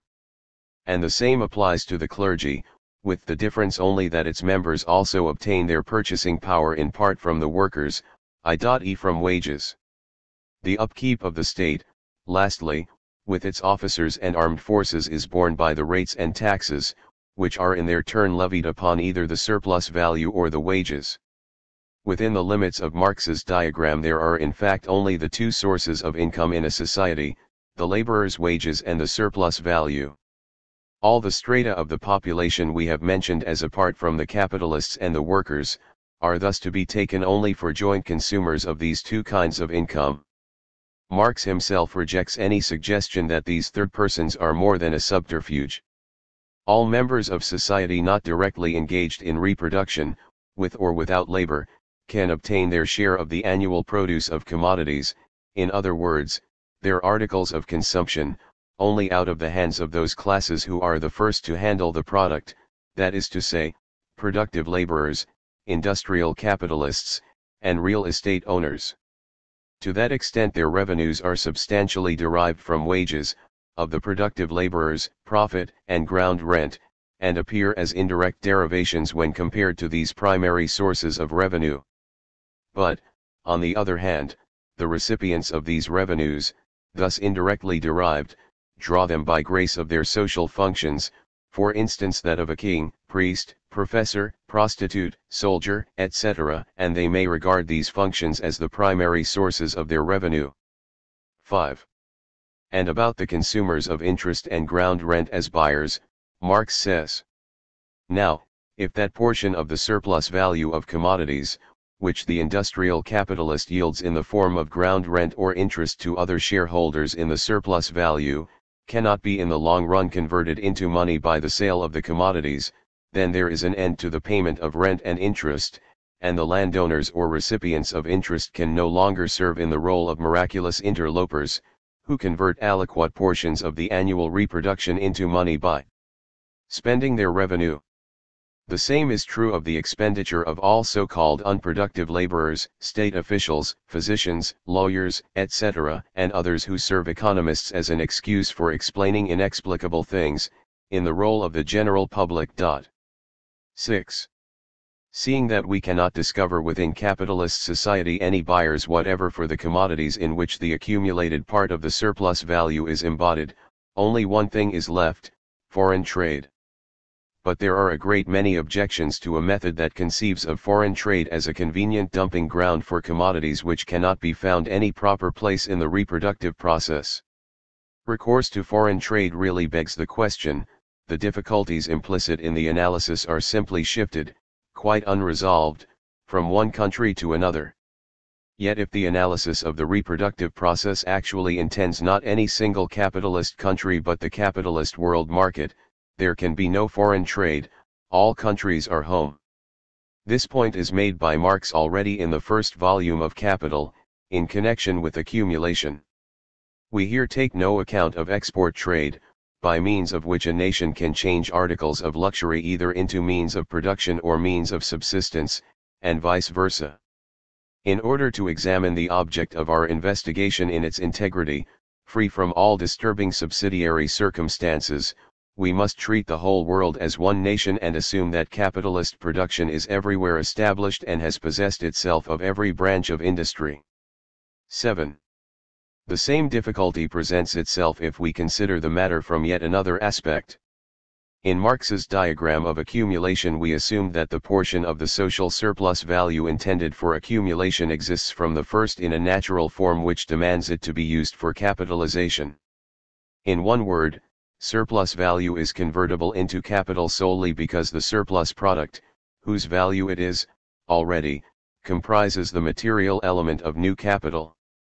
8. In the figures of our diagram, I5,000C plus 1,000V plus 1000 equals 7,000 means of production. 21,430C plus 285V plus 285s equals 2000 means of consumption. Here, a surplus value of 570s can be capitalized because from the very outset it consists in means of production.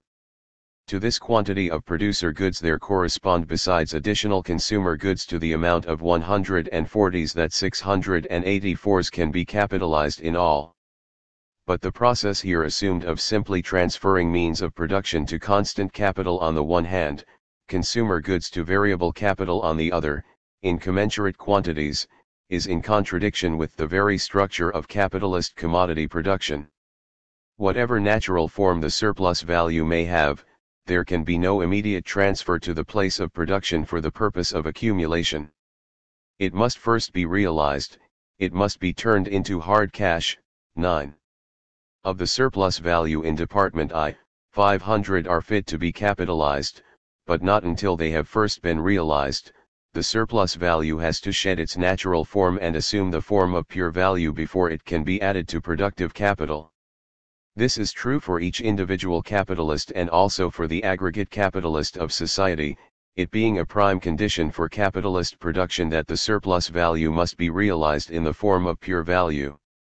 Accordingly, regarding reproduction from the point of view of society as a whole, we must not follow the manner copied by Proudhon from bourgeois economy, which looks upon this matter as though a society with a capitalist mode of production would lose its specific historical and economic characteristics by being taken as a unit. Not at all. We have, in that case, to deal with the aggregate capitalist. 10.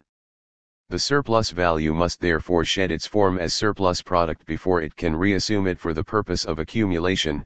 By some means or other it must first pass through the money stage. So the surplus product of departments I and II must be bought, by whom? On the above showing, there will have to be an effective demand outside I and II, merely in order to realize the surplus value of the two departments, just so that the surplus product can be turned to cash. Even then, we should only have got to the stage where the surplus value has become money. If this realized surplus value is further to be employed in the process of enlarging reproduction, in accumulation, an even larger demand must be expected for the future, a demand which is again to come from outside the two departments. Either the demand for the surplus product will therefore have to increase annually in accordance with the rate of increase of the accumulated surplus value, or, vice versa, accumulation can only proceed precisely in so far as the demand outside I and II is rising. Chapter 8. Marx's attempt to resolve the difficulty. Complete abstraction from the circulation of money, though making the process of accumulation so smooth and simple in the diagram of enlarged reproduction, has great disadvantages of its own, we see. There was much to be said for this method in the analysis of simple reproduction, where consumption is the be-all and end-all of production. Money there had an ephemeral part, mediating the distribution of the social product among the various groups of consumers, the agent for the renewal of capital. In the process of accumulation, however, the money form has an essential function. It no longer serves as a mere agent in the circulation of commodities, here it has come to be a feature of capital itself, an element in the circulation of capital. Even if the transformation of the surplus value is not essential to real reproduction, it is the economic sine qua non of capitalist accumulation. In the transition from production to reproduction, the surplus product is thus subjected to two metamorphoses. First it casts off its use form and then it assumes a natural form which is fit for the purpose of accumulation. The point here is not that the different cycles of production are counted off in units of years. It would be just as well to take the month, for that matter, the successive transformation of individual portions of the surplus value in departments I and II may even intersect in time. Series of years here do not mean units of time but really intend the sequence of economic transformations.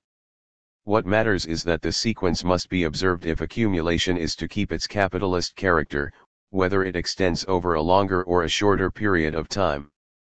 This brings us back to the old question: how, and by whom, is the accumulated surplus value to be realized? Marx was well aware that his seemingly watertight scheme of accumulation did not cover this point adequately, and he himself kept reviewing the problem from various angles.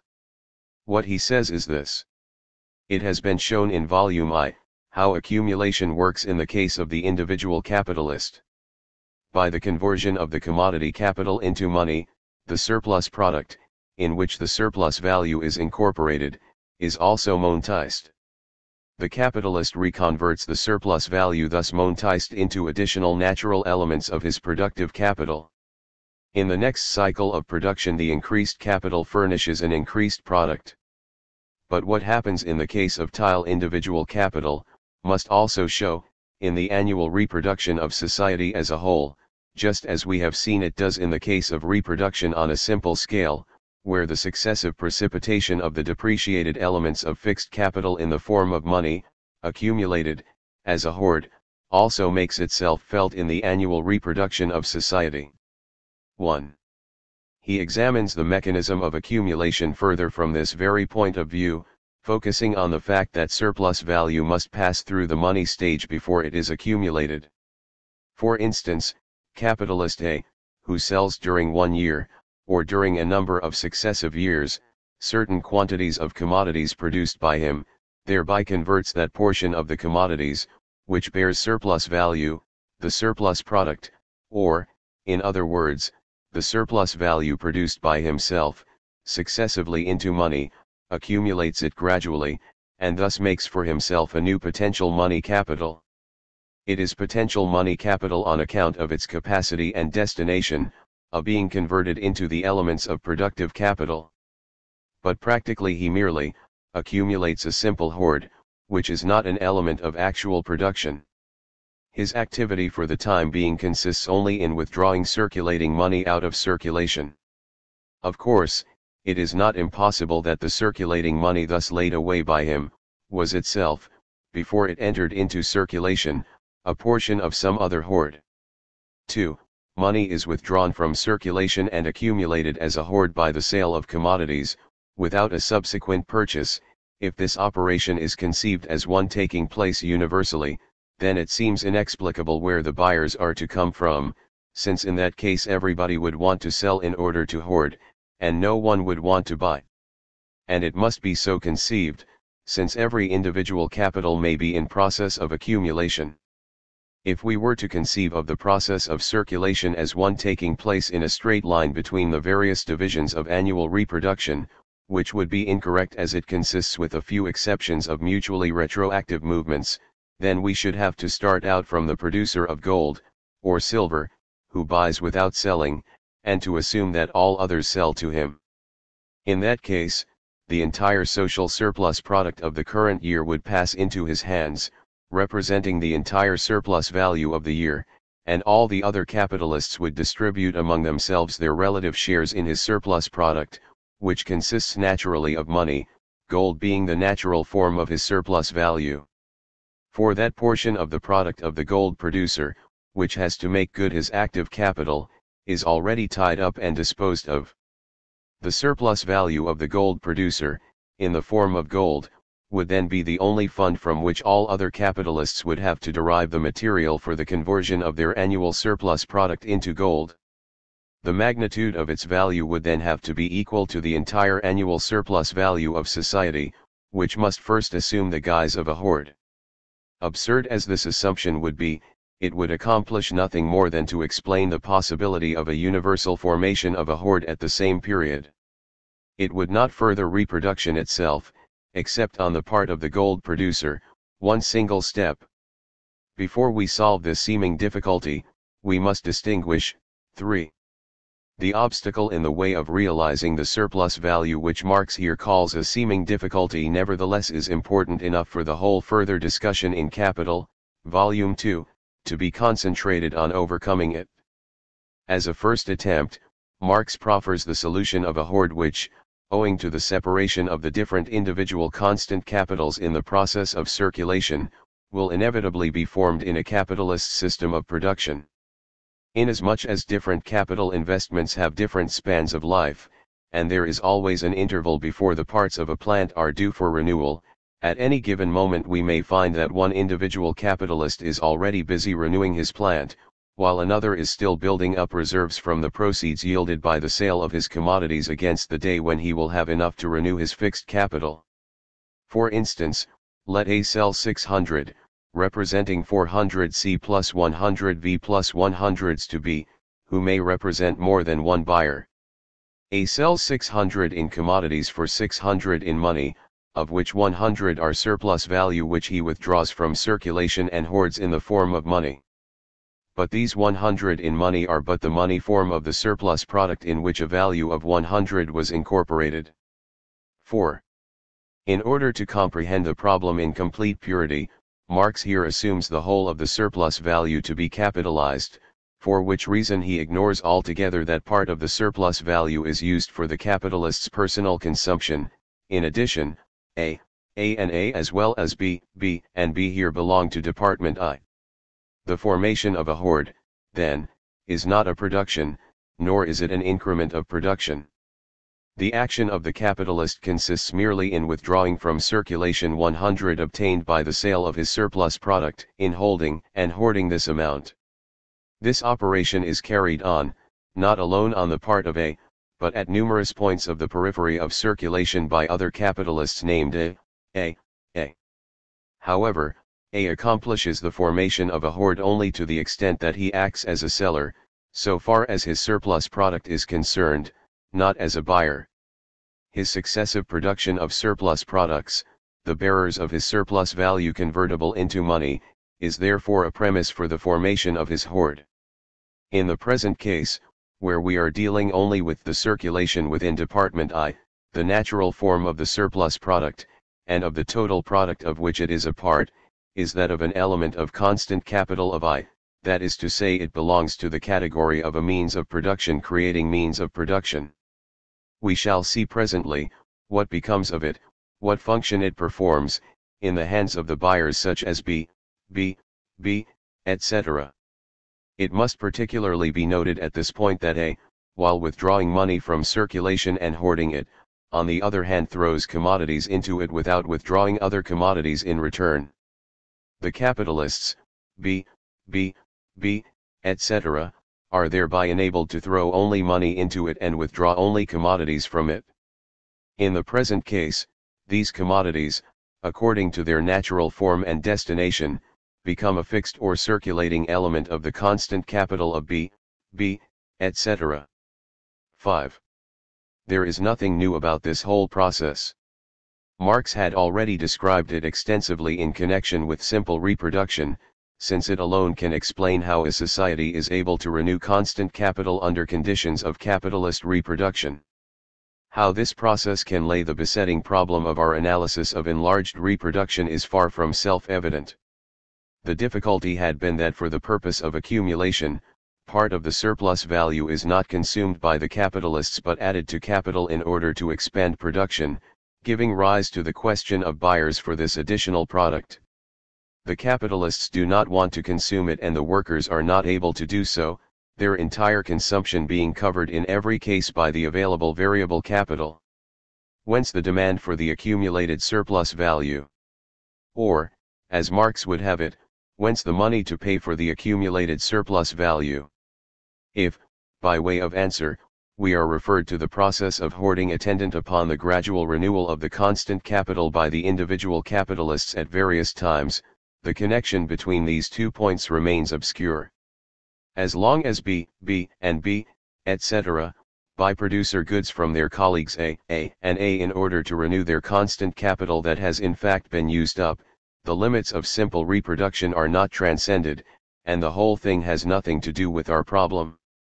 The moment the producer goods purchased by B, etc., serve to increase their constant capital, however, for purposes of accumulation, a number of new questions clamor for attention.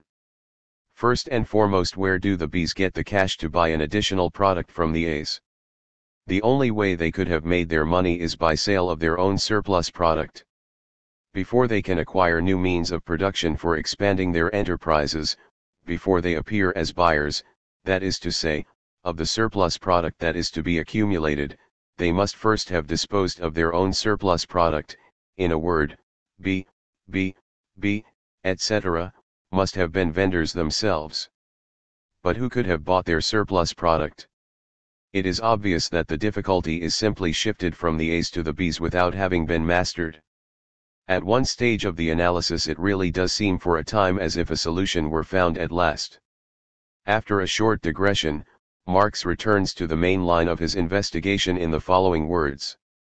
In the present case, this surplus product consists at the outset of means of production used in the creation of means of production. It is not until it reaches the hands of B, etc., that this surplus product serves as an additional constant capital. But it is virtually that even in the hands of the accumulators of hoards, the capitalists before it is sold.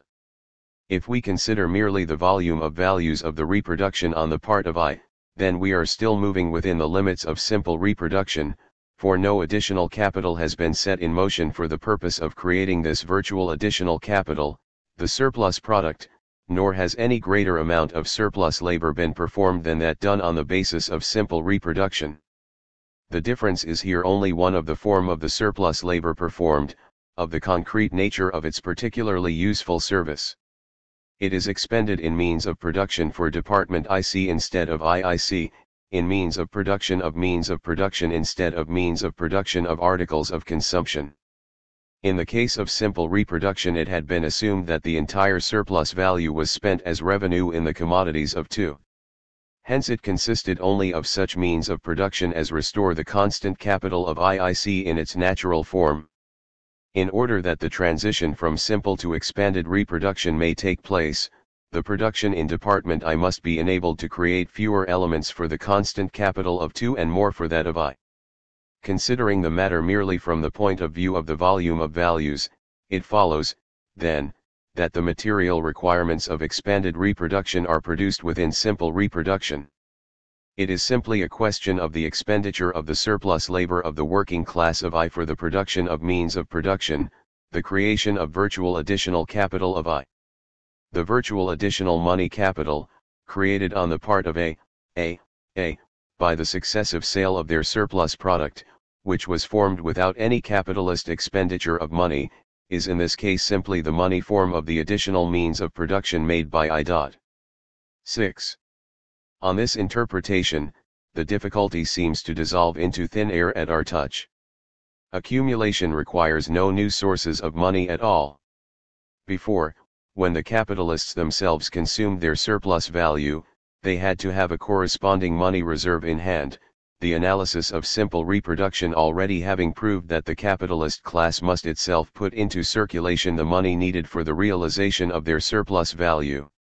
Now, instead of consumer goods, the capitalist class, or rather B, buy an equivalent amount of means of production in order to expand their production. In this way, money to the same value is accumulated in the hands of the other capitalist group, viz. A, etc. This hoarding does not in any way imply an addition to the wealth in precious metals, but only a change of function on the part of money previously circulating. A while ago it served as a medium of circulation, now it serves as a hoard, as a virtual additional money capital in process of formation. 7. And that is that. Yet this way out of the difficulty is open to us only on one condition, and that is not far to seek. Marx here takes accumulation in its first rudiments, in statu nascendi, as it begins to evolve from simple reproduction. In respect of the amount of value, production is not yet enlarged, it has only been rearranged so that its material elements are grouped in a different way. That the sources of money also seem adequate is therefore not surprising.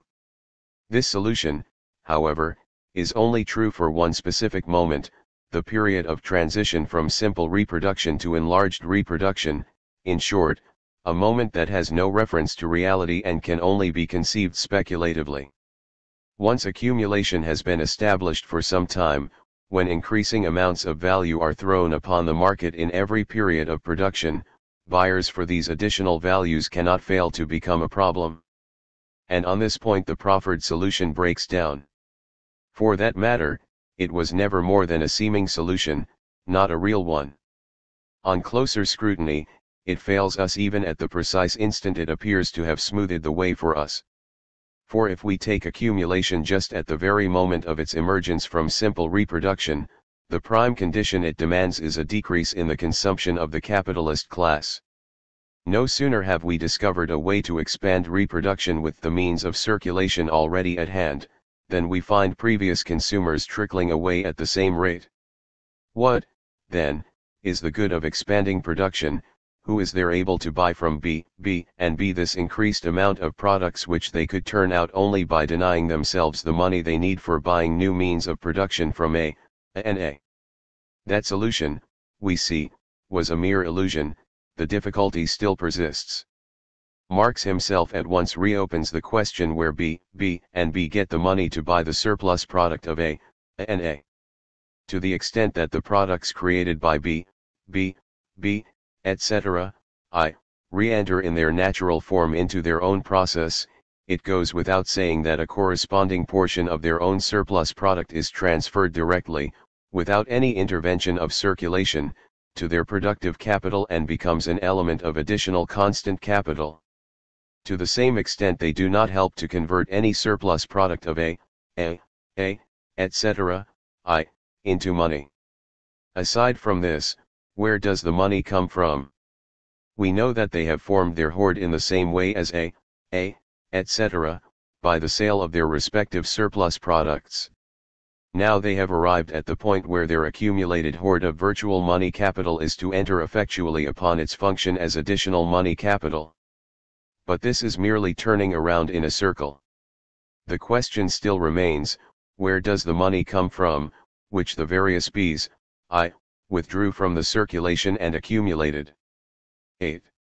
His prompt reply again seems surprisingly simple. Now we know from the analysis of simple reproduction, that the capitalists of I and II must have a certain amount of ready money in their hands, in order to be able to dispose of their surplus products. In that case, the money which served only for the spending of revenue in articles of consumption returned to the capitalists in the same measure in which the advance did for the purpose of disposing of their commodities. Here the same money reappears, but in a different function. The A's and B's supply one another alternately with the money for converting their surplus product into virtual additional capital, and throw the newly formed money capital alternately into circulation as a medium of purchase. 9. That is harking back to simple reproduction all over again. It is quite true, of course, that the capitalists A and the capitalists B are constantly accumulating a hoard of money bit by bit so as to be able to renew their constant, fixed, capital from time to time, and in this way they really are assisting one another in realizing their products. Yet this accumulating hoard does not drop from the clouds, it is simply a natural precipitation of the fixed capital that is, in terms of value, continually being transferred in installments to the products which are then one by one realized in the process of sale. Owing to its very nature, the accumulated hoard can only cover the renewal of the old capital, there cannot possibly be enough to serve further for purchasing additional constant capital. That means that we are still within the limits of simple reproduction. Perhaps, though, that part of the medium of circulation which hitherto served the capitalists for their personal consumption, and is now to be capitalized, becomes a new source of additional money. For that to be true, however, we should have to be back at the unique and fleeting moment that has no more than theoretical existence, the period of transition from simple to enlarged reproduction. Beyond this gap accumulation cannot proceed, we are in truth going round in circles. So the capitalist hoarding will not do as a way out of our difficulties. This conclusion should not come as a surprise, since the very exposition of the difficulty was misleading. It is not the source of money that constitutes the problem of accumulation, but the source of the demand for the additional goods produced by the capitalized surplus value, not a technical hitch in the circulation of money but an economic problem pertaining to the reproduction of the total social capital. Quite apart from the question which had claimed Marx's entire attention so far, namely where B, etc., I, get the money to buy additional means of production from A, etc., I, successful accumulation will inevitably have to face a far more serious problem: to whom can B, etc., now sell their increased surplus product? Marx finally makes them sell their products to one another. It may be that the different B, etc., I, whose virtual new capital enters upon its active function, are compelled to buy from one another their product, portions of their surplus product, or to sell it to one another. In that case, the money advanced by them for the circulation of their surplus product flows back under normal conditions to the different Bs in the same proportion in which they advanced it for the circulation of their respective commodities. 10. In that case, the problem simply has not been solved, for after all B and B have not cut down on their consumption and expanded their production just so as to buy each other's increased product, i.e. means of production. Even that, incidentally, would only be possible to a very limited extent. Marx assumes a certain division of labor in Department I itself. The A's turn out means of production for making producer goods and the B's means of production for making consumer goods, which is as much as to say that, though the product of A, etc., need never leave Department I, the product of B, etc., is by its natural form predestined from the first for Department II. Already the accumulation of B, etc., it follows, must lead us to circulation between Departments I and II. Thus Marx's analysis itself confirms that, if Department I is to accumulate, the department for means of consumption must, in the last resort, increase its immediate or mediate demand for means of production, and so it is to Department II and its capitalists that we must look for buyers for the additional product turned out by Department I. Sure enough, Marx's second attack on the problem takes up from there, the demand of capitalists in Department II for additional means of production. Such a demand inevitably implies that the constant capital IIC is in process of expanding. This is where the difficulty becomes truly formidable. Take it now that A, converts his surplus product into gold by selling it to a capitalist B in Department II. This can be done only by the sale of means of production on the part of A, to B, without a subsequent purchase of articles of consumption, in other words, only by a one-sided sale on A's part. Now we have seen that IIC cannot be converted into the natural form of productive constant capital unless not only for but also at least a portion of is exchanged for a portion of IIC, which IIC exists in the form of articles of consumption. But now that A has converted his is into gold by making this exchange impossible and withdrawing the money obtained from IIC out of circulation, instead of spending it for articles of consumption of IIC, there is indeed on the part of A, a formation of additional virtual money capital, but on the other hand there is a corresponding portion of the value of the constant capital B, held in the form of commodity capital, unable to transform itself into natural productive constant capital. In other words, a portion of the commodities of B, and at that a portion which must be sold if he wishes to reconvert his entire constant capital into its productive form, has become unsaleable. To that extent, there is an overproduction which clogs reproduction, even on the same scale. 11. Department I's efforts to accumulate by selling its additional product to Department II have met with an unlooked-for result, a deficit for the capitalists of Department II serious enough to prevent even simple reproduction on the old scale. Having got to this crucial point, Marx seeks to lay bare the root of the problem by careful and detailed exposition. Let us now take a closer look at the accumulation in Department 2. The first difficulty with reference to IIC, that is to say the conversion of an element of the commodity capital of 2 into the natural form of constant capital of 2, concerns simple reproduction. Let us take the formula previously used. 1,000 V plus 1000s, I are exchanged for 2000 IIC. Now, if 1/2 of the surplus product of I, or 500s, is reincorporated in Department I as constant capital, then this portion, being detained in Department I, cannot take the place of any portion of IIC. Instead of being converted into articles of consumption, it is made to serve as an additional means of production in Department I itself.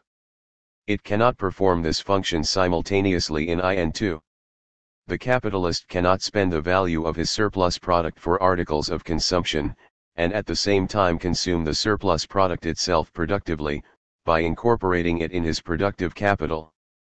Instead of 2000 I, V plus S, only 1500 are exchangeable for 2000 IIC, namely 1,000 V plus 500s of I. But 500 IC cannot be reconverted from the form of commodities into productive constant capital of 2. 12.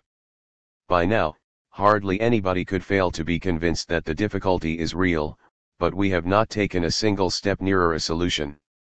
This, incidentally, is where Marx has to do penance for his ill-advised continual recourse in an earlier oversimplification, to a fictitious moment of transition, in order to elucidate the problem of accumulation, from simple reproduction to enlarged reproduction, making his major premise accumulation at its very inception, in its feeble infancy instead of its vigorous stride. There was something to be said, at least, for this fiction, so long as it was just a question of accumulation within Department I.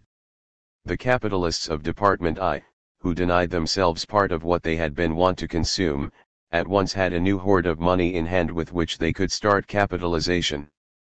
But when it comes to Department II, the same fiction only piles on the difficulties.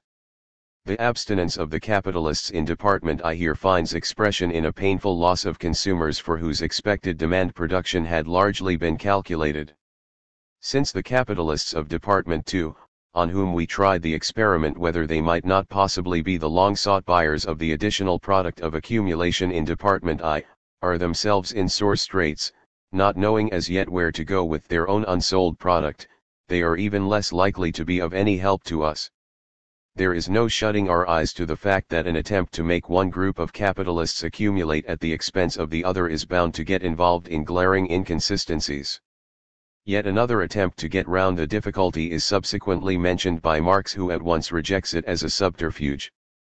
The unmarketable surplus value in Department II, that is the result of accumulation in Department I, might be considered a reserve of commodities the society is going to need in the course of the following year. This interpretation Marx counters with his usual thoroughness. 1. The forming of such supplies and the necessity for it applies to all capitalists, those of I as well as of II. Considering them in their capacity as sellers of commodities, they differ only by the fact that they sell different kinds of commodities. A supply of commodities of II implies a previous supply of commodities of I. If we neglect this supply on the one side, we must also do so on the other. But if we count them in on both sides, the problem is not altered in any way. 2. Just as this year closes on the side of II with a supply of commodities for the next year, so it was opened by a supply of commodities on the same side, taken over from last year. In the analysis of annual reproduction, reduced to its abstract form, we must therefore strike it out at both ends. By leaving this year in possession of its entire production, including the supply held for next year, we take from it the supply of commodities transferred from last year, and thus we have actually to deal with the aggregate product of an average year as the object of our analysis. 3. The simple circumstance that the difficulty which must be overcome did not show itself in the analysis of simple reproduction proves that it is a specific phenomenon due merely to the different arrangement of the elements of Department I with a view to reproduction, an arrangement without which reproduction on an expanded scale cannot take place at all. 13. The last remark, be it noted, is equally damaging to his own earlier attempt at resolving the specific difficulties of accumulation by moments pertaining to simple reproduction, viz. the formation of a hoard consequent upon the gradual turnover of the fixed capital in the hands of the capitalists, which was previously adduced as the explanation of accumulation in Department I. Marx then proceeds to set out enlarged reproduction in the form of diagrams. But no sooner does he begin to analyze his diagram, then the same difficulty crops up anew in a slightly different guise. Assuming that the capitalists of Department II must for their part convert 140s into constant capital so as to make accumulation possible for the others, he asks. Therefore Department II must buy 140s for cash without recovering this money by a subsequent sale of its commodities to I. And this is a process which is continually repeated in every new annual production, so far as it is reproduction on an enlarged scale. Where does II get the money for this? 14. In the following, Marx tries out various approaches in order to discover this source. First, the expenditure on variable capital by the capitalists in Department II is closely scrutinized.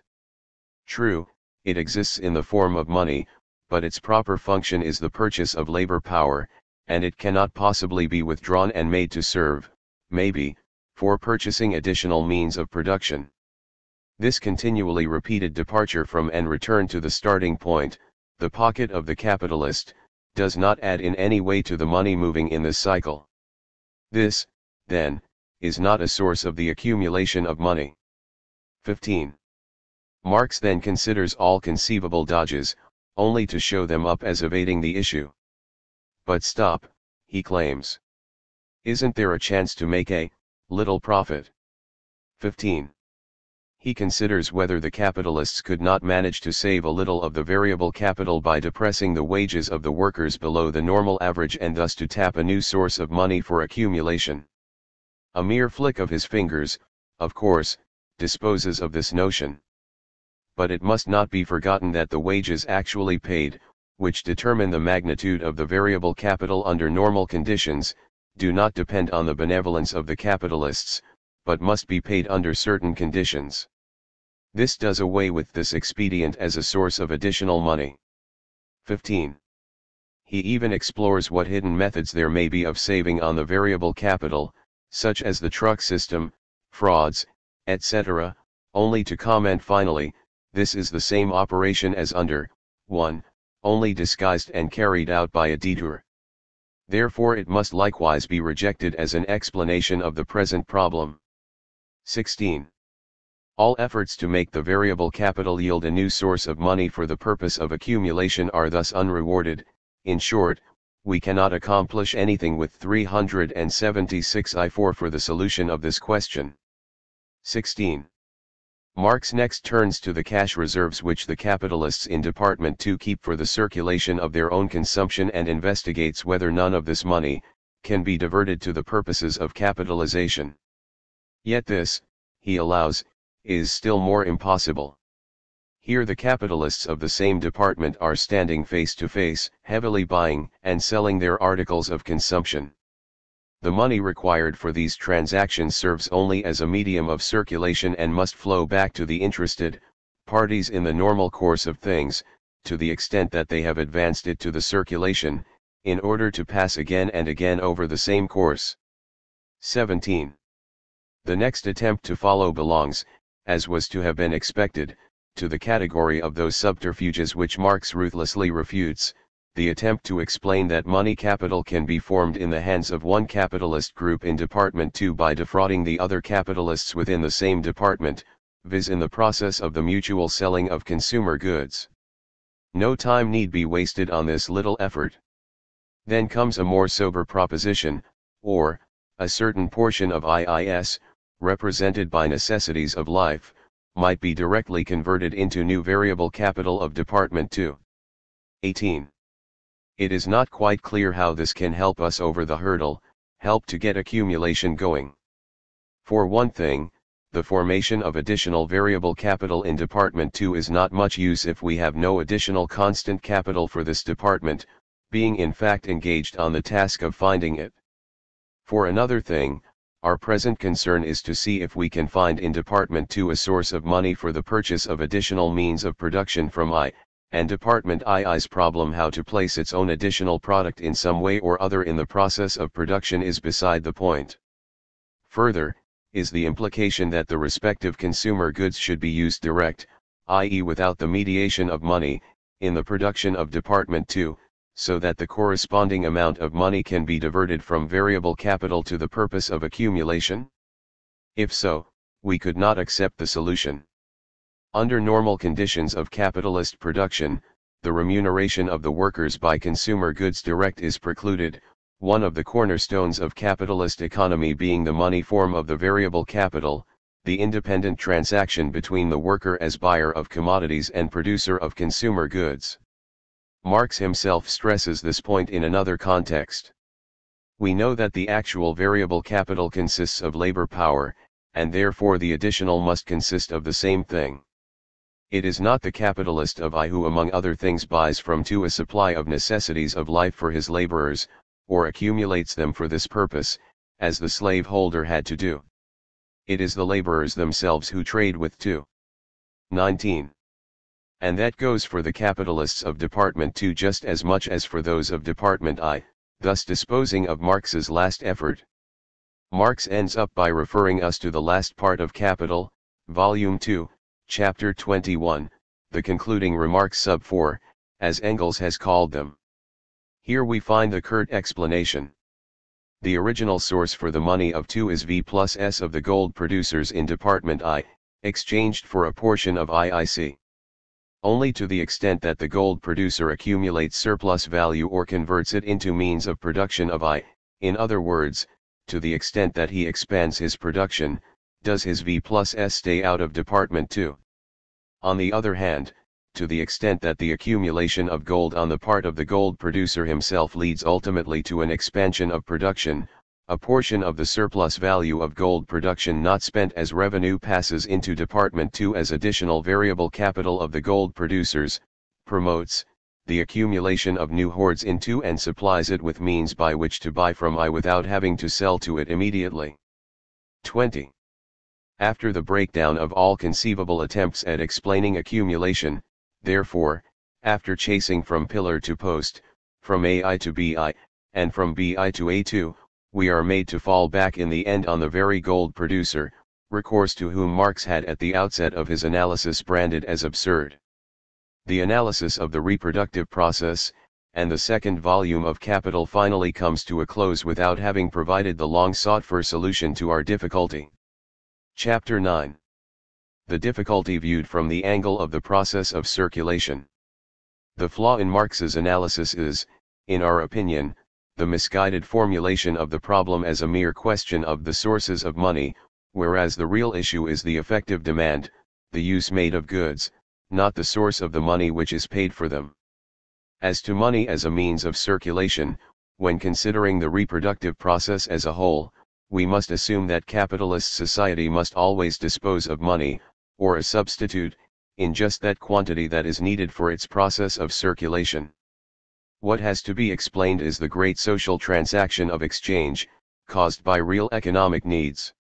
While it is important to remember that capitalist surplus value must invariably pass through the money stage before it can be accumulated, we must nevertheless try to track down the economic demand for the surplus product, quite apart from the puzzle where the money comes from.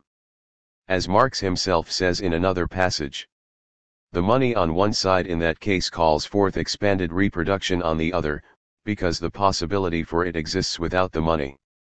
For money in itself is not an element of actual reproduction. 1. And in a different context, Marx actually shows the question about the sources of money to be a completely barren formulation of the problem of accumulation. In fact, he had come up against this difficulty once before when examining the process of circulation.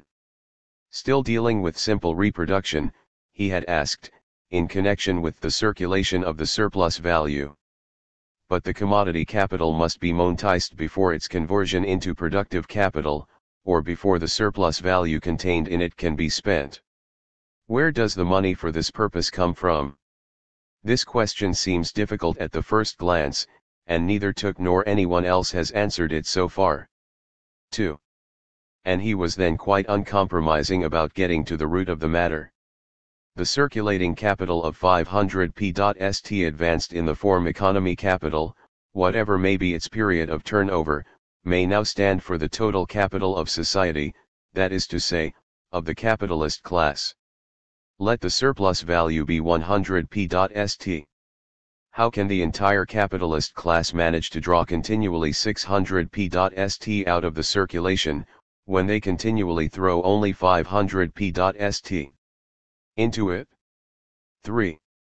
All that, mind you, refers to simple reproduction, where the entire surplus value is used for the personal consumption of the capitalist class.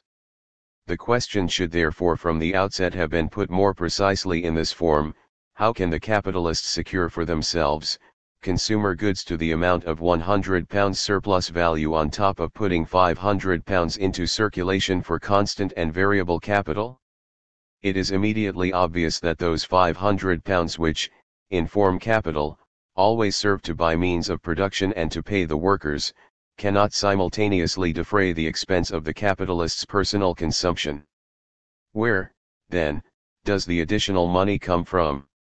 The £100 the capitalists need to realize their own surplus value? Thus all theoretical dodges one might devise for this point are summarily disposed of by Marx right away. It should not be attempted to avoid this difficulty by plausible subterfuges. For instance, so far as the constant circulating capital is concerned, it is obvious that not all invest it simultaneously. While the capitalist A sells his commodities so that his advanced capital assumes the form of money, there is on the other hand, the available money capital of the buyer B which assumes the form of his means of production which A is just producing. The same transaction, which restores that of B to its productive form, transforms it from money into materials of production and labor power. The same amount of money serves in the two-sided process as in every simple purchase C, M. On the other hand, when A reconverts his money into means of production, he buys from C, and this man pays B with it, etc., and thus the transaction would be explained.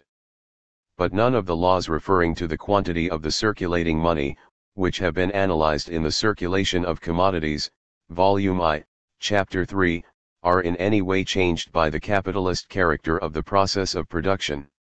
Hence, when we have said that the circulating capital of society, to be advanced in the form of money, amounts to 500p.st, we have already accounted for the fact that this is on the one hand the sum simultaneously advanced, and that, on the other hand, it sets in motion more productive capital than 500p.st, because it serves alternately as the money fund of different productive capitals.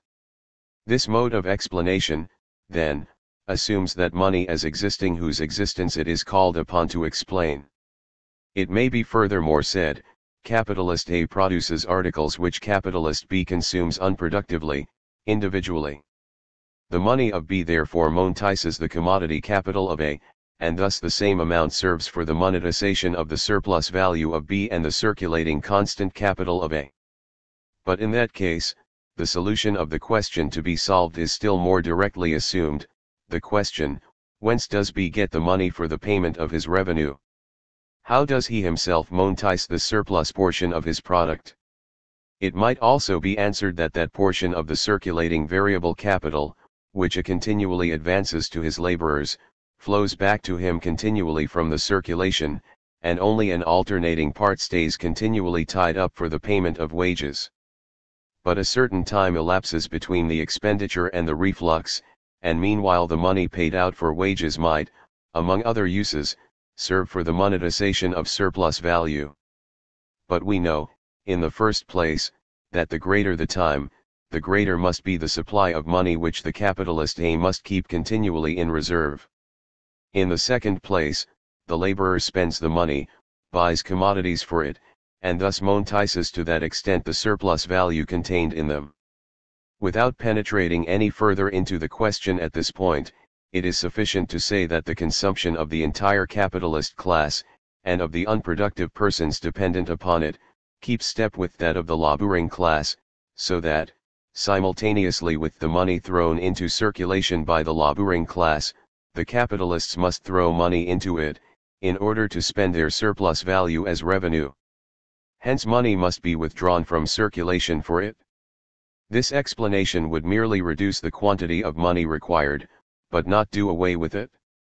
Finally, it might be said, a large amount of money is continually thrown into circulation when fixed capital is first invested, and it is not recovered from the circulation until after the lapse of years, by him who threw it into circulation. May not this sum suffice to monetize the surplus value? The answer to this is that the employment as fixed capital, if not by him who threw it into circulation, then by someone else, is probably implied in the sum of 500 p.st, which includes the formation of a hoard for needed reserve funds. Besides, it is already assumed in the amount expended for the purchase of products serving as fixed capital, that the surplus value contained in them is also paid, and the question is precisely, where the money for this purpose came from. 4. This parting shot, by the way, is particularly noteworthy in that Marx here expressly repudiates the attempt to explain realization of the surplus value, even in the case of simple reproduction, by means of a hoard, formed for the periodical renewal of fixed capital. Later on, with a view to realizing the surplus value under the much more difficult conditions of accumulation, he makes more than one tentative effort to substantiate an explanation of this type which he himself dismissed as a plausible subterfuge. Then follows a solution which has a somewhat disconcerting ring. The general reply has already been given: when a mass of commodities valued at x times 1000 p.st has to circulate, it changes absolutely nothing in the quantity of the money required for this circulation, whether this mass of commodities contains any surplus value or not, and whether this mass of commodities has been produced capitalistically or not. In other words, the problem itself does not exist. All other conditions being given, such as velocity of circulation of money, etc., a definite sum of money is required in order to circulate the value of commodities worth x times 1000 p.st, quite independently of the fact how much or how little of this value falls to the share of the direct producers of these commodities. So far as any problem exists here, it coincides with the general problem: where does all the money required for the circulation of the commodities of a certain country come from? 5. The argument is quite sound. The answer to the general question about the origin of the money for putting a certain quantity of commodities into circulation within a country will also tell us where the money for circulating the surplus value comes from. The division of the bulk of value contained in these commodities into constant and variable capital, and surplus value, does not exist from the angle of the circulation of money. In this connection, it is quite meaningless. But it is only from the angle of the circulation of money, or of a simple commodity circulation, that the problem has no existence. Under the aspect of social reproduction as a whole, it is very real indeed, but it should not, of course, be put in that misleading form that brings us back to simple commodity circulation, where it has no meaning. We should not ask, accordingly, where does the money required for realizing the surplus value come from? But, where are the consumers for this surplus value? It is they, for sure, who must have this money in hand in order to throw it into circulation. Thus, Marx himself, although he just now denied the problem to exist, keeps coming back to it time and again. Now, there are only 2 points of departure: the capitalist and the laborer.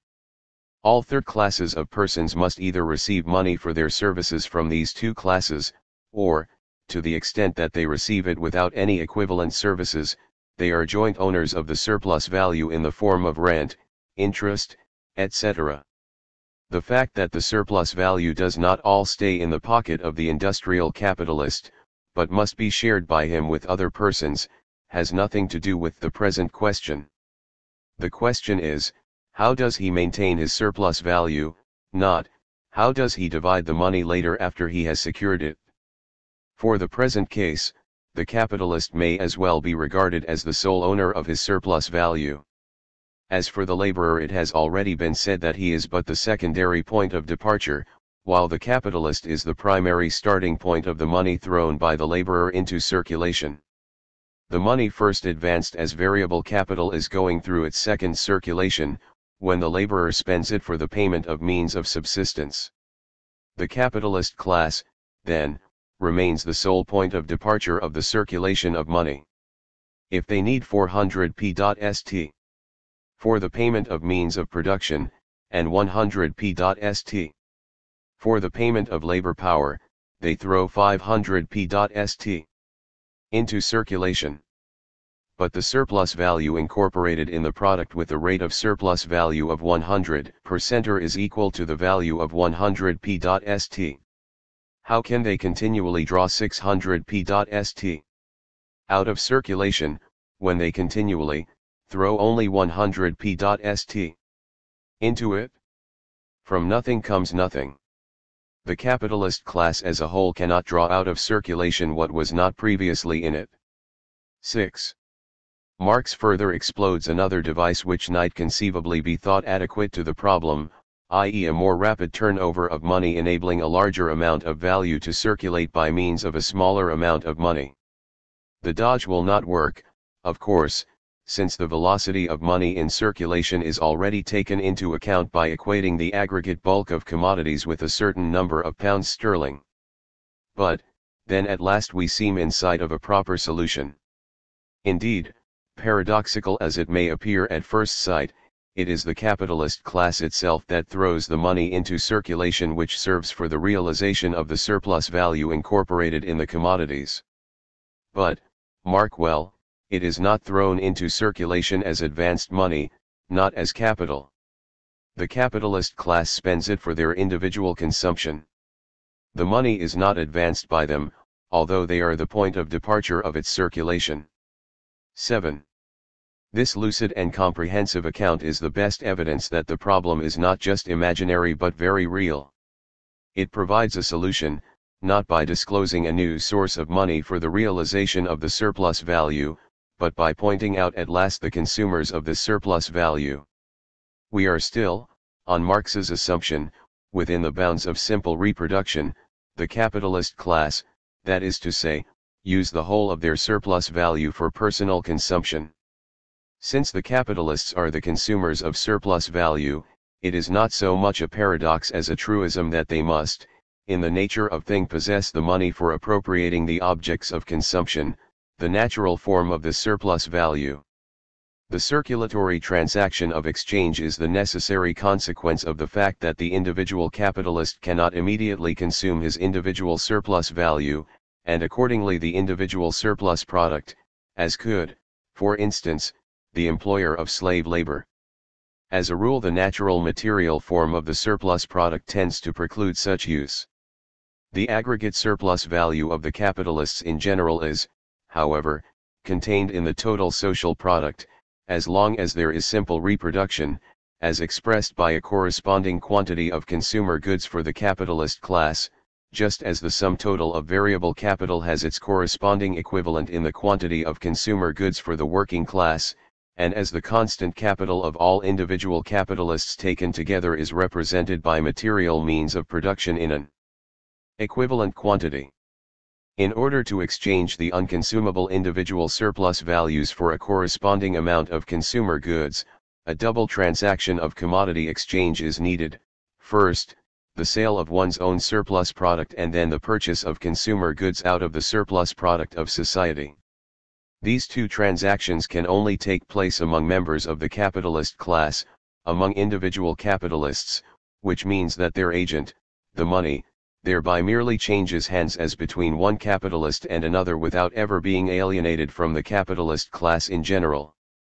Since simple reproduction inevitably implies the exchange of equivalents, one and the same amount of money can serve year by year for the circulation of the surplus value, and only an excess of zeal will inspire the further query: where does the money which mediates the capitalist's own consumption come from in the first place? This question, however, reduces to a more general one: how did money capital initially come into the hands of the capitalists, that money capital of which they always retain a certain part for their personal consumption, apart from what they use for productive investment? Put in this way, however, the question belongs in the chapter of so-called primitive accumulation, i.e. the historical genesis of capital, going beyond the framework of an analysis of the process of circulation as well as of reproduction. Thus the fact is clear and unequivocal, so long as we remain within the bounds of simple reproduction. Here the problem is solved by the premises themselves. In fact, the solution is already anticipated by the very concept of simple reproduction, which indeed is based on the entire surplus value being consumed by the capitalist class. This implies that it must also be the latter who buy it, that is to say, individual capitalists must buy it from each other. In the present case, Marx says himself, we had assumed that the sum of money which the capitalist throws into circulation until the first surplus value flows back to him, is exactly equal to the surplus value which he is going to produce and monetize. This is obviously an arbitrary assumption, so far as the individual capitalist is concerned. But it must be correct when applied to the entire capitalist class, when simple reproduction is assumed. It expresses the same thing that this assumption does, namely, that the entire surplus value is consumed unproductively, but it only, not any portion of the original capital stock. 8. But simple reproduction on a capitalist basis is after all an imaginary quantity in economic theory, no more and no less legitimate, and quite as unavoidable as square root 1 in mathematics. What is worse, it cannot offer any help at all with the problem of realizing the surplus value in real life, i.e. with regard to enlarged reproduction or accumulation. Marx himself says so for a second time in the further development of his analysis. Where does the money for realizing the surplus value come from if there is accumulation, i.e. not consumption but capitalization of part of the surplus value? Marx's first answer is as follows. In the first place, the additional money capital required for the function of the increasing productive capital is supplied by that portion of the realized surplus value which is thrown into circulation by the capitalists as money capital, not as the money form of their revenue. The money is already present in the hands of the capitalists. Only its employment is different. 9. Our investigation of the reproductive process has already made us familiar with this explanation, and we are equally familiar with its defects. For one thing, the answer rests on the moment of the first transition from simple reproduction to accumulation. The capitalists only yesterday consumed their entire surplus value, and thus had in hand an appropriate amount of money for their circulation. Today they decide to save part of the surplus value and to invest it productively instead of squandering it. Provided that material means of production were manufactured instead of luxury goods, they need only put part of their personal money fund to a different use. But the transition from simple reproduction to expanded reproduction is no less a theoretical fiction than simple reproduction of capital itself, for which reason Marx immediately goes on to say. Now, by means of the additional productive capital, its product, an additional quantity of commodities, is thrown into circulation. Together with this additional quantity of commodities, a portion of the additional money required for its circulation is thrown into circulation, so far as the value of this mass of commodities is equal to that of the productive capital consumed in their production. This additional quantity of money has precisely been advanced as an additional money capital, and therefore it flows back to the capitalist through the turnover of his capital. Here the same question reappears, which we met previously. Where does the additional money come from, by which the additional surplus value now contained in the form of commodities is to be realized? 10. The problem could not be put more precisely. But instead of a solution, there follows the surprising conclusion. The general reply is again the same. The sum total of the prices of the commodities has been increased, not because the prices of a given quantity of commodities have risen, but because the mass of the commodities now circulating is greater than that of the previously circulating commodities, and because this increase has not been offset by a fall in prices. The additional money required for the circulation of this greater quantity of commodities of greater value must be secured, either by greater economy in the circulating quantity of money, whether by means of balancing payments, etc., or by some measure which accelerates the circulation of the same coins, or by the transformation of money from the form of a hoard into that of a circulating medium. 11. All this amounts to an exposition along these lines. Under conditions of developing and growing accumulation, capitalist reproduction dumps ever larger masses of commodity values on the market. To put this commodity mass of a continually increasing value into circulation requires an ever larger amount of money. This increasing amount of money must be found somehow or other. All this is, no doubt, plausible and correct as far as it goes, but our problem is not solved, it is merely wished away. One thing or the other. Either we regard the aggregate social product in a capitalist economy simply as a mass, a conglomeration of commodities of a certain value, seeing under conditions of accumulation, a mere increase in this undifferentiated mass of commodities and in the bulk of its value. Then all we need say is that a corresponding quantity of money is required for circulating this bulk of value, that with an increasing bulk of value the quantity of money must also increase, unless this growth of value is offset by acceleration of, and economy in, the traffic. And the final question, where does all money originally come from, could then be answered on Marx's recipe, from the gold mines. This, of course, is one way of looking at things, that of simple commodity circulation. But in that case there is no need to drag in concepts such as constant and variable capital, or surplus value, which have no place in simple commodity circulation, belonging essentially to the circulation of capitals and to social reproduction, nor is there need to inquire for sources of money for the realization of the social surplus value under conditions of first simple, and then enlarged, reproduction. Under the aspect of simple commodity circulation, puzzles of this kind are without meaning or content. But once these questions have been raised, once the course has been set for an investigation into the circulation of capitals and social reproduction, there can be no appealing to the sphere of simple commodity circulation, where there is no such problem at all, and consequently no solution to it. There can be no looking for the answer there, and then saying triumphantly that the problem has long been solved and in fact never really existed. All this time, it appears, Marx has been tackling the problem from a wrong approach. No intelligent purpose can be served by asking for the source of the money needed to realize the surplus value. The question is rather where the demand can arise, to find an effective demand for the surplus value. If the problem had been put in this way at the start, no such long-winded detours would have been needed to show whether it can be solved or not. On the basis of simple reproduction, the matter is easy enough, since all surplus value is consumed by the capitalists. They themselves are the buyers and provide the full demand for the social surplus value, and by the same token they must also have the requisite cash in hand for circulation of the surplus value. But on this showing it is quite evident that under conditions of accumulation, i.e. of capitalization of part of the surplus value, it cannot, ex hypothesi, be the capitalists themselves who buy the entire surplus value, that they cannot possibly realize it. True, if the capitalized surplus value is to be realized at all, money must be forthcoming in adequate quantities for its realization. But it is quite impossible that this money should come from the purse of the capitalist class itself. Just because accumulation is postulated, the capitalists cannot buy their surplus value themselves, even though they might, in abstracto, have the money to do so. But who else could provide the demand for the commodities incorporating the capitalized surplus value?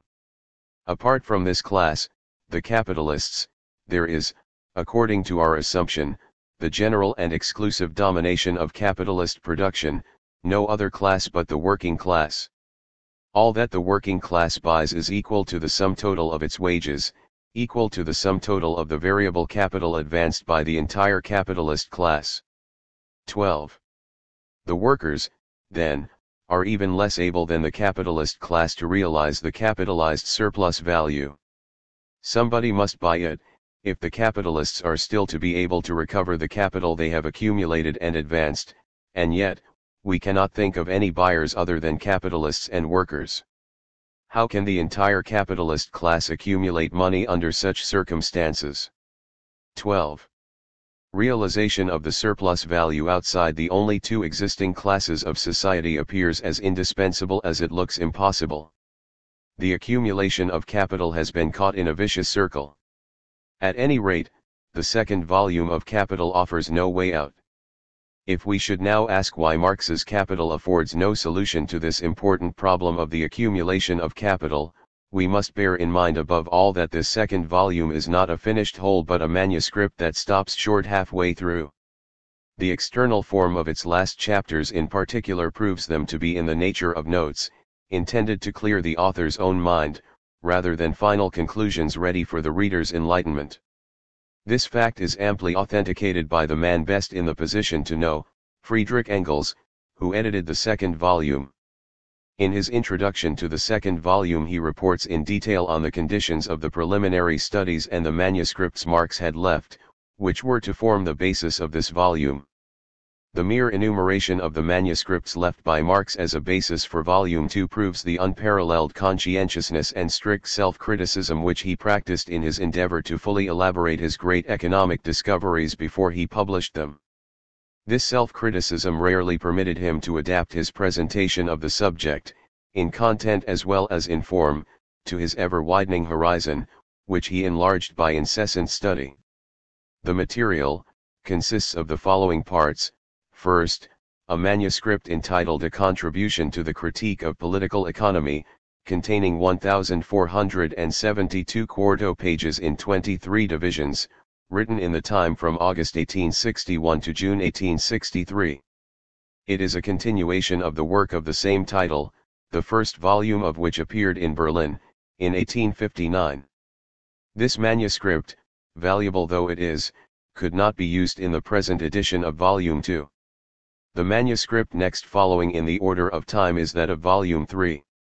The period after the publication of Volume I, which is next in order, is represented by a collection of 4 manuscripts for Volume 2, marked I4 by Marx himself.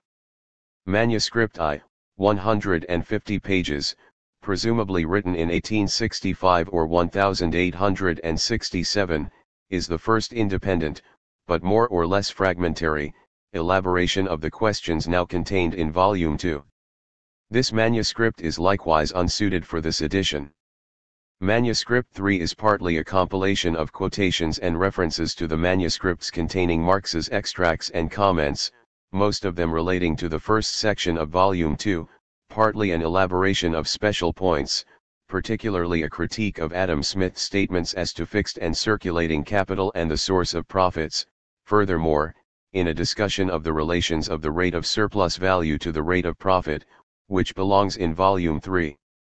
The references furnished little that was new, while the elaborations for Volumes 2 and 3 were rendered valueless through subsequent revisions and had to be ruled out for the greater part. Manuscript 4 is an elaboration, ready for printing, of the first section and the first chapters of the second section of Volume 2, and has been used in its proper place. Although it was found that this manuscript had been written earlier than Manuscript 2, yet it was far more finished in form and could be used with advantage for the corresponding part of this volume. I had to add only a few supplementary parts of Manuscript 2. This last manuscript is the only fairly completed elaboration of Volume 2 and dates from the year 1870. The notes for the final revision, which I shall mention immediately, say explicitly, the second elaboration must be used as a basis. There is another interruption after 1870, due mainly to ill health. Marx employed this time in his customary way, that is to say he studied agronomics, agricultural conditions in America and especially Russia, the money market and banking institutions, and finally natural sciences, such as geology and physiology. Independent mathematical studies also form a large part of the numerous manuscripts of this period. In the beginning of 1877, Marx had recovered sufficiently to resume once more his chosen life's work.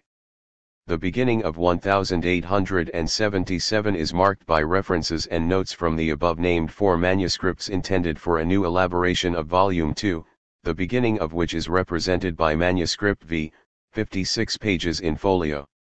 It comprises the first 4 chapters and is not very fully worked out. Essential points are treated in footnotes. The material is rather collected than sifted, but it is the last complete presentation of this most important first section. A preliminary attempt to prepare this part for the printer was made in Manuscript 6, after October 1877 and before July 1878, embracing 17 quarto pages, the greater part of the first chapter. A second and last attempt was made in Manuscript 7, dated July 2, 1878, and consisting of 7 pages in folio. About this time Marx seems to have realized that he would never be able to complete the second and third volume in a manner satisfactory to himself, unless a complete revolution in his health took place.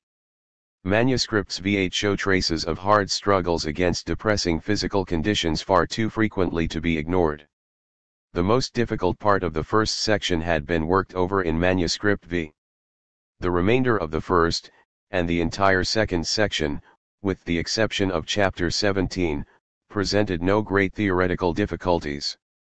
But the third section, dealing with the reproduction and circulation of social capital, seemed to be very much in need of revision. Manuscript 2, it must be pointed out, had first treated of this reproduction without regard to the circulation which is instrumental in effecting it, and then taken up the same question with regard to circulation. It was the intention of Marx to eliminate this section and to reconstruct it in such a way that it would conform to his wider grasp of the subject. This gave rise to Manuscript 8, containing only 70 pages in quarto.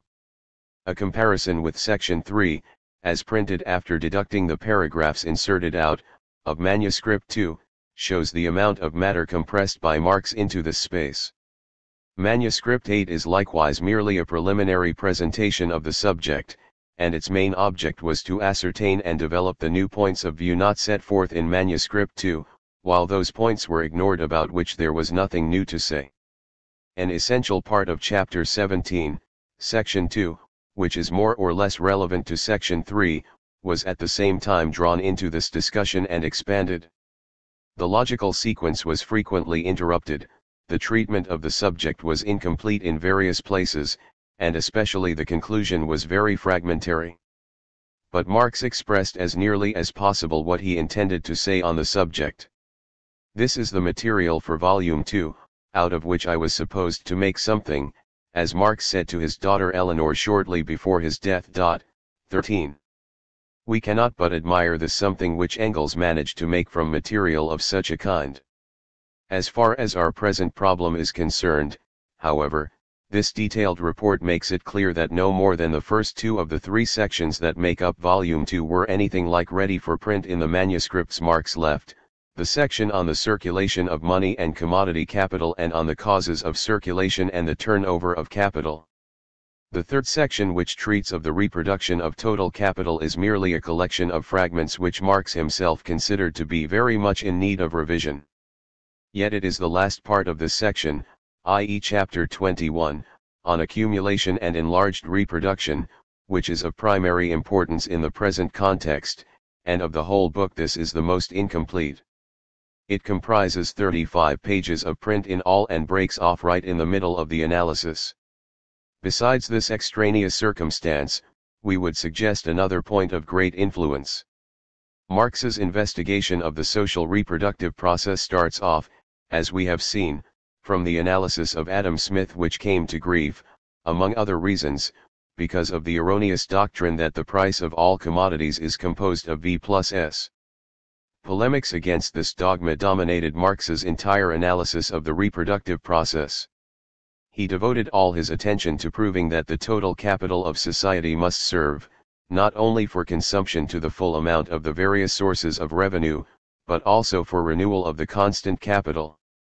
And inasmuch as the purest theoretical form for this line of reasoning is given, not by enlarged reproduction, but by simple reproduction, Marx tends to consider reproduction mainly from a point of view that is the very opposite of accumulation, from the assumption that the entire surplus value is consumed by the capitalists. How greatly these polemics influenced his analysis is proved by his returning time and again in the course of his work to the attack on Adam Smith from the most various angles. So already in Volume I, the following pages are devoted to it: Volume I, Section 7, Chapter 24, 2, pages 588-602, and in Volume II, pages 417-56, p.473, pages 504-8, and pages 554f. Marx again takes up the question of total reproduction in Volume 3, but from the start becomes once more involved with the problem set by Smith, to which he devotes the whole of his 49th chapter and most of chapter 50, pages 968-92 and 992-1022. Finally, in Theory and über den Mehrwert, we again find detailed polemics against Smith's dogma, pages 264-253 in Volume I, and pages 92, 95, 126, 233, and 262 in Volume II, Part 2. Marx repeatedly stressed and emphasized the fact that he considered replacement of the constant capital from the aggregate social product the most difficult and important problem of reproduction. 14. The other problem, that of accumulation, i.e. realization of the surplus value for the purpose of capitalization, was thus pushed into the background, so that in the end Marx hardly touched upon it. This problem being of such paramount importance for capitalist economy, it is not surprising that bourgeois economists have dealt with it again and again. Attempts to grapple with this vital question for capitalist economy, with the question whether capital accumulation is possible in practice, come up time and again in the history of economic theory. To these historical attempts, before and after Marx, at solving this problem we shall now turn. Asterisk. First round. Sismondi Malthus v. Say Ricardo McCulloch. Chapter 10. Sismondi's Theory of Reproduction. The first grave doubts as to the divine character of the capitalist order came to bourgeois economists under the immediate impact of the first crises of 1815 and 1818-19 in England. Even then it had still been external circumstances which led up to these crises, and they appeared to be ephemeral. Napoleon's blockade of the continent, which for a time had cut off England from her European markets and had favored a considerable development of home industries, in some of the continental countries, was partly responsible. For the rest, the material exhaustion of the continent, owing to the long period of war, made for a smaller demand for English products than had been expected when the blockade was lifted. Still, these early crises were enough to reveal to the contemporary world the sinister aspects of this best of all social orders. Glutted markets, shops filled with goods nobody could buy, frequent bankruptcies, and on the other hand the glaring poverty of the toiling masses. For the first time all this starkly met the eyes of theorists who had preached the gospel of the beautiful harmonies of bourgeois laissez-faire and had sung its praises in all keys. All contemporary trade reports, periodicals, and travelers' notes told of the losses sustained by English merchants. In Italy, Germany, Russia, and Brazil, the English disposed of their commodity stocks at a loss of anything between 25% and 331/3%. People at the Cape of Good Hope in 1818 complained that all the shops were flooded with European goods offered at lower prices than in Europe and still unmarketable.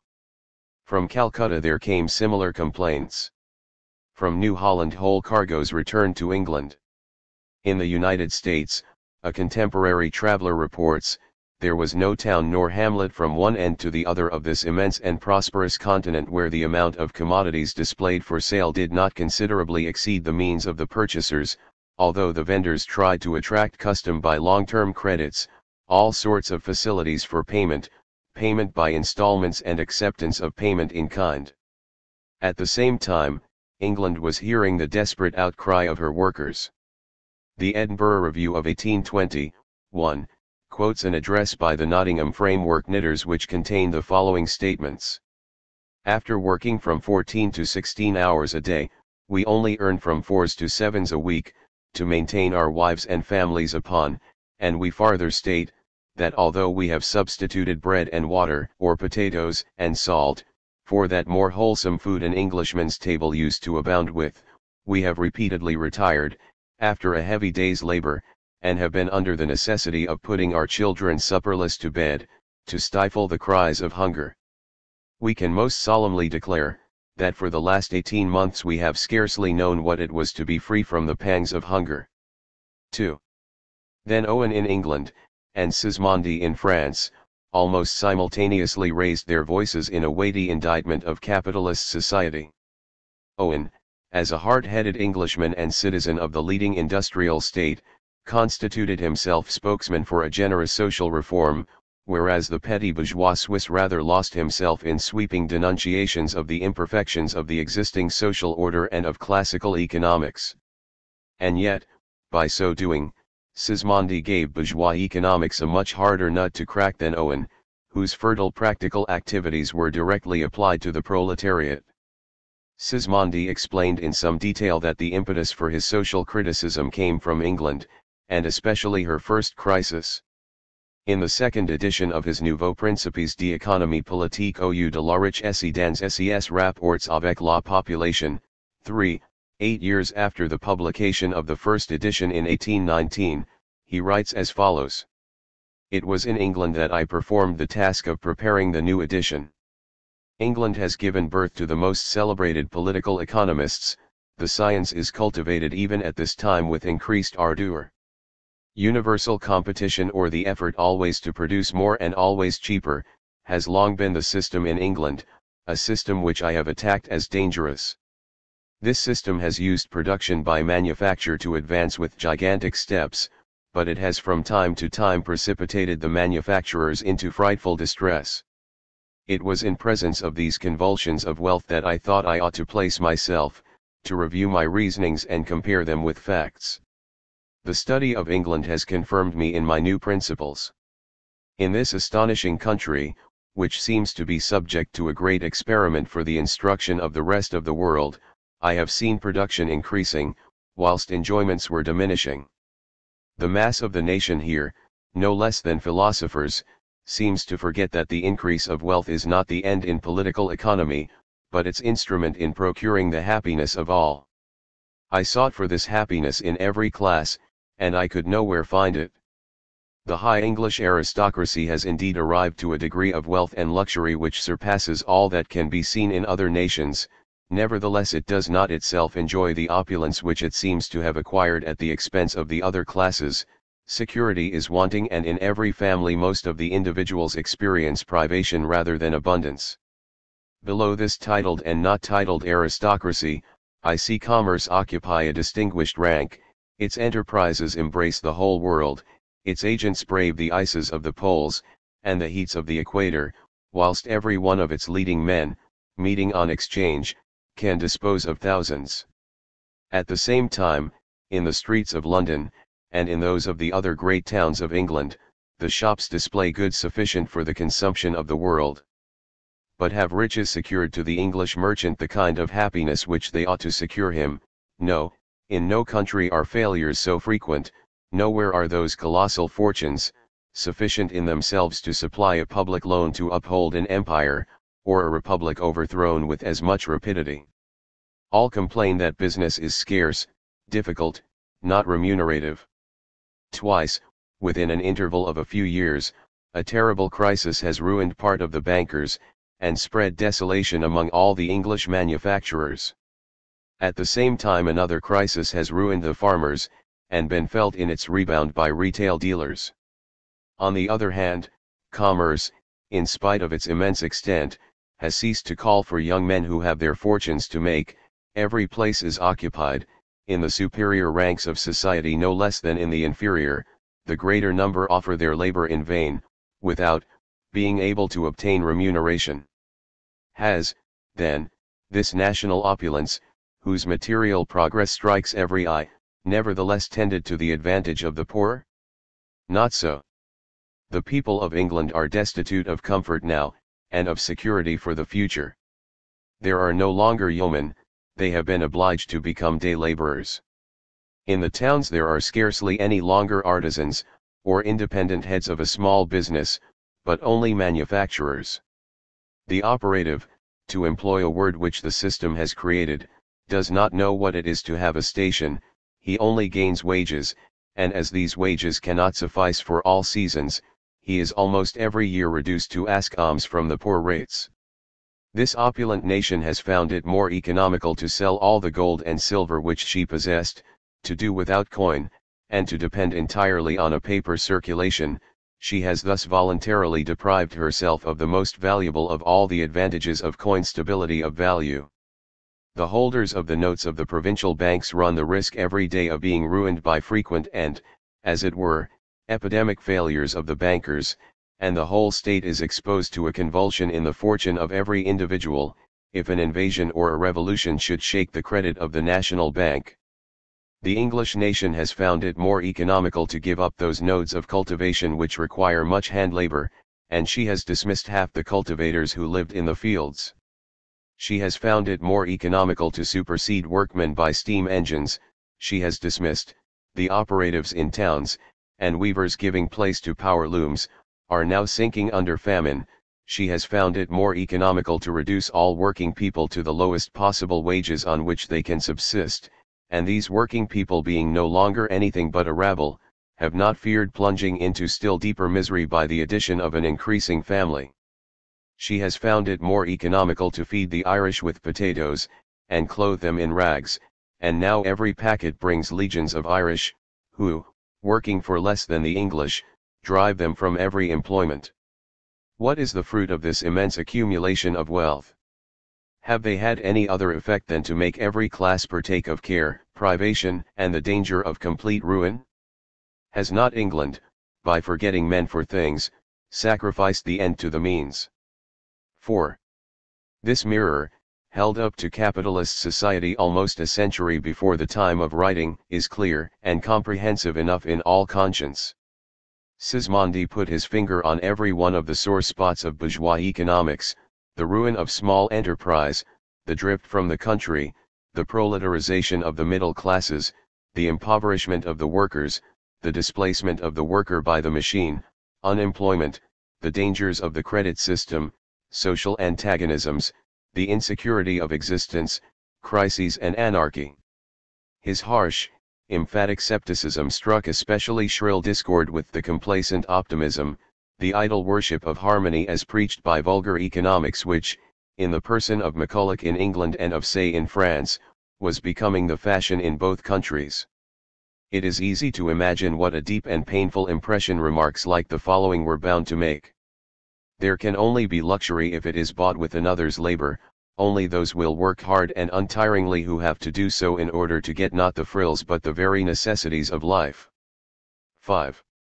Although the invention of the machine which increases man's capacity, is a blessing for mankind, it is made into a scourge for the poor by the unjust distribution we make of its benefits.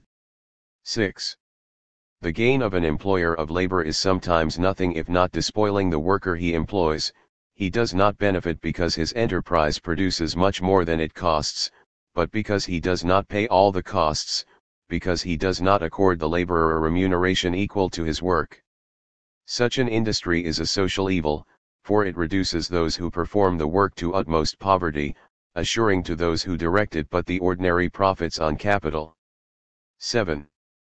Amongst those who share in the national income, one group acquires new rights each year by new labors, the other have previously acquired permanent rights by reason of a primary effort which makes a year's labor more advantageous. 8. Nothing can prevent that every new discovery in applied mechanics should diminish the working population by that much. To this danger it is constantly exposed, and society provides no remedy for it. 9. A time will come, no doubt, when our descendants will condemn us as barbarians because we have left the working classes without security, just as we already condemn, as they also will, as barbarian the nations who reduce those same classes to slavery. 10. Sismondi's criticism thus goes right to the root of the matter. For him there can be no compromise or evasion which might try to gloss over the dark aspects of capitalist enrichment he exposed, as merely temporary shortcomings of a transition period. He concludes his investigation with the following rejoinder to say: "For 7 years I have indicated this malady of the social organism, and for 7 years it has continuously increased. I cannot regard such prolonged suffering as the mere frictions which always accompany a change. Going back to the origin of income, I believe to have shown the ills we experience to be the consequence of a flaw in our organization, to have shown that they are not likely to come to an end." 11. The disproportion between capitalist production and the distribution of incomes determined by the former appears to him the source of all evil. This is the point from which he comes to the problem of accumulation with which we are now concerned.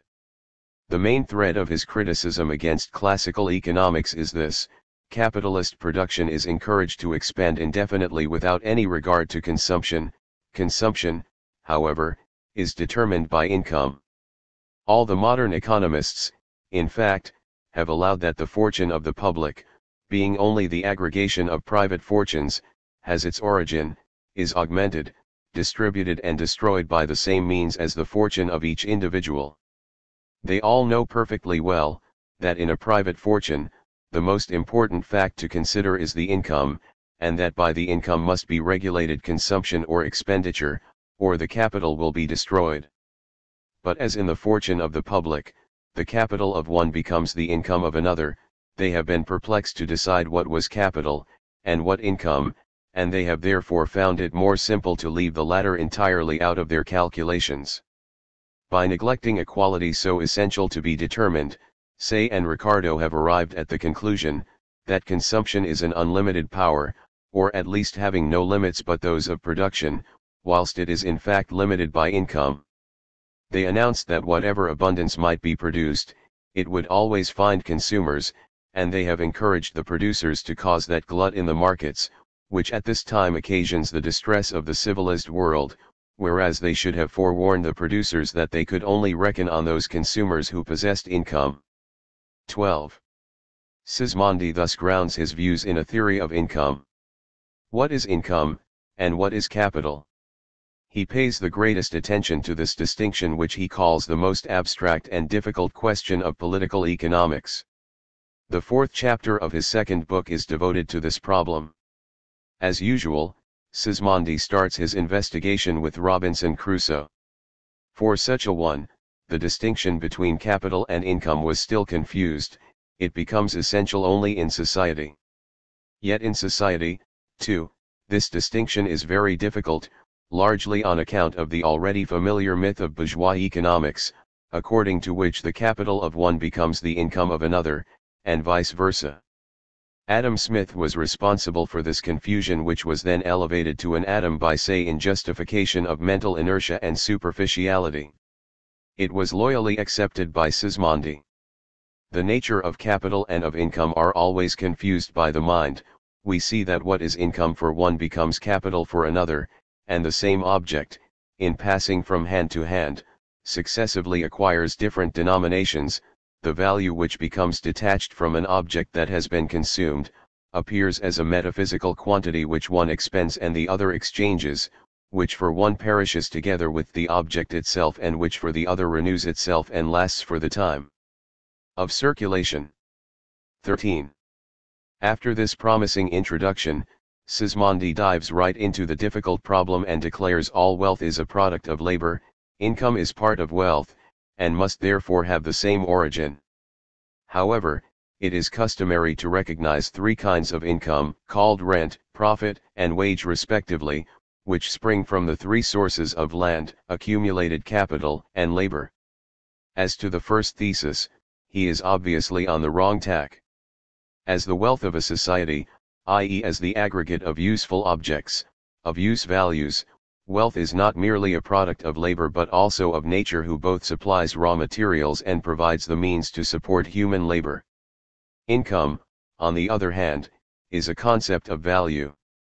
It indicates the amount to which an individual or individuals can dispose over part of the wealth of society or of the aggregate social product. In view of Sismondi's insistence that social income is part of social wealth, we might assume him to understand by social income the actual annual fund for consumption.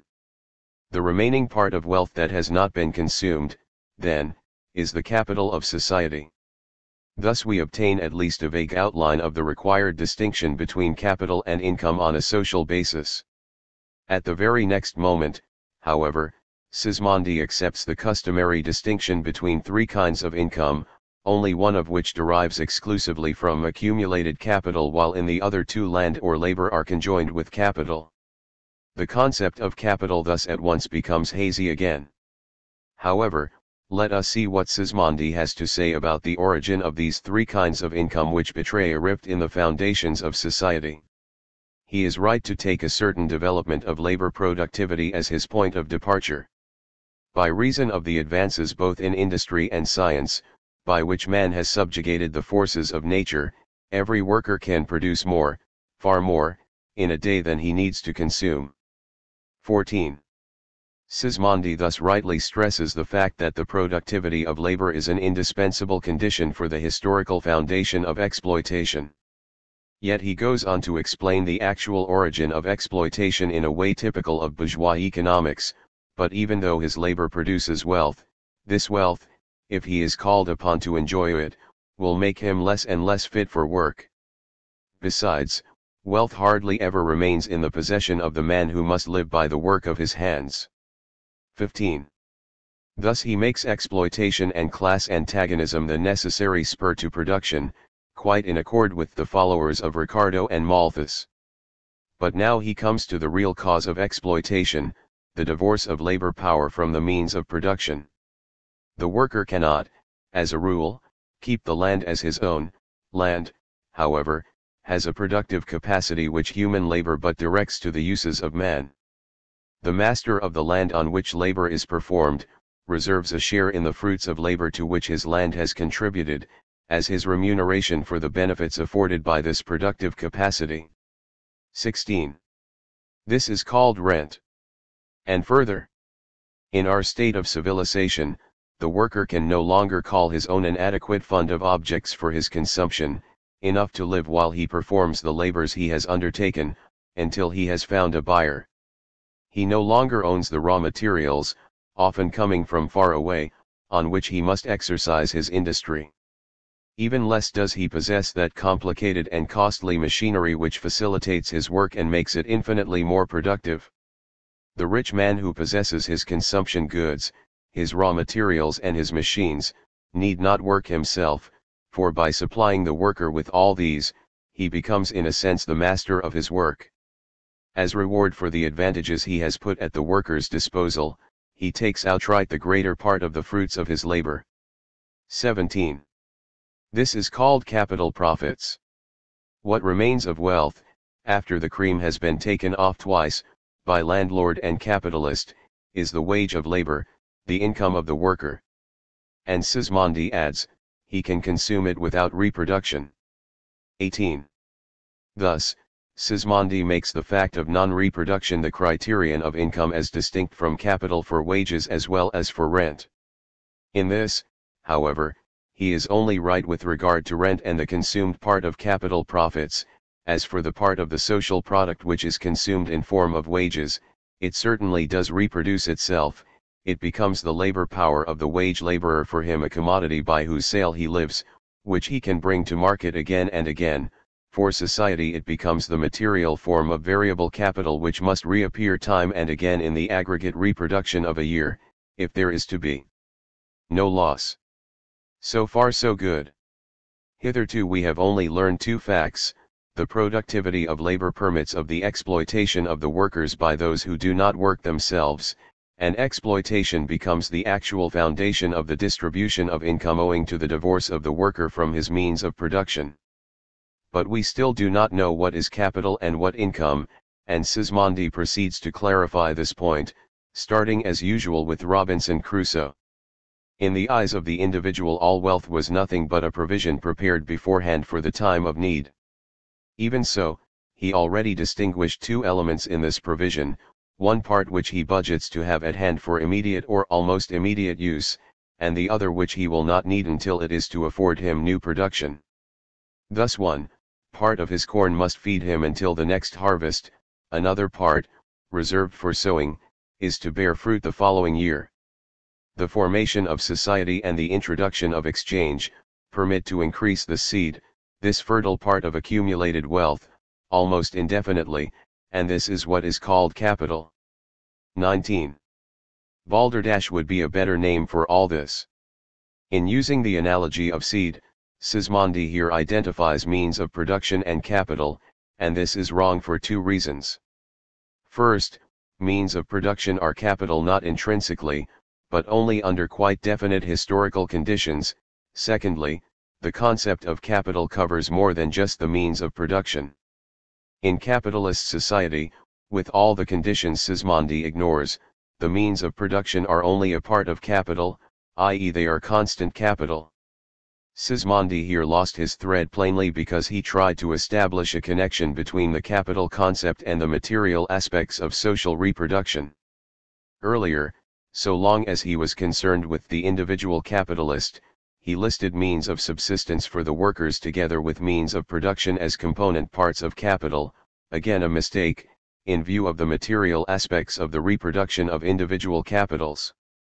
Yet as soon as he tries to focus the material foundations of social reproduction and sets out to make the correct distinction between consumer goods and means of production, the concept of capital dissolves in his lens. However, Sismondi well knows that the means of production are not the sole requisites for production and exploitation. Indeed, he has the proper instinct that the core of the relation of exploitation is the very fact of exchange with living labor. Having just reduced capital to constant capital, he now immediately reduces it exclusively to variable capital. When the farmer has put in reserve all the corn he expects to need till the next harvest, he will find a good use for the surplus corn. He will feed what he has left over to other people who are going to work for him, till his land, spin and weave his hemp and wool, etc. By this procedure, the farmer converts a part of his income into capital, and in fact, this is the way in which new capital is always formed. The corn he has reaped over and above what he must eat while he is working, and over and above what he will have to sow in order to maintain the same level of exploitation, is wealth which he can give away, squander and consume in idleness without becoming any poorer. It was income, but as soon as he uses it to feed producers, as soon as he exchanges it for labor, or for the fruits to come from the work of his laborers, his weavers, his miners, it is a permanent value that multiplies and will no longer perish. It is capital. 20. Here there is some grain mixed up with quite a lot of chaff. Constant capital seems still required to maintain production on the old scale, although it is strangely reduced to circulating capital, and although the reproduction of fixed capital is completely ignored. Circulating capital apparently is also superfluous for the expansion of reproduction. For accumulation, the whole capitalized part of the surplus value is converted into wages for new workers who evidently labor in mid-air, without material means of production. The same view is expressed even more clearly elsewhere. When the rich man cuts down his income in order to add to his capital, he is thus conferring a benefit on the poor, because he himself shares out the annual product, and whatever he calls income, he will keep for his own consumption. Whatever he calls capital, he gives to the poor man to constitute an income for him. 21. Yet at the same time Sismondi gives due weight to the secret of profit-making and the origin of capital. Surplus value arises from the exchange of capital for labor, from variable capital, and capital arises from the accumulation of surplus value. With all this, however, we have not made much progress towards a distinction between capital and income. Sismondi now attempts to represent the various elements of production and income in terms of the appropriate parts of the aggregate social product. The employer of labor, as also the laborer, does not use all his productive wealth for the sowing. He devotes part of it to buildings, mills, and tools which render the work easier and more productive. Just a share of the laborer's wealth had been devoted to the permanent work of making the soil more fertile. Thus we see how the different kinds of wealth successively come into being and become distinct. One part of the wealth accumulated by society is devoted by everyone who possesses it to render labor more profitable by slow consumption, and make the blind forces of nature execute the work of man. This part is called fixed capital and comprises reclaiming, irrigation, factories, the tools of trade, and mechanical contrivances of every description.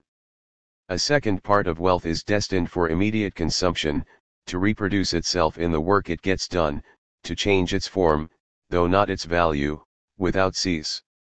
This part is called circulating capital, and it comprises seed, raw materials for manufacture, and wages.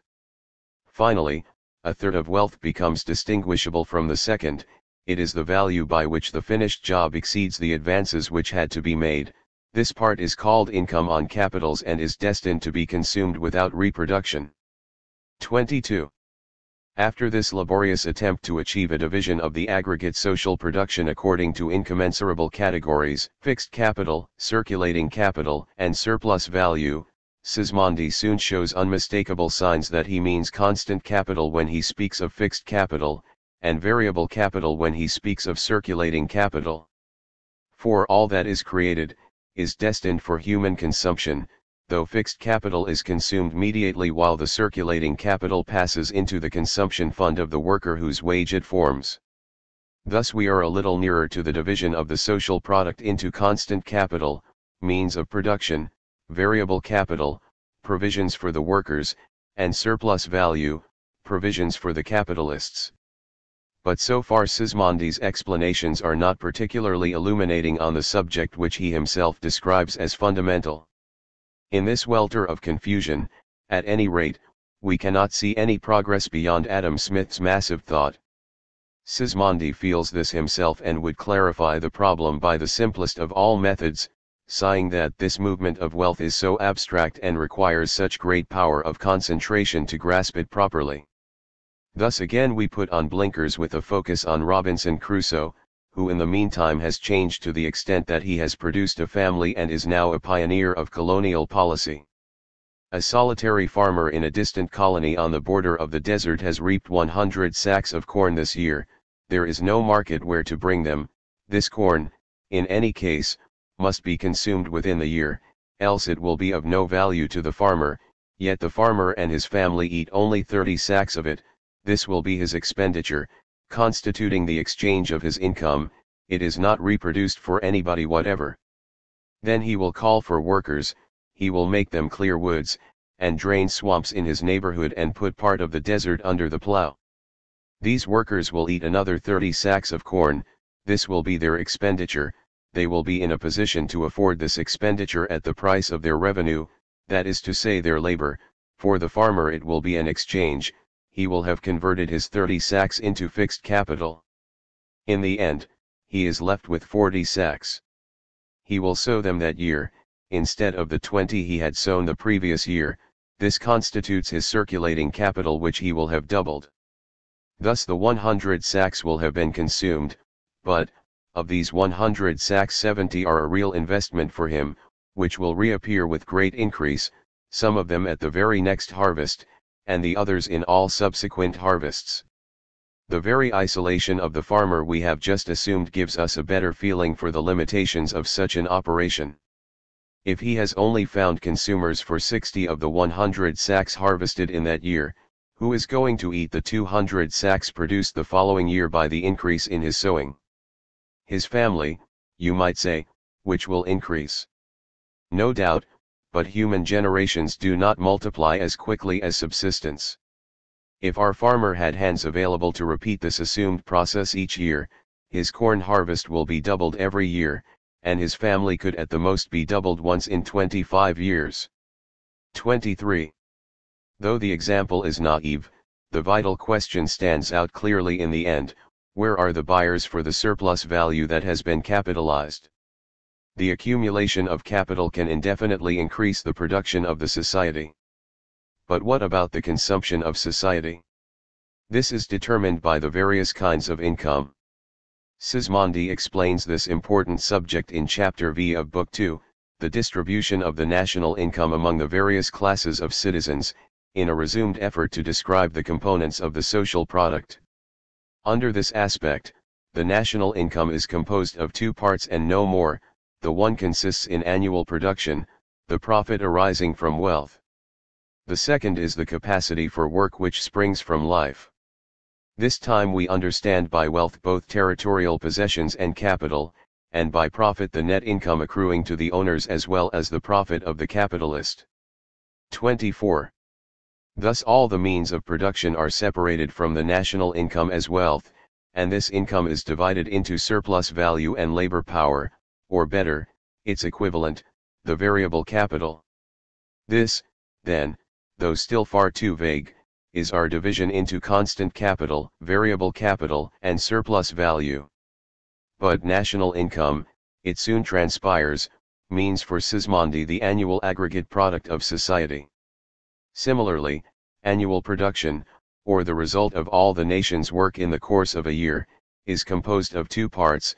One we have just discussed, the profit resulting from wealth, the other is the capacity for work, which is assumed to equal the part of wealth for which it is exchanged, or the subsistence of the workers. 25. The aggregate social product is thus resolved, in terms of value, into two parts, variable capital and surplus value. Constant capital has disappeared. We have arrived at Smith's dogma that the commodity price is resolved into V plus S, or is composed of V plus S. In other words, the aggregate product consists solely of consumer goods for workers and capitalists. Sismondi then goes on to the problem of realizing the aggregate product. On the one hand, the sum total of incomes in a society consists of wages, capital profits, and rents, and is thus represented by V plus S. On the other hand, the aggregate social product, in terms of value, is equally resolved into V plus S so that national income and annual production balance each other, and appear as equal quantities, i.e. so that they must be equal in value. Annual production is consumed altogether during the year, but in part by the workers who, by exchanging their labor for it, convert it into capital and reproduce it, in part by the capitalists who, exchanging their income for it, annihilate it. The whole of the annual income is destined to be exchanged for the whole of annual production. 26. This is the basis on which, in the 6th chapter of Book 2, on reciprocal determination of production and consumption, Sismondi finally sets up the following precise law of reproduction: it is the income of the past year which must pay for the production of the present year. 27. If this is true, how can there be any accumulation of capital? If the aggregate product must be completely consumed by the workers and capitalists, we obviously remain within the bounds of simple reproduction, and there can be no solution to the problem of accumulation. Sismondi's theory in fact amounts to a denial of the possibility of accumulation. The aggregate social demand being the bulk of wages given to the workers and the previous consumption of the capitalists, who will be left to buy the surplus product if reproduction expands. On this count, Sismondi argues that accumulation is objectively impossible, as follows. What happens after all is always that we exchange the whole of production for the whole production of the previous year. Besides, if production gradually increases, the exchange, at the same time as it improves, future conditions must entail a small loss every year. 28. In other words, when the aggregate product is realized, accumulation is bound each year to create a surplus that cannot be sold. Sismondi, however, is afraid of drawing this final conclusion, and prefers a middle course necessitating a somewhat obscure subterfuge. If this loss is not heavy, and evenly distributed, everyone will bear with it without complaining about his income. This is what constitutes the national economy, and the series of such small sacrifices increases capital and commonwealth. 28. If, on the other hand, there is ruthless accumulation, this surplus residue becomes a public calamity, and the result is crisis. Thus a petty bourgeois subterfuge becomes the solution of Sismondi, putting the dampers on accumulation. He constantly polemizes against the classical school which advocates unrestricted development of the productive forces and expansion of production, and his whole work is a warning against the fatal consequences of giving full rein to the desire to accumulate. Sismondi's exposition proves that he was unable to grasp the reproductive process as a whole. Quite apart from his unsuccessful attempt to distinguish between the categories of capital and income from the point of view of society, his theory of reproduction suffers from the fundamental error he took over from Adam Smith, the idea that personal consumption absorbs the entire annual products without leaving any part of the value for the renewal of society constant capitals, and also, that accumulation consists merely of the transformation of capitalized surplus value into variable capital. Yet, if later critics of Sismondi, example the Russian Marxist Ilyin, 29, think that pointing out this fundamental error in the analysis of the aggregate product can justify a cavalier dismissal of Sismondi's entire theory of accumulation as inadequate, as nonsense, they merely demonstrate their own obtuseness in respect of Sismondi's real concern, his ultimate problem.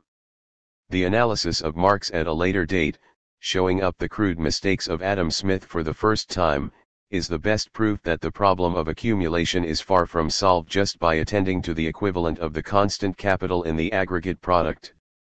This is proved even more strikingly in the actual development of Sismondi's theory.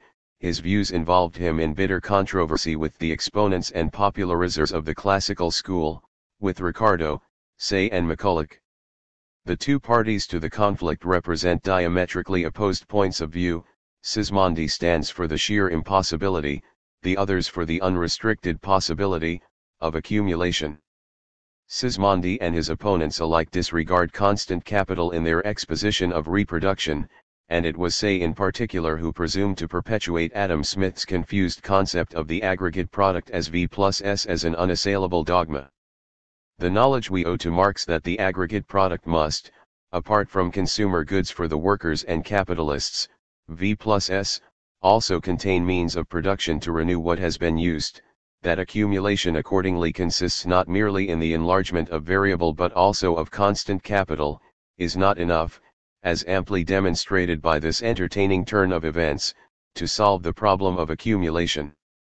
Later we shall see how this stress on the share of constant capital in the reproductive process gave rise to new fallacies in the theory of accumulation. At present it will suffice to put on record that the deference to Smith's error about the reproduction of aggregate capital is not a weakness unique to Sismondi's position but is rather the common ground on which the first controversy about the problem of accumulation was fought out. Scientific research, not only in this sphere, proceeds in devious ways. It often tackles the upper stories of the edifice, as it were, without making sure of the foundations, and so this conflict only resulted in that bourgeois economics took on the further complicated problem of accumulation without even having assimilated the elementary problem of simple reproduction.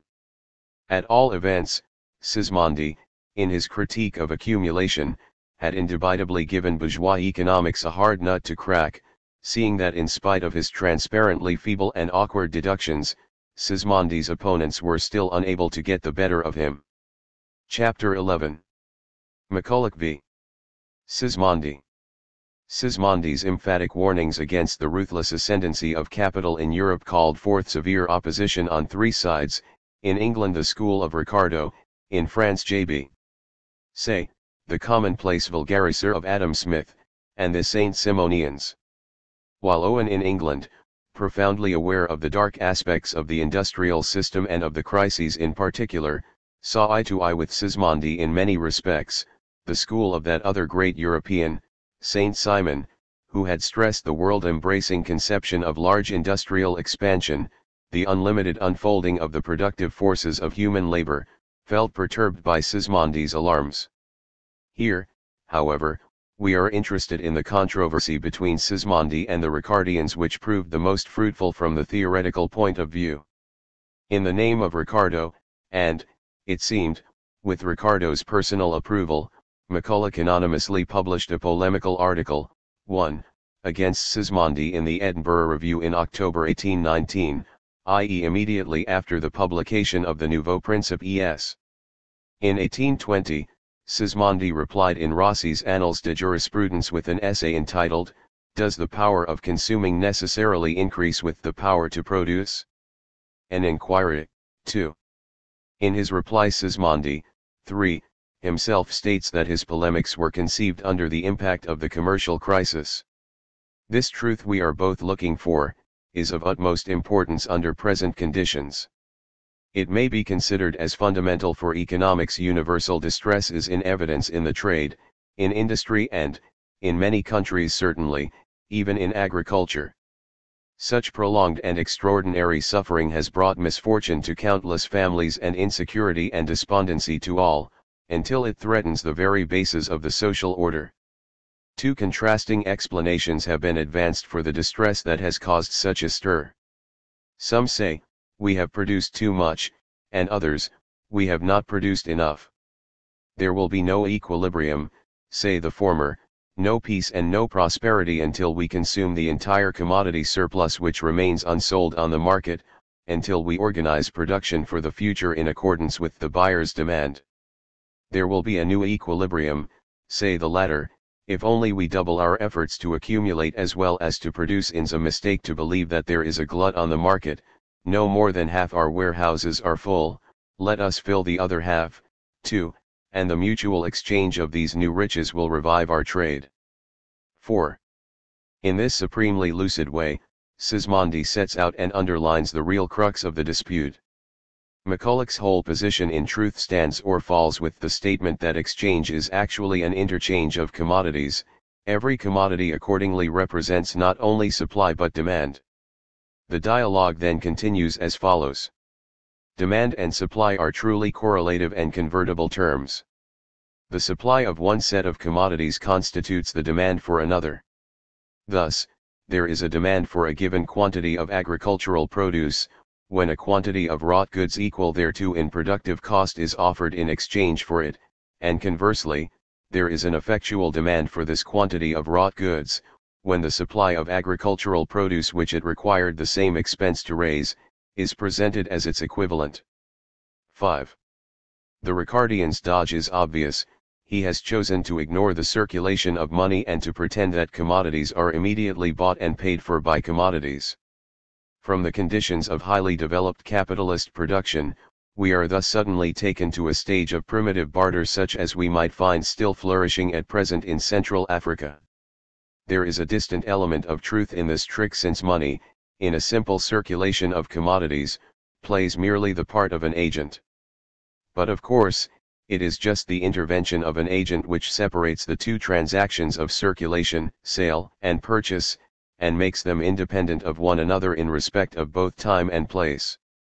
That is why a further purchase need not follow hard upon a sale, for one thing, and secondly, sale and purchase are by no means bound up with the same people. In fact, they will involve the same performers only in rare and exceptional cases. McCulloch, however, makes just this baseless assumption by confronting, as buyer and seller, industry on the one hand and agriculture on the other. The universality of these categories, qua total categories of exchange, obscures the actual splitting up of this social division of labor which results in innumerable private exchange transactions where the sale and purchase of two commodities rarely come to the same thing. McCulloch's simplified conception of commodity exchange in general, which immediately turns the commodity into money and pretends that it can be directly exchanged, makes it impossible to understand the economic significance of money, its historical appearance. Sismondi's answer to this is regrettably clumsy. In order to show that McCulloch's explanation of commodity exchange has no application for capitalist production, he takes recourse to the Leipzig Book Fair. 6. At the Book Fair of Leipzig, booksellers from all over Germany arrive, each with 4 or 5 publications of his own in some 40 or 50 dozen copies. These are exchanged for others, and every seller takes home 200 dozen books, just as he has brought 200 dozen, with the sole difference, that he brought 4 different works and takes home 200. This is the demand and the production which, according to M. Ricardo's disciple, are correlative and convertible. One buys the other, one pays for the other, one is the consequence of the other. But as far as we are concerned, for the bookseller and for the general public, demand and consumption have not even begun. For all that it has changed hands at Leipzig, a bad book will still be just as unsold, a bad mistake of Sismondi's, this, it will still clutter up the merchants' shops, either because nobody wants it, or because everyone has a copy already. The books exchanged at Leipzig will only sell if the booksellers can find individuals who not only want them but are also prepared to make sacrifices in order to withdraw them from circulation. They alone constitute an effective demand. 7. Although this example is rather crude, it shows clearly that Sismondi was not sidetracked by his opponent Strick, that he knows after all what he is talking about. McCulloch then attempts to turn the examination from abstract commodity exchange to concrete social conditions. Supposing, for the sake of illustration, that a cultivator advanced food and clothing for 100 laborers, who raised for him food for 200, while a master manufacturer also advanced food and clothing for 100, who fabricated for him clothing for 200. Then the farmer, besides replacing the food of his own laborers, would have food for 100 to dispose of, while the manufacturer, after replacing the clothing of his own laborers, would have clothing for 100 to bring to market. In this case, the two articles would be exchanged against each other, the supply of food constituting the demand for the clothing, and that of the clothing the demand for the food. 8. What are we to admire more in this hypothesis, the absurdity of the setup which reverses all actual relations, or the effrontery which simply takes for granted in the premises all that is later claimed proven? In order to prove that it is always possible to create an unlimited demand for all kinds of goods, McCulloch chooses for his example two commodities which pertain to the most urgent and elementary wants of every human being, food and clothing. In order to prove that commodities may be exchanged at any time, and without regard to the needs of society, he chooses for his example two products in quantities which are right from the start in strict conformity with these needs, and which therefore contain no surplus as far as society is concerned. And yet he calls this quantity needed by society a surplus, viz. as measured against the producer's personal requirements for his own product, and is consequently able to demonstrate brilliantly that any amount of commodity surplus can be exchanged for a corresponding surplus of other commodities. Finally, in order to prove that different privately produced commodities can yet be exchanged, although their quantity, production costs, and social importance must of course be different, he chooses for his example commodities whose quantity, production cost, and general social necessity are precisely the same right from the start. In short, McCulloch posits a planned, strictly regulated production without any overproduction in order to prove that no crisis is possible in an unplanned private economy. The principal joke of Canny Mac, however, lies elsewhere. What is at issue is the problem of accumulation. Sismondi was worried by, and worried Ricardo and his followers with, the following question: if part of the surplus value is capitalized, i.e. used to expand production over and above the income of society, instead of being privately consumed by the capitalists, where are we to find buyers for the commodity surplus? What will become of the capitalized surplus value? Who will buy the commodities in which it is hidden? Thus Sismondi and the flower of Ricardo's school, its official representative on the chair of London University, the authority for the then English ministers of the Liberal Party and for the City of London, the great Mr. McCulloch replies, by constructing an example in which no surplus value whatever is produced. His capitalists slave away in agriculture and industry in the name of charity, and all the time the entire social product, including the surplus, is only enough for the needs of the workers, for the wages, while the farmer and manufacturer see to production and exchange without food and clothing. Sismondi, justly impatient, now exclaims, the moment we want to find out what is to constitute the surplus of production over consumption of the workers, it will not do to abstract from that surplus which forms the due profit of labor and the due share of the master. 9. McCulloch's only reaction is to multiply his silly argument by 1,000. He asks the reader to assume 1,000 farmers, and also 1,000 master manufacturers all acting as ingenuously as the individuals. The exchange, then, proceeds as smoothly as can be desired. Finally, he exactly doubles labor productivity in consequence of more skillful application of labor and of the introduction of machinery, thus that every one of the 1,000 farmers, by advancing food and clothing for 100 laborers, obtains a return consisting of ordinary food for 200 together with sugar, grapes, and tobacco equal in production cost to that food, while every manufacturer obtains, by an analogous procedure, in addition to the previous quantity of clothing for all workers. Ribbons, cambrics, and lace, equal in productive cost, and therefore in exchangeable value, to that clothing. 10. After such complete reversal of the chronological order, the assumption, that is, of first the existence of private property with wage labor, and then, at a later stage, such level of labor productivity as makes exploitation possible at all, he now assumes labor productivity to progress with equal speed in all spheres. The surplus product to contain precisely the same amount of value in all branches of industry, and to be divided among precisely the same number of people. When these various surplus products are then exchanged against one another, is it any wonder that the exchange proceeds smoothly and completely to everybody's satisfaction?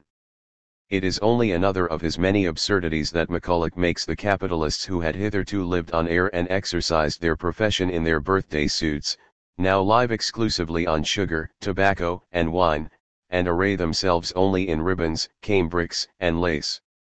The most ridiculous performance, however, is the volte-face by which he evades the real problem. The question had been what happens to the capitalist's surplus, that surplus which is used not for the capitalist's own consumption but for the expansion of production. Macaulay solves it on the one hand by ignoring the production of surplus value altogether, and on the other, by using all surplus value in the production of luxury goods. What buyers, then, does he advance for this new luxury production? The capitalists, evidently, the farmers and manufacturers, since, apart from these, there are only workers in Macaulay's model. Thus the entire surplus value is consumed for the personal satisfaction of the capitalists, that is to say, simple reproduction takes place.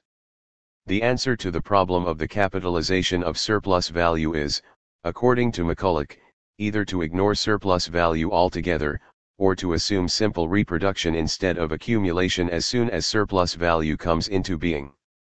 He still pretends to speak of expanding reproduction, but again, as before when he pretended to deal with the surplus, he uses a trick, viz. First setting out an impossible species of capitalist production without any surplus value, and then persuading the reader that the subsequent debut of the surplus value constitutes an expansion of production. Sismondi is not quite up to these Scottish acrobatics. He had up to now succeeded in pinning his Mac down, proving him to be obviously absurd. But now he himself becomes confused with regard to the crucial point at issue. On the above rantings of his opponent, he should have declared coldly, "Sir, with all respect for the flexibility of your mind, you are dodging the issue. I keep on asking, who will buy the surplus product, if the capitalists use it for the purpose of accumulation, i.e. to expand production, instead of squandering it altogether?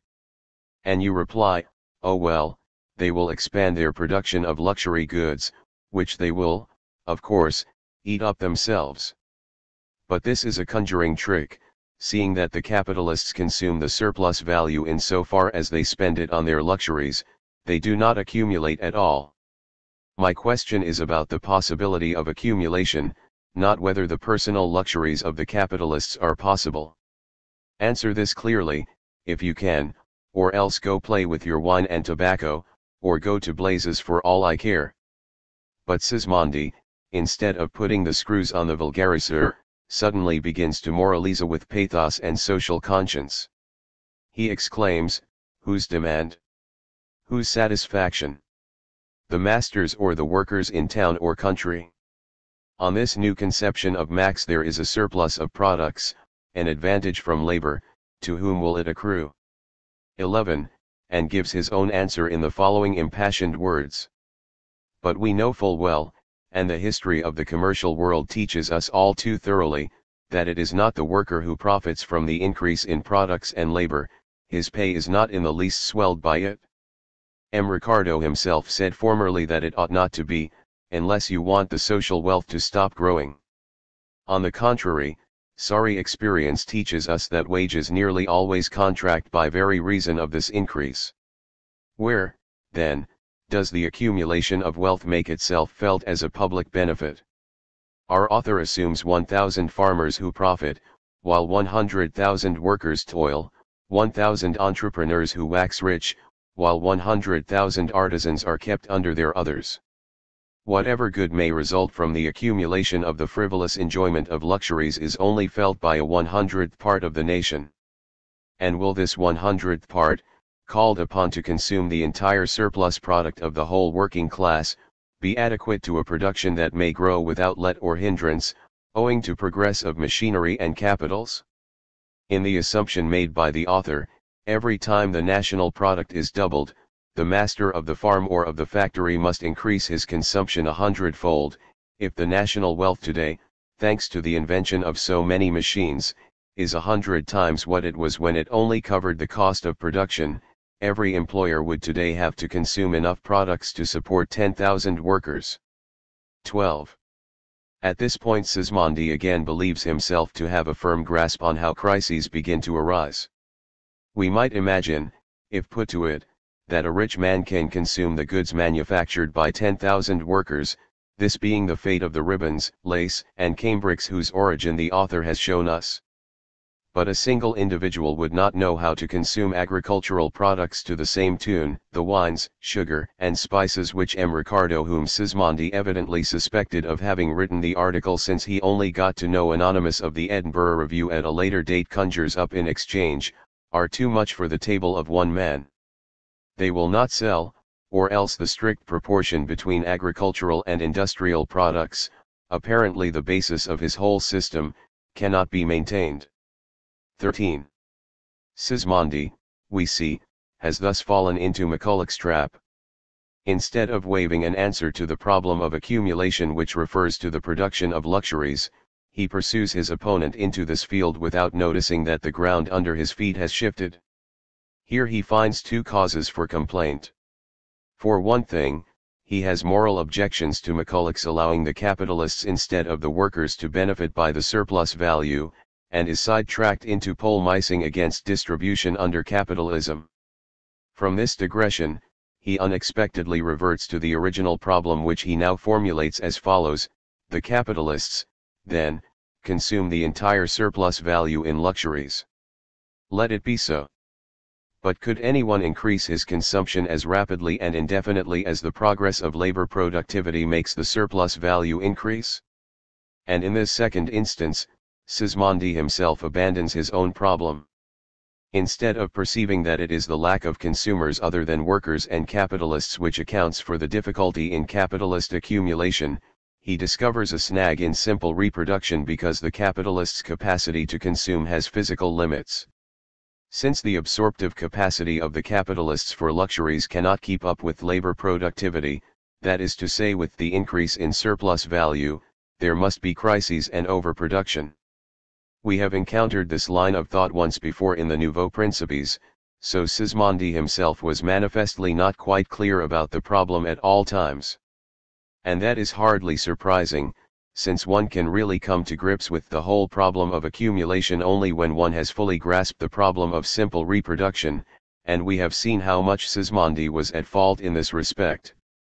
Yet in spite of all this, the first time that Sismondi crossed swords with the heirs of the classical school, he proved himself by no means the weaker party. On the contrary, in the end he routed his opponent. If Sismondi misunderstood the most elementary principles of social reproduction and ignored constant capital, quite in keeping with Adam Smith's dogma, he was in this respect no worse at any rate than his opponent. Constant capital does not exist for McCulloch either. His farmers and manufacturers advance merely food and clothing to their workers, and food and clothing between them make up the aggregate product of society. If there is, then, nothing to choose between the two as far as this elementary blunder is concerned, Sismondi towers heads above Mac because of his intuitive understanding of the contradictions in the capitalist mode of production. In the end, the Ricardian was at a loss to answer Sismondi's skepticism concerning the possibility of realizing the surplus value. Sismondi also shows himself more penetrating in that he throws the Nottingham proletarians' cry of distress in the teeth of the apostles and apologists of harmony with their smug complacency, of those who deny any surplus of production over demand, any congestion of the market, any suffering, when he proves that the introduction of the machine must of necessity create a superabundant population, and particularly in the end, when he underlines the tendency of the capitalist world market in general with its inherent contradictions. McCulloch denies outright that general overproduction is possible. He has a specific for every partial overproduction up his sleeve. It may be objected, perhaps, that on the principle that the demand for commodities increases in the same ratio as their supply, there is no accounting for the gluts and stagnation produced by overtrading. We answer very easily, a glut is an increase in the supply of a particular class of commodities, unaccompanied by a corresponding increase in the supply of those other commodities which should serve as their equivalents. While our 1,000 farmers and 1,000 master manufacturers are exchanging their respective surplus products, and reciprocally affording a market to each other, if 1,000 new capitalists were to join their society, employing each 100 laborers in tillage, there would be an immediate glut in agricultural produce because in this case there would be no contemporaneous increase in the supply of the manufactured articles which should purchase it. But let one half of the new capitalists become manufacturers, and equivalents in the form of wrought goods will be created for the new produce raised by the other half, the equilibrium will be restored, and the 1,500 farmers and 1,500 master manufacturers will exchange their respective surplus products with exactly the same facility with which the 1,000 farmers and 1,000 manufacturers formerly exchanged theirs. 14. Sismondi answers this buffoonery which very easily pokes about in a fog, by pointing to the real changes and revolutions which take place before his own eyes. It was possible to put barbarous countries under the plough, and political revolutions, changes in the financial system, and peace, at once brought cargoes to the ports of the old agricultural countries which almost equaled their entire harvest.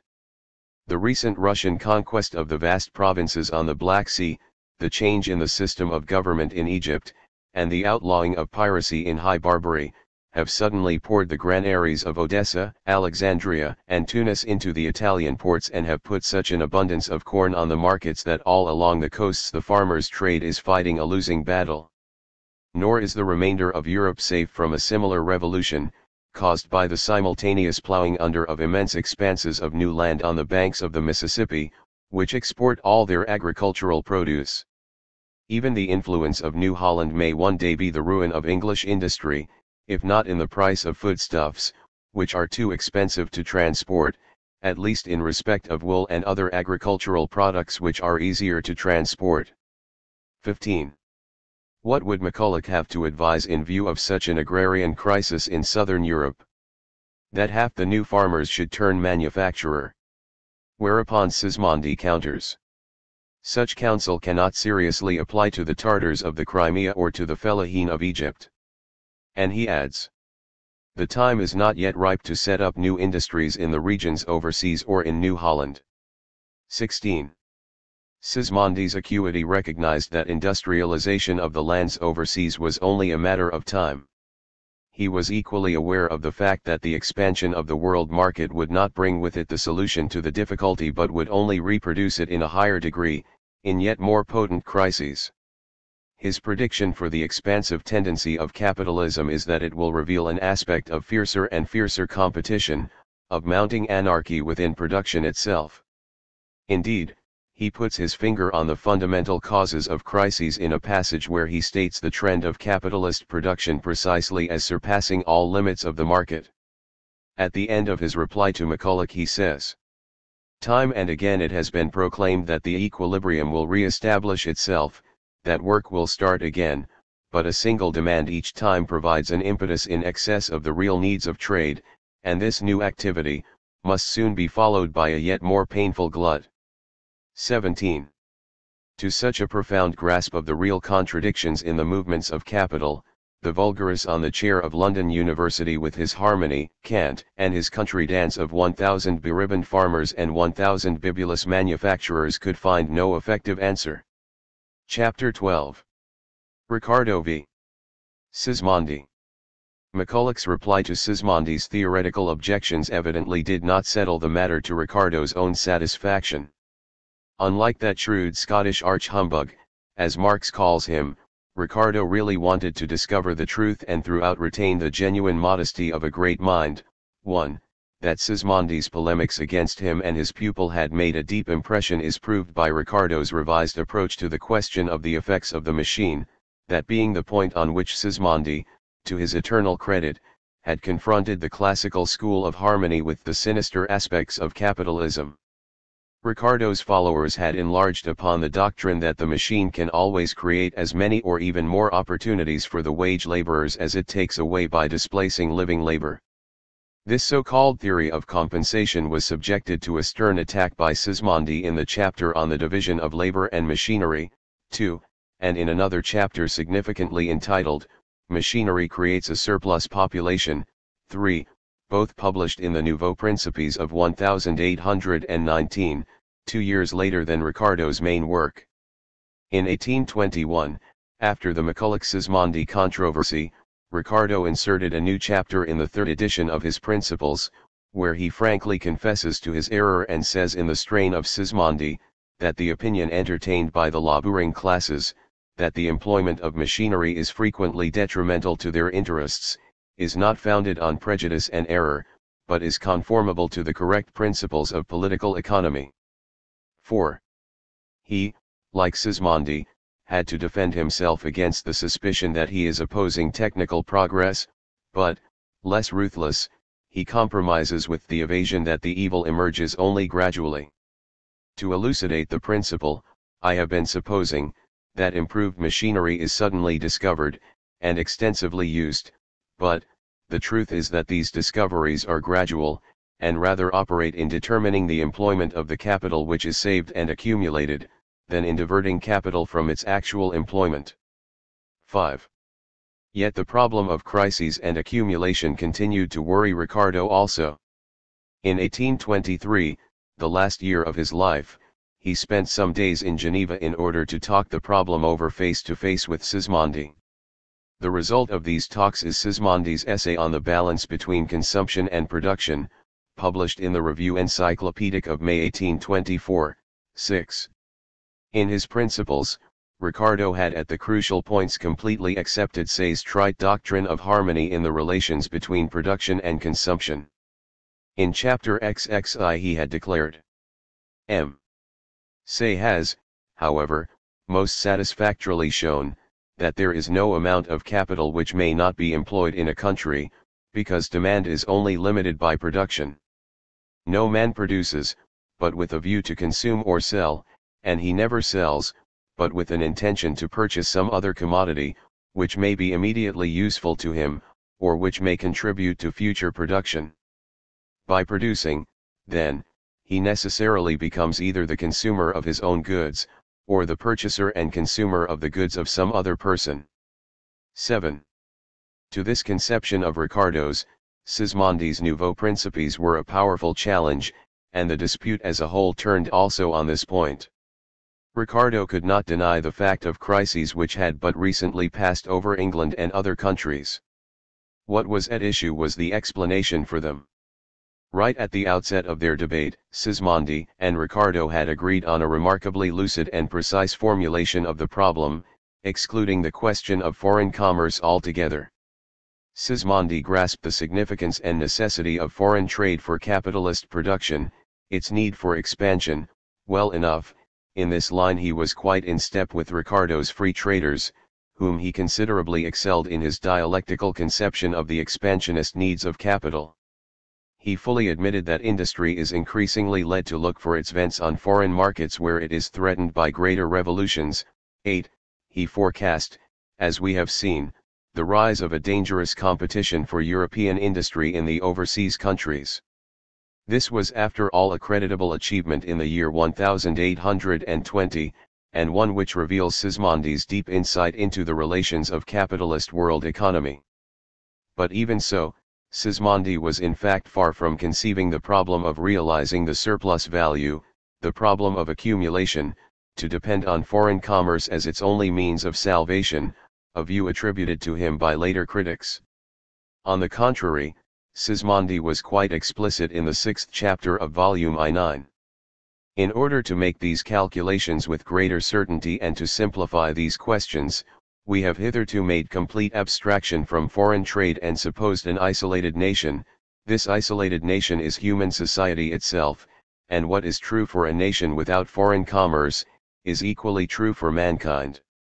In other words, in considering the entire world market as one society producing exclusively by capitalist methods, Sismondi grounds his problem in the same premises as Marx was to do after him.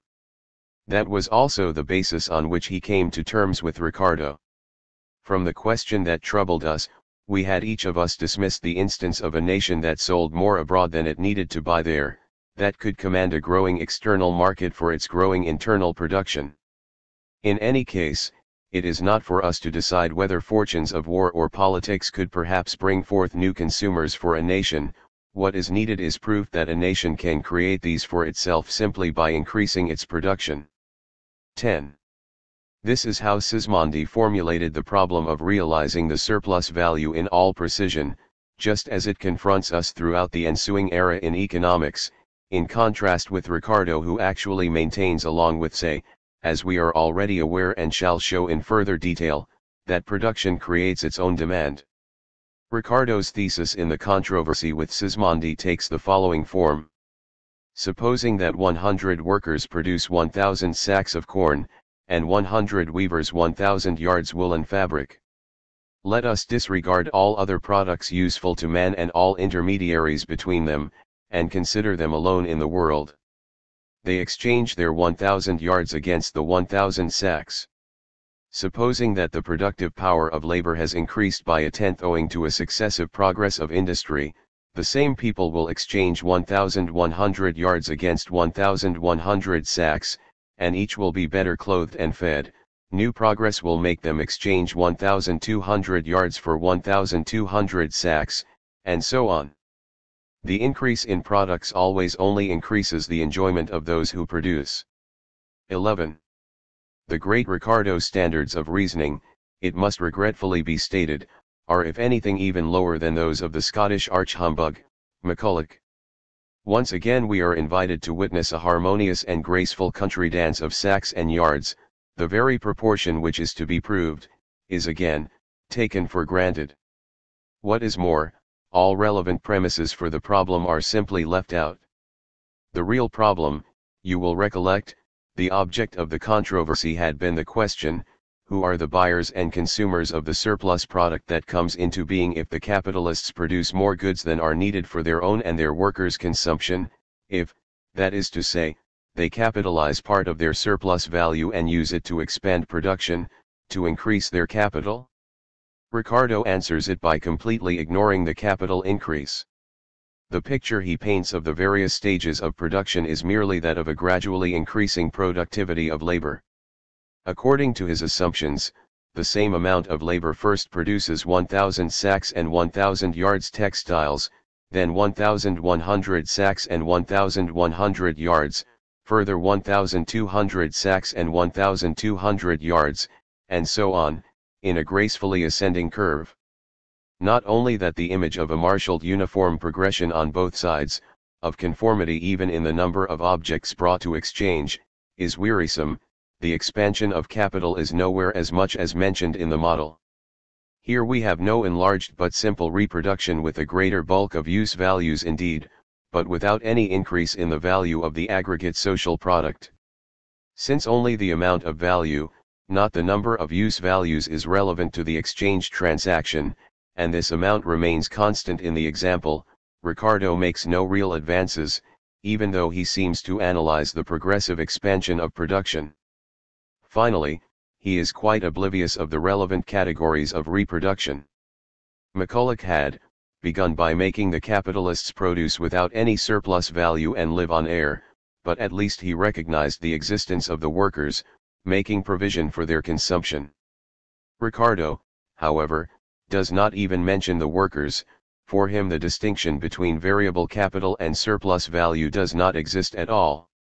Besides this major omission, it is of small account that he, just like his disciple, takes no notice of constant capital. He wants to solve the problem of realizing the surplus value and expanding capital without positing more than the existence of a certain quantity of commodities which are mutually exchanged. Sismondi was blind to the fact that the venue has been changed altogether. Yet he tried faithfully to bring the fantasies of his famous guest and opponent down to earth and to analyze their invisible contradictions, plaintively saying that these assumptions, just like German metaphysics, abstract from time and space. 12. He grafts Ricardo's hypothesis onto society in its real organization, with unpropertied workers whose wage is fixed by competition and who can be dismissed the moment their master has no further need of their work. 4. Remarks Sismondi, as acute as he is modest, it is just this social organization to which our objection refers. 13.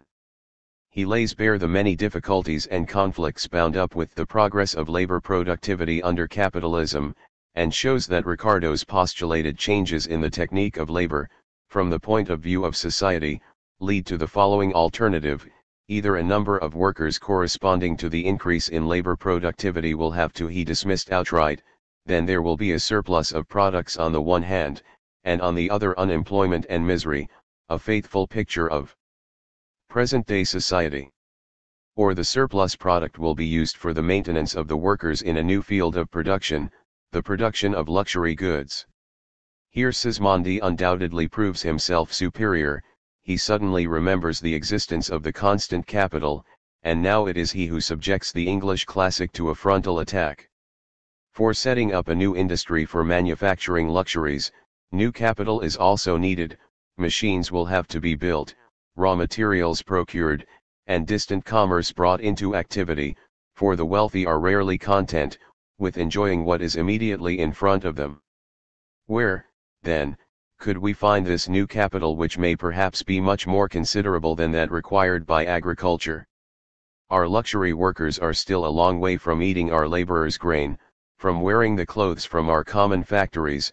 They are not yet made into workers, they may not even have been born yet, their trade does not exist, the materials on which they are to work have not arrived from India. All those among whom the former should distribute their bread, wait for it in vain. 14.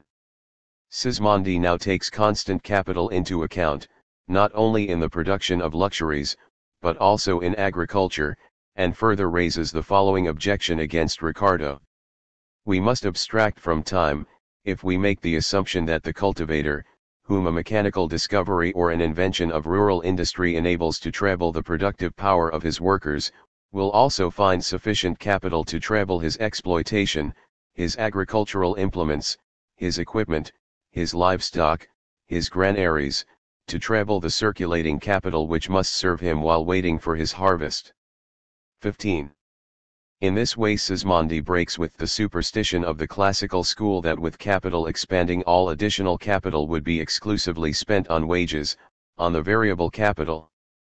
He clearly dissents from Ricardo's doctrine, which did not, however, prevent his allowing all the errors arising out of this doctrine 3 years later again to creep into the second edition of his Nouveaux Principes.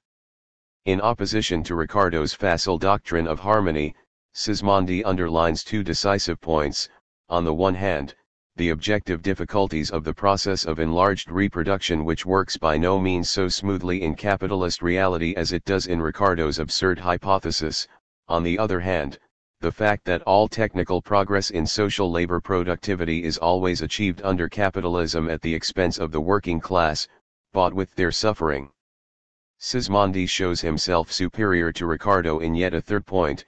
He represents the broad horizon of the dialectical approach as against Ricardo's blunt narrow-mindedness with its incapacity to conceive of any forms of society other than those of bourgeois economics.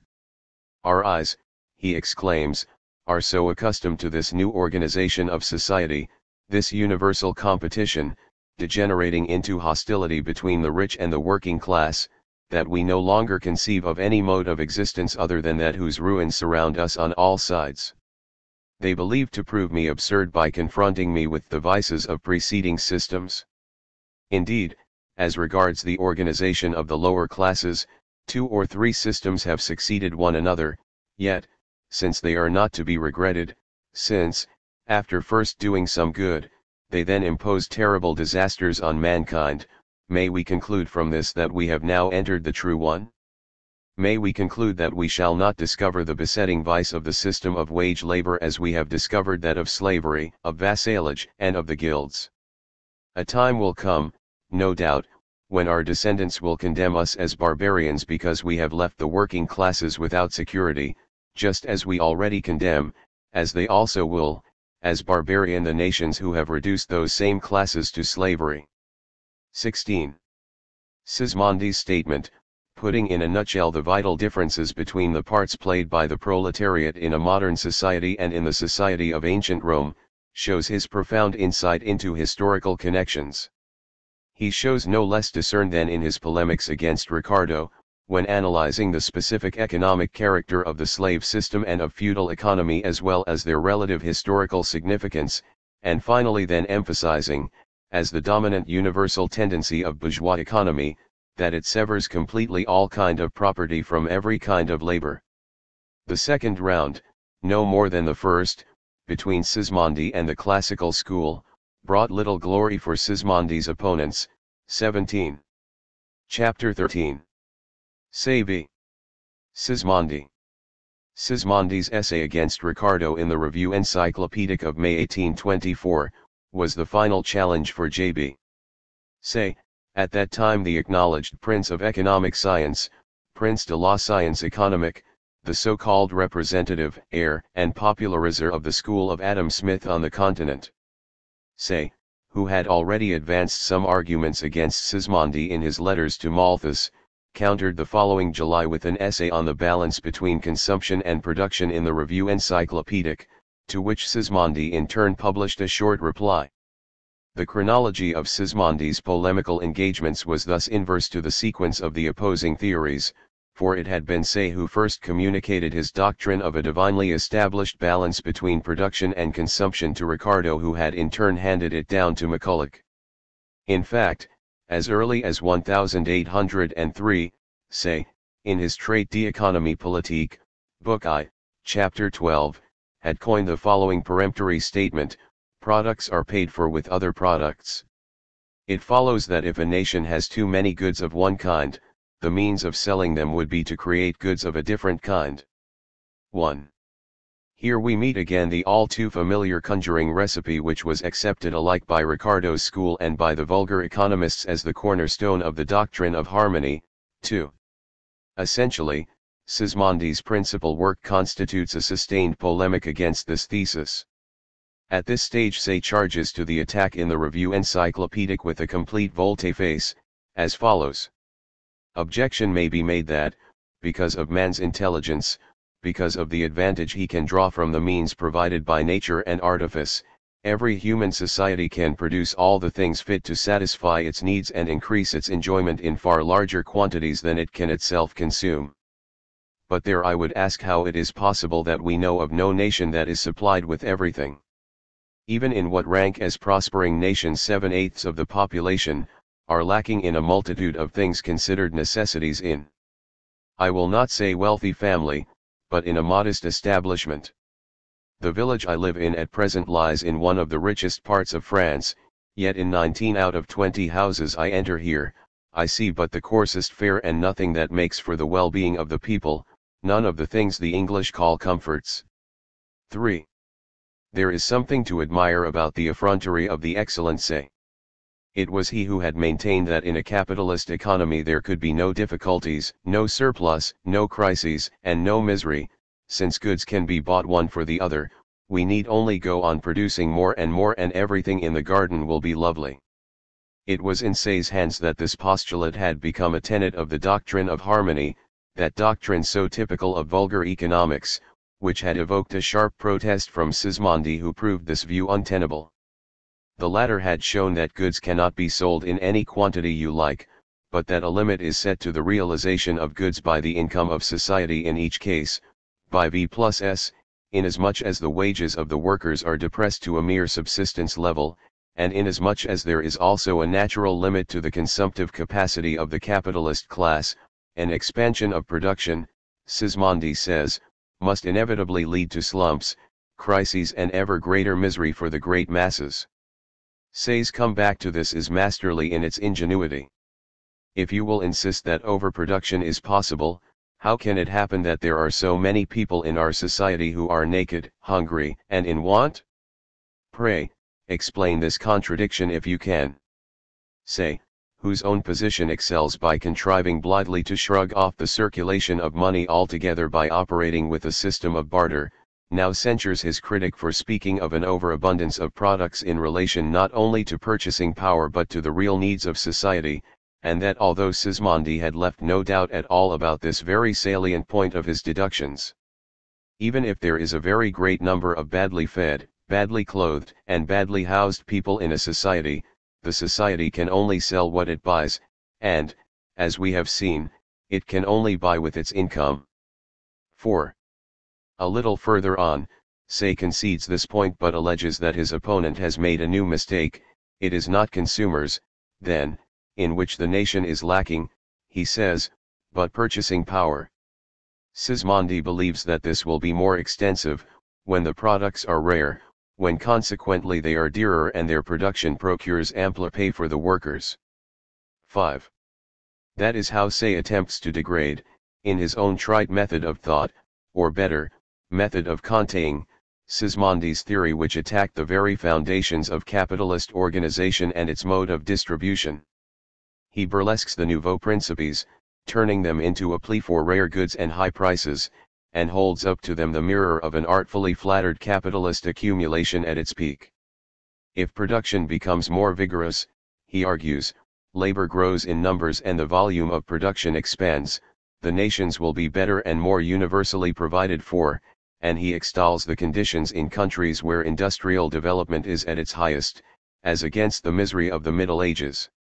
Sismondi's maxims he declares subversive to capitalist society. Why does he call for an inquiry into the laws which might oblige the entrepreneur to guarantee a living for the worker he employs? Such an inquiry would paralyze the spirit of enterprise. Merely the feat that the authorities might interfere with private contracts is a scourge and harmful to the wealth of a nation. 6. Not to be diverted from his purpose by this indiscriminate apologia of Say's, Sismondi once more turns the discussion on the fundamental issue. Surely I have never denied that since the time of Louis XIV France has been able to double her population and to quadruple her consumption, as he contends. I have only claimed that the increase of products is a good if it is desired, paid for and consumed, that, on the other hand, it is an evil if, there being no demand, the only hope of the producer is to entice the consumers of a rival industry's products. I have tried to show that the natural course of the nations is progressive increase of their property, an increase consequent upon theft demand for new products and their means to pay for them, but that in consequence of our institutions, of our legislation having robbed the working class of all property and every security, they have also been spurred to a disorderly labor quite out of touch with the demand and with purchasing power, which accordingly only aggravates poverty. 7. And he winds up the debate by inviting the preacher of harmony to reflect upon the circumstance that, though a nation may be rich, public misery no less than material wealth is constantly on the increase, the class which produces everything being daily brought nearer to a position where it may consume nothing. On this shrill discordant note of capitalist contradictions closes the first clash about the problem of accumulation. Summing up the general direction of this first battle of wits, we must note 2 points. 1. In spite of all the confusion in Sismondi's analysis, his superiority to both Ricardo and his followers and to the self-styled heir to the mantle of Adam Smith is quite unmistakable. Sismondi, in taking things from the angle of reproduction, looks for concepts of value, capital and income, and for factual elements, producer and consumer goods, as best he can, in order to grasp how they are interrelated within the total social process. In this he is nearest to Adam Smith, with the difference only that the contradictions there appearing as merely subjective and speculative, are deliberately stressed as the keynote of Sismondi's analysis where the problem of capital accumulation is treated as the crucial point and principal difficulty. Sismondi has therefore made obvious advances on Adam Smith, while Ricardo and his followers as well as Say throughout the debate think solely in terms of simple commodity production. They only see the formula C, M, C, even reducing everything to barter, and believe that such barren wisdom can cover all the problems specific to the process of reproduction and accumulation. This is a regress even on Smith, and over such myopic vision, Sismondi scores most decisively. He, the social critic, evinces much more understanding for the categories of bourgeois economics than their staunchest champions, just as, at a later date, the socialist Marx was to grasp infinitely more keenly than all bourgeois economists together the differentia specifica of the mechanism of capitalist economy. If Sismondi exclaims in the face of Ricardo's doctrine, "What, is wealth to be all, and man a mere nothing?" 8. It is indicative not only of the vulnerable moral strain in his petty bourgeois approach compared to the stern, classical impartiality of Ricardo, but also of a critical perception, sharpened by social sensibilities for the living social connections of economy, that is, for intrinsic contradictions and difficulties as against the rigid, hidebound, and abstract views of Ricardo and his school. The controversy had only shown up the fact that Ricardo, just like the followers of Adam Smith, was not even able to grasp, let alone solve the puzzle of accumulation put by Sismondi. 2. The clue to the problem, however, was already impossible of discovery, because the whole argument had been sidetracked and concentrated upon the problem of crises. It is only natural that the outbreak of the first crisis should dominate the discussion, but no less natural that this effectively prevented either side from recognizing that crises are far from constituting the problem of accumulation, being no more than its characteristic phenomenon, one element in the cyclical form of capitalist reproduction.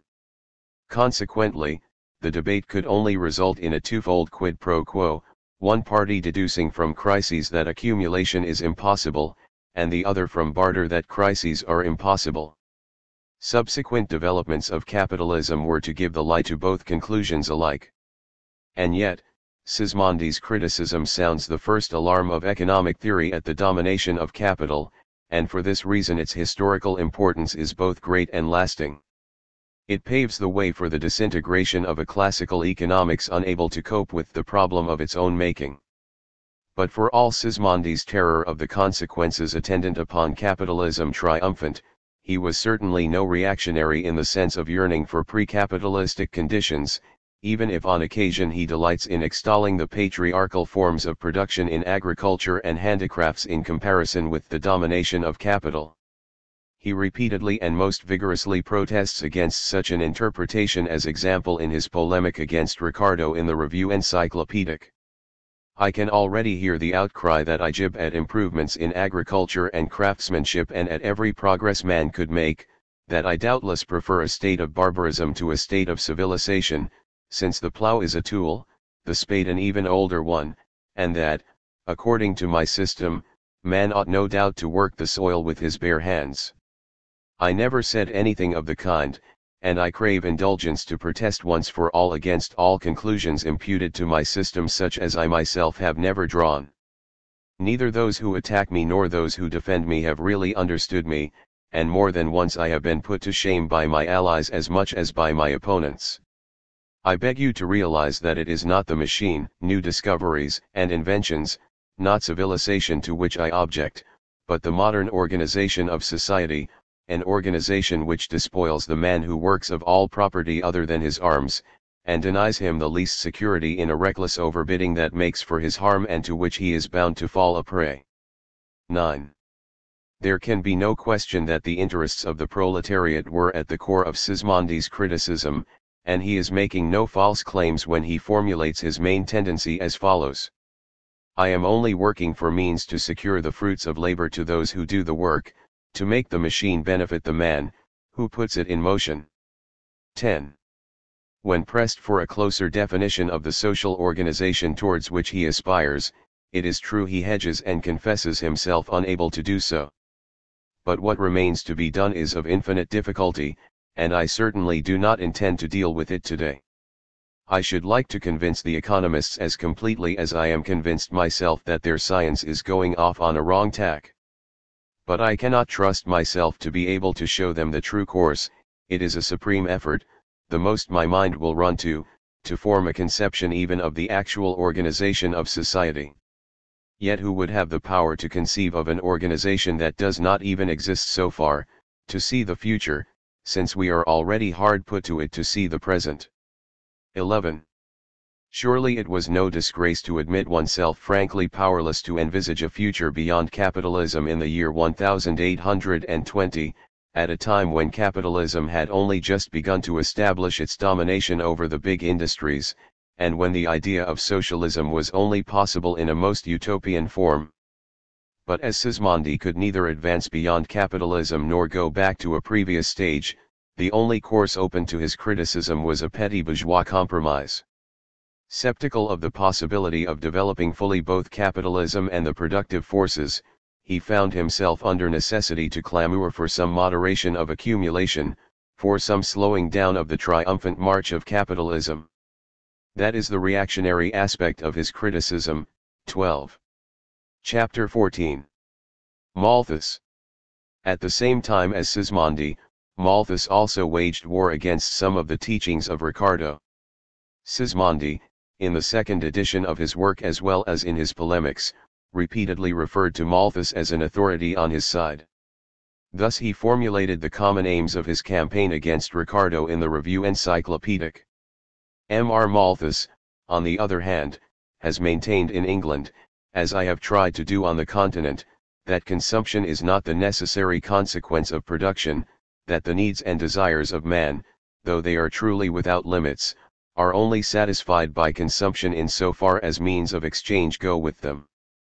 We have affirmed that it is not enough to create these means of exchange, to make them circulate among those who have these desires and wants, that it can even happen frequently that the means of exchange increase in society together with a decrease in the demand for labor, or wages, so that the desires and wants of one part of the population cannot be satisfied and consumption also decreases. Finally, we have claimed that the unmistakable sign of prosperity in a society is not an increasing production of wealth, but an increasing demand for labor, or the offer of more and more wages in compensation for this labor. Messrs.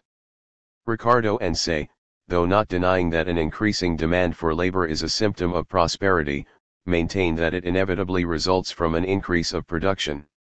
As for Mr. Malthus and myself, we regard these two increases as resulting from independent causes which may at times even be in opposition. According to our view, if the demand for labor has not preceded and determined production, the market will be flooded, and then new production becomes a cause of ruin, not of enjoyment. 1. These remarks suggest far-reaching agreement, a brotherhood in arms of Sismondi and Malthus, at least in their opposition against Ricardo and his school. Marx considers the Principles of Political Economy, which Malthus published in 1820, an outright plagiarism of the Nouveaux Principes which had been published the year before. Yet Sismondi and Malthus are frequently at odds regarding the problem with which we are here concerned. Sismondi is critical of capitalist production, he attacks it sharply, even denounces it, while Malthus stands for the defense. This does not mean that he denies its inherent contradictions, as Say or McCulloch had done. On the contrary, he raises them quite unmercifully to the status of a natural law and asserts their absolute sanctity. Sismondi's guiding principle is the interests of the workers. He aspires, though rather generally and vaguely, towards a thoroughgoing reform of distribution in favor of the proletariat. Malthus provides the ideology for those strata who are the parasites of capitalist exploitation, who live on ground rent and draw upon the commonwealth, and advocates the allocation of the greatest possible portion of the surplus value to these unproductive consumers. Sismondi's general approach is predominantly ethical, it is the approach of the social reformer. Improving upon the classics, he stresses, in opposition to them, that consumption is the only end of accumulation, and pleads for restricted accumulation. Malthus, on the contrary, bluntly declares that production has no other purpose than accumulation and advocates unlimited accumulation by the capitalists, to be supplemented and assured by the unlimited consumption of their parasites. Finally, Sismondi starts off with a critical analysis of the reproductive process, of the relation between capital and income from the point of view of society, while Malthus, opposing Ricardo, begins with an absurd theory of value from which he derives an equally absurd theory of surplus value, attempting to explain capitalist profits as an addition to the price over and above the value of commodities. 2. Malthus opposes the postulate that supply and demand are identical with a detailed critique in Chapter 6 of his definitions in Political Economy. 3. In his Elements of Political Economy, James Mill had declared, "What is it that is necessarily meant, when we say that the supply and the demand are accommodated to one another? It is this, that goods which have been produced by a certain quantity of labor, exchange for goods which have been produced by an equal quantity of labor. Let this proposition be duly attended to, and all the rest is clear. Thus, if a pair of shoes is produced with an equal quantity of labor as a hat, so long as a hat exchanges for a pair of shoes, so long the supply and demand are accommodated to one another. If it should so happen, that shoes fell in value, as compared with hats, which is the same thing as hats rising in value compared with shoes, this would simply imply that more shoes had been brought to market, as compared with hats. Shoes would then be in more than the due abundance. Why? Because in them the produce of a certain quantity of labor would not exchange for the produce of an equal quantity. But for the very same reason hats would be in less than the due abundance, because the produce of a certain quantity of labor in them would exchange for the produce of more than an equal quantity in shoes." 4.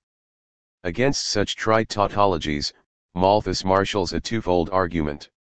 He first draws Mill's attention to the fact that he is building without solid foundations.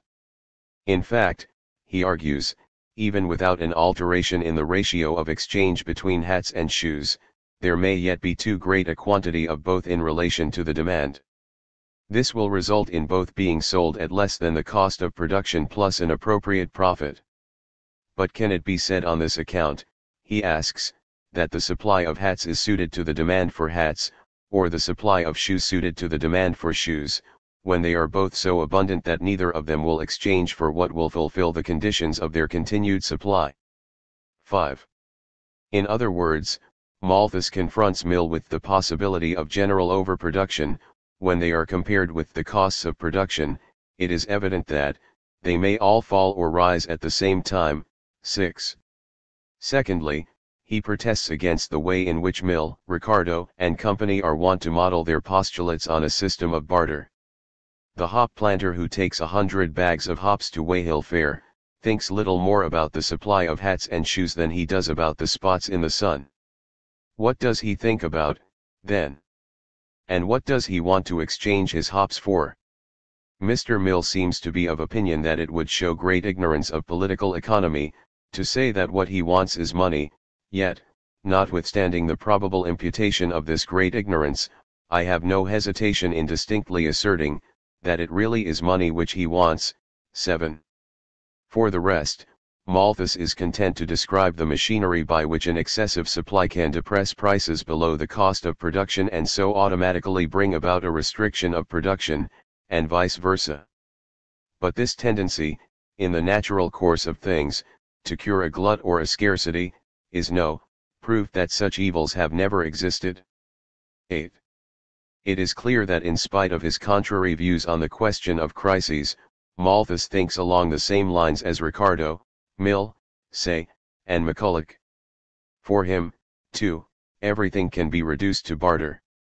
The social reproductive process with its large categories and interrelations which claimed the whole of Sismondi's attention, is here completely ignored.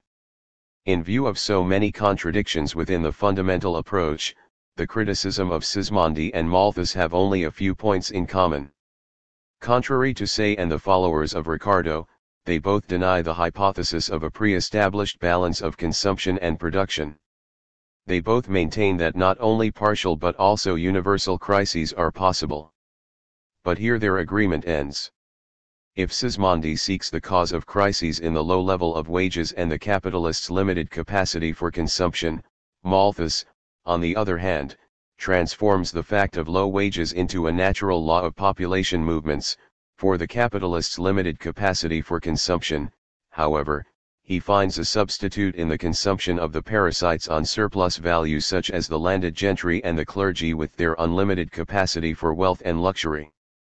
The church with a capacious maw is blessed.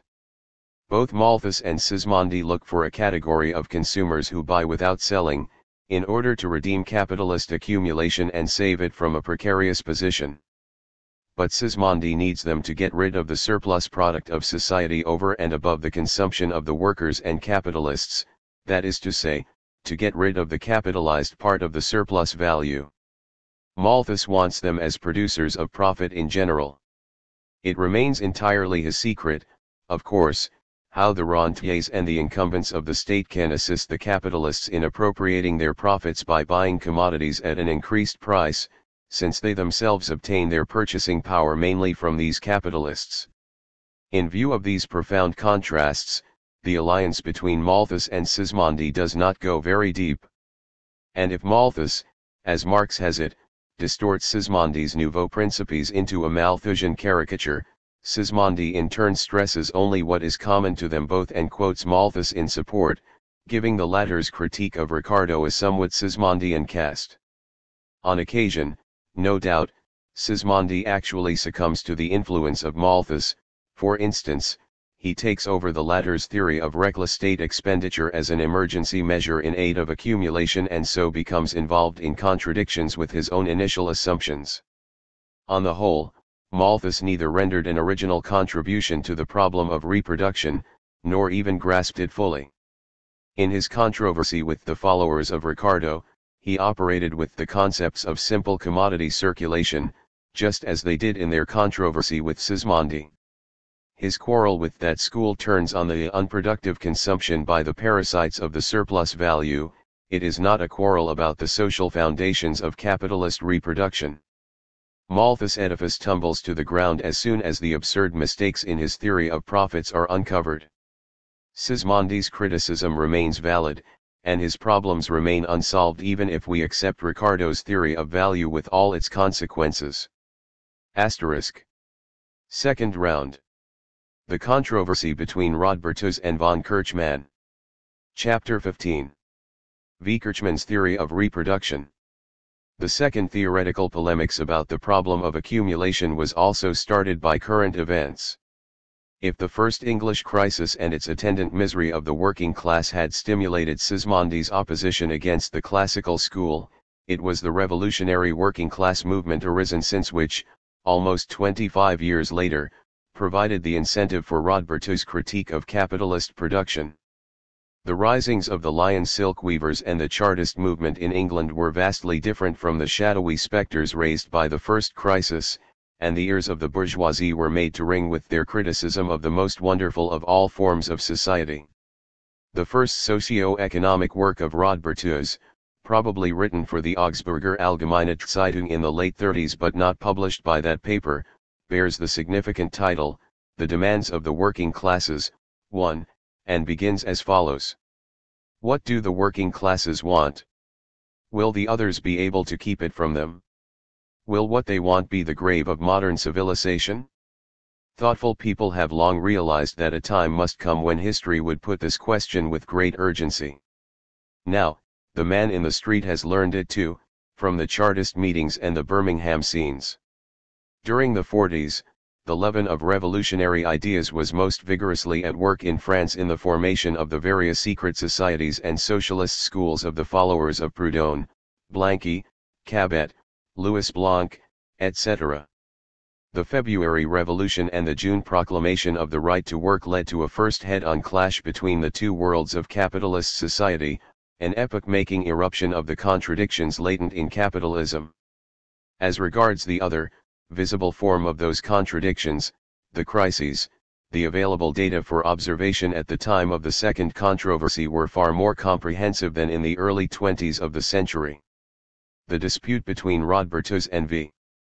Kirchmann took place under the immediate impact of the crises in 1837, 1839, 1847, and even of the First World Crisis in 1857, Rodbertus writing his interesting pamphlet on commercial crises and the mortgage problem of the landowners, 2, in 1858. Thus the inherent contradictions of capitalist society meeting his eyes were in strident discord with the doctrine of harmony held by the English classics and their vulgarisers both in England and on the continent, quite unlike any critique in he times when Sismondi had raised his voice in warning. Incidentally, a quotation from Sismondi in Rodbertus' first writing proves that the former's strictures immediately influenced Rodbertus. He was thus familiar with contemporary French writings against the classical school, though perhaps less so with the far more numerous English literature. There is no more than this flimsy support for the myth of the German professors about the so-called priority of Rodbertus over Marx in the foundation of socialism. Accordingly, Professor Diehl writes in his article on Rodbertus in Handwörterbuch der Staatswissenschaften. Rodbertus must be considered the real founder of scientific socialism in Germany, since in his writings between 1839 and 1842, even before Marx and Lassalle, he provided a comprehensive socialist system, a critique of Adam Smith's doctrine, new theoretical foundations and proposals for social reform. This piece of God-fearing, pious righteousness comes from the second edition of 1901, after all that had been written by Engels, Koski and Mering to destroy this learned legend, and in spite of it. Quite inevitably, of course, and proof against any evidence to the contrary, however weighty, it was only right in the eyes of all the learned German economists that the palm of priority should be wrested from Marx, the revolutionary anarchist, by Rodbertus, the socialist with monarchist, Prussian and nationalist leanings, the man who believed in communism 500 years from now, but for the present supported a steady exploitation rate of 200%. However, we are interested in another aspect of Rodbertus' analysis. The same Professor Diehl continues his eulogy as follows: Rodbertus was not only a pioneer of socialism, political economy as a whole owes much stimulation and furtherance to him. Economic theory in particular is indebted to him for the critique of classical economics, for the new theory of the distribution of income, for the distinction between the logical and historical categories of capital, and so on. Here we shall deal with these latter achievements of Rodbertus, especially with the and so on. Rodbertus' decisive treatise, Towards the Understanding of Our Politico-Economic Conditions, 3, of 1842, set the ball rolling. V. Kirchmann replied in Demokratische Blätter with 2 essays, on the social aspects of ground rent, 4, and the society of barter, 5, and Rodbertus parried in 1850 with his letters on social problems, 6, thus the discussion entered the same theoretical arena where Malthus Sismondi and say Ricardo McCulloch had fought out their differences 30 years earlier. In his earliest writings, Rodbertus had already expressed the thought that the wages of labor present an ever-diminishing part of the national product in modern society where the productivity of labor is increasing. He claimed this to be an original idea, and from that moment until his death 30 years later he did nothing but reiterate it and formulate it in various ways. This declining wage rate is for him the root of all evils to be found in modern society, in particular of pauperism and the crises, whose combination he calls the social problem of our times. V. Kirchmann does not agree with this explanation. He traces pauperism back to the effects of a rising ground rent, crises, on the other hand, to a lack of markets. About the latter especially he says, the greatest part of social ills is caused not by defects of production but by a lack of markets for the products. The more a country can produce, the more means it has for satisfying every need, the more it is exposed to the danger of misery and want. The labor problem is here included as well, for the notorious right to work ultimately reduces to the question of markets. We see, he concludes, that the social problem is almost identical with the problem of markets. Even the ills of much abused competition will vanish, once markets are secure, its advantages alone will remain. There will remain a spirit of rivalry to supply good and cheap commodities, but the life and death struggle will disappear, which is caused only by insufficient markets. 7. The difference between the points of view of Rodbertus and V. Kirchmann is evident. Rodbertus sees the root of the evil in a faulty distribution of the national product, and V. Kirchmann in the limitations of the markets for capitalist production. Notwithstanding all the confusion in his expositions, especially in his idealist vision of a capitalist competition content with a laudable rivalry for better and cheaper commodities, and also in his conception of the notorious right to work as a problem of markets, V. Kirchmann up to a point still shows more understanding for the sore spot of capitalist production, i.e. the limitations of its market, than Rodbertus, who clings to distribution. Thus it is V. Kirchmann who now takes up the problem which Sismondi had originally put on the agenda. Nevertheless, he by no means agrees with Sismondi's elucidation and solution of the problem, siding rather with the opponents of the latter. Not only does he accept Ricardo's theory of ground rent, and Adam Smith's dogma that the price of the commodity is composed of two parts only, of the interests on capital and the wages of labor. V. Kirchmann transforms the surplus value into interest on capital.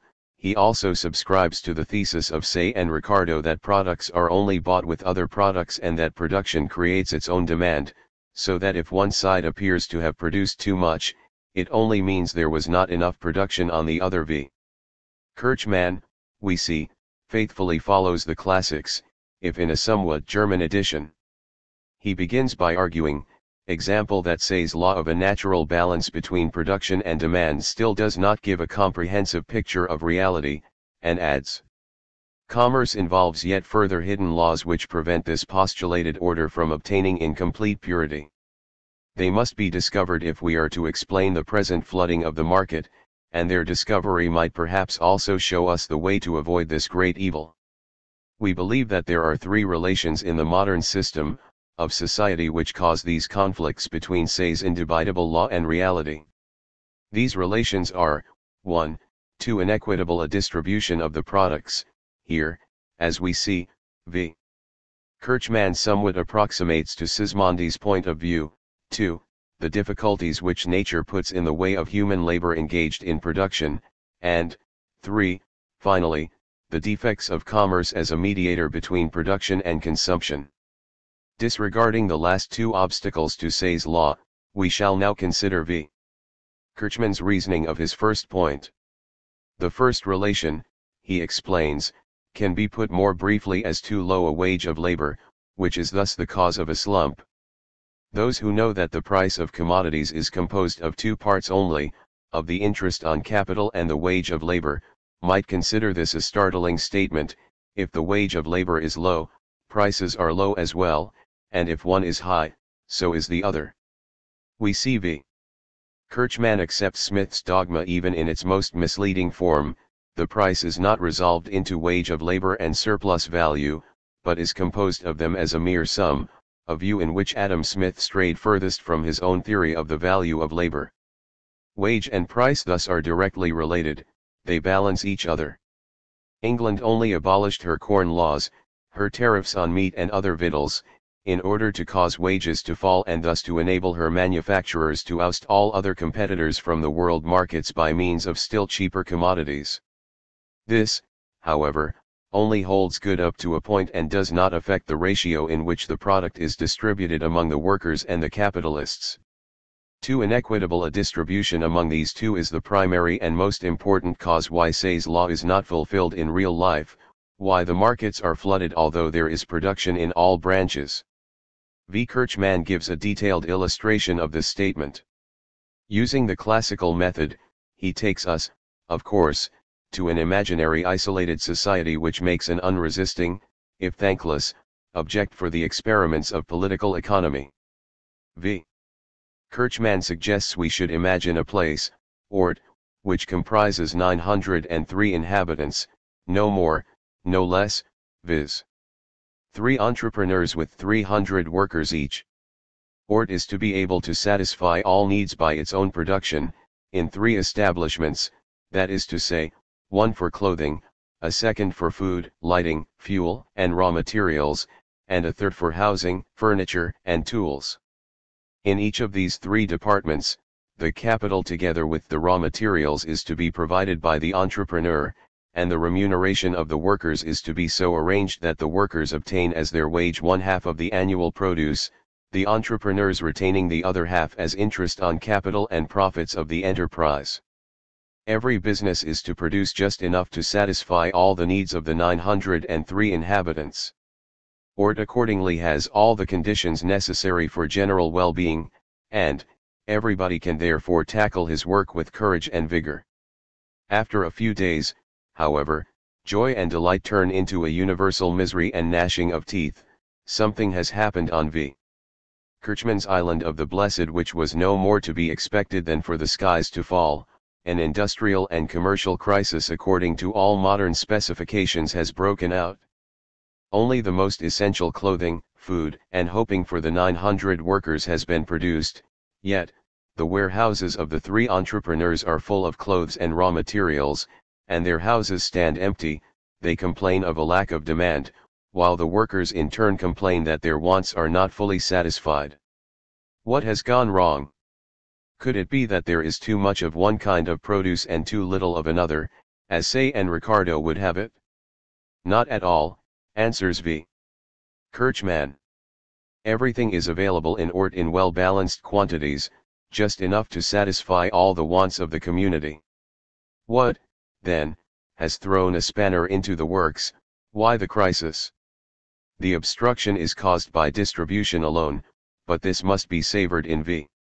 Kirchmann's own words. The obstacle, why nevertheless no smooth exchange takes place, lies solely and exclusively in the distribution of these products.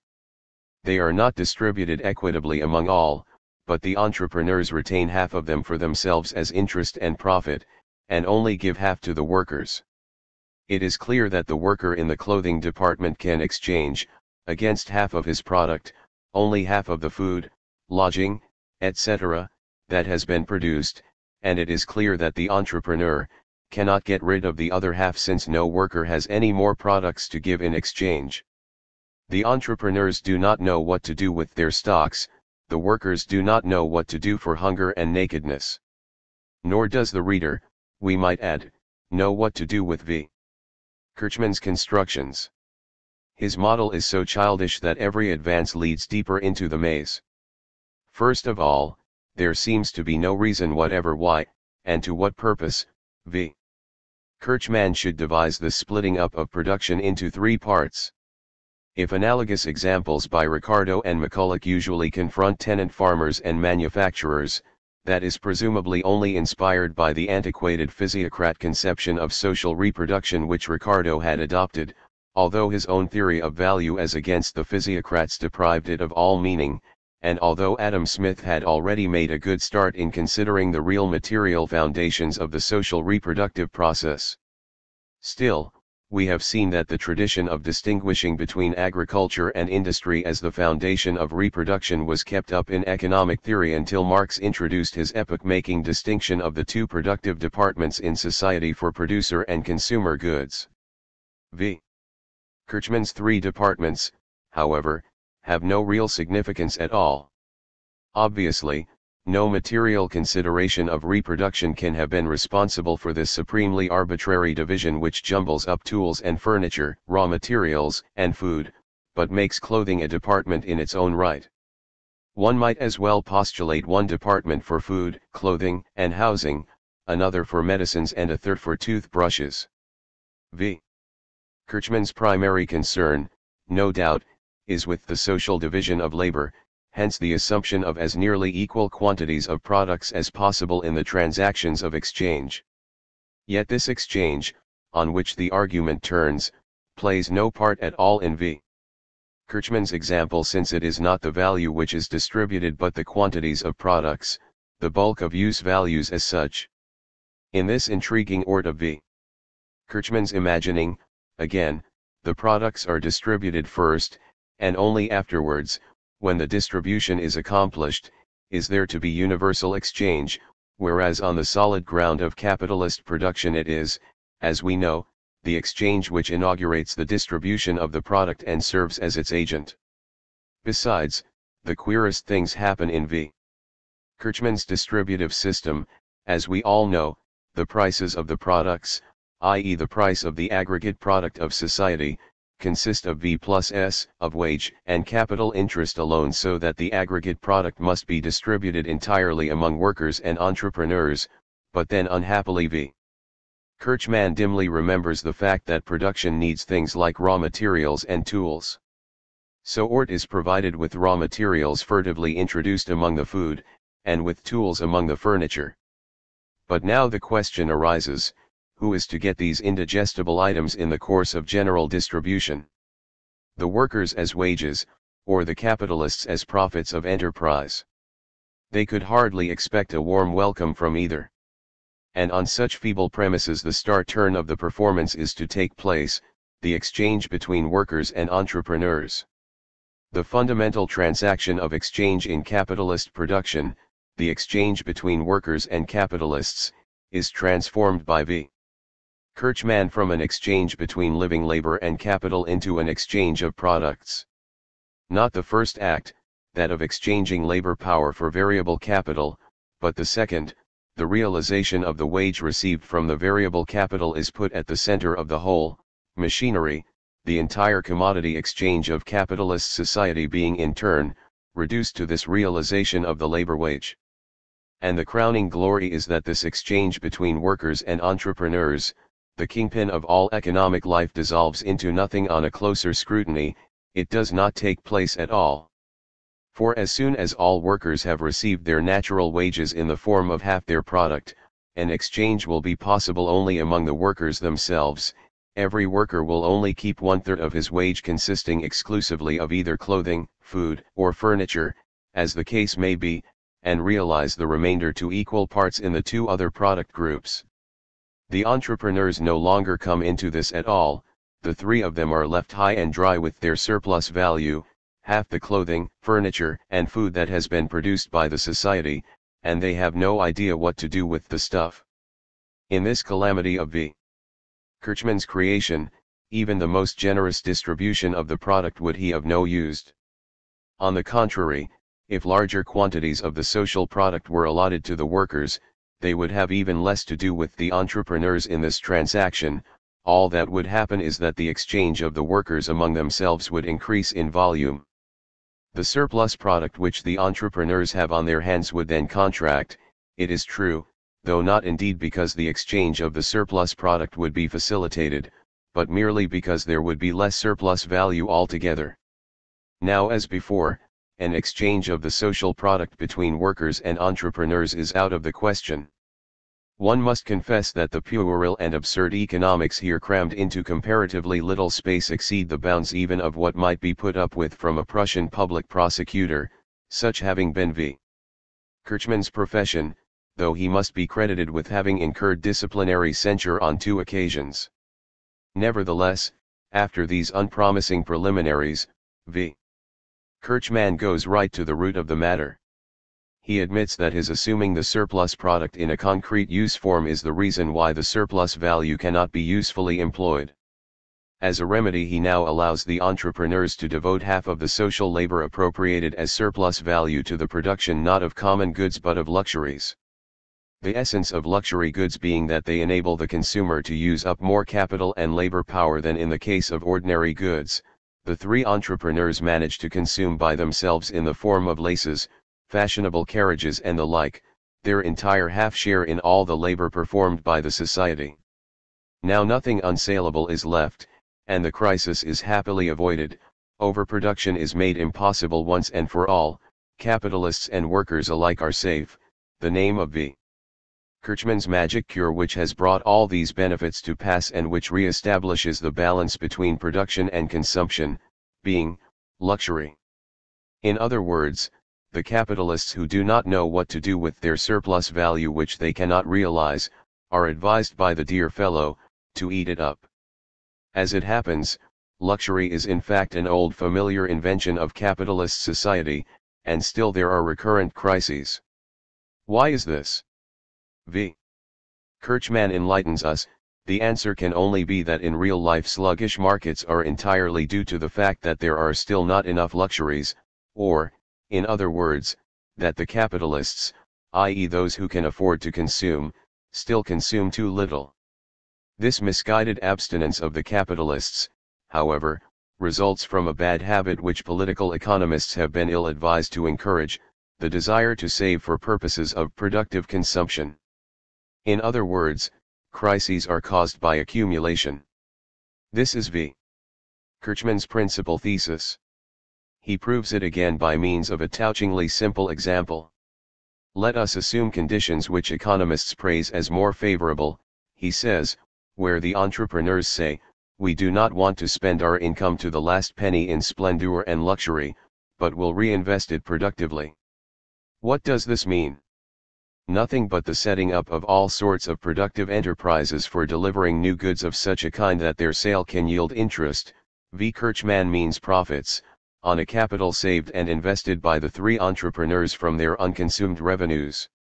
Accordingly, the three entrepreneurs decide to consume only the produce of 100 workers, that is to say to restrict their luxury considerably, and to employ the labor power of the remaining 350 workers together with the capital they use for setting up new productive enterprises.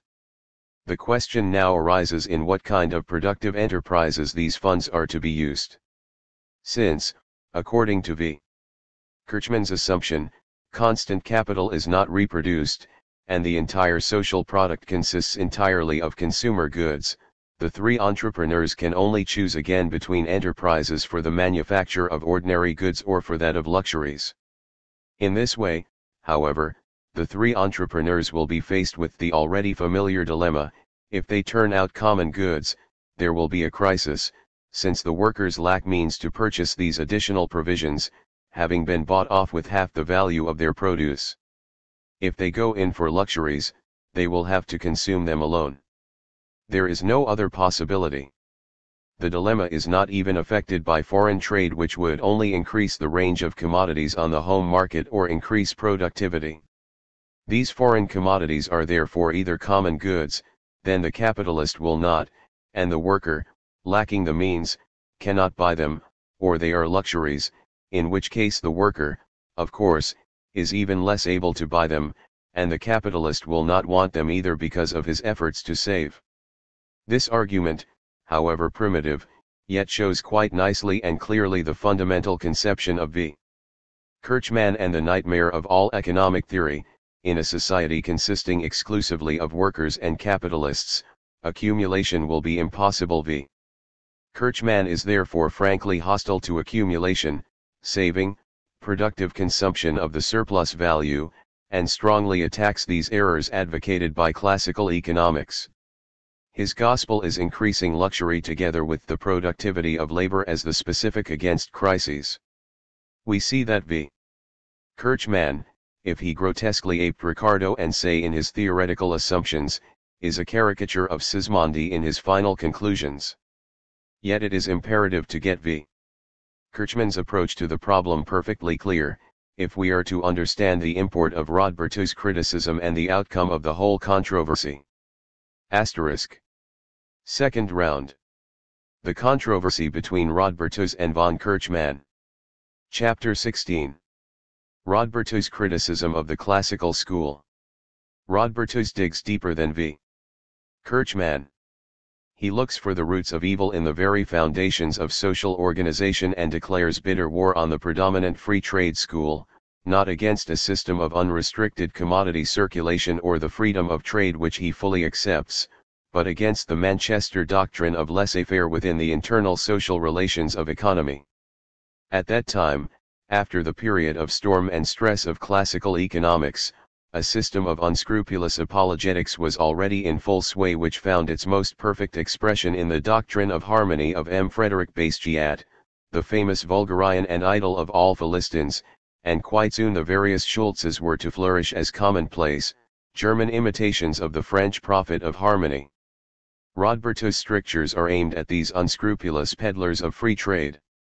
In his first letter on social problems, 1, he exclaims: because of their paltry incomes, 5/6 of the population are not only deprived of most of the benefits of civilization, but are in constant danger of the most terrible outbreaks of real distress to which they sometimes succumb. Yet they are the creators of all the wealth of the society. Their labors begin at dawn and end at dusk, continuing even after night has fallen, but no exertion can change this fate. They cannot raise their income, and only lose that little leisure which ought to remain nowadays for the improvement of their minds. Hitherto it might have seemed as if all this suffering were necessary to the progress of civilization, but now that a series of the most wonderful discoveries and inventions have increased human labor power more than 100-fold, new prospects of changing these grim conditions are suddenly revealed. As a result, the wealth and assets of a nation increase at a growing rate as compared with the population. Could anything be more natural,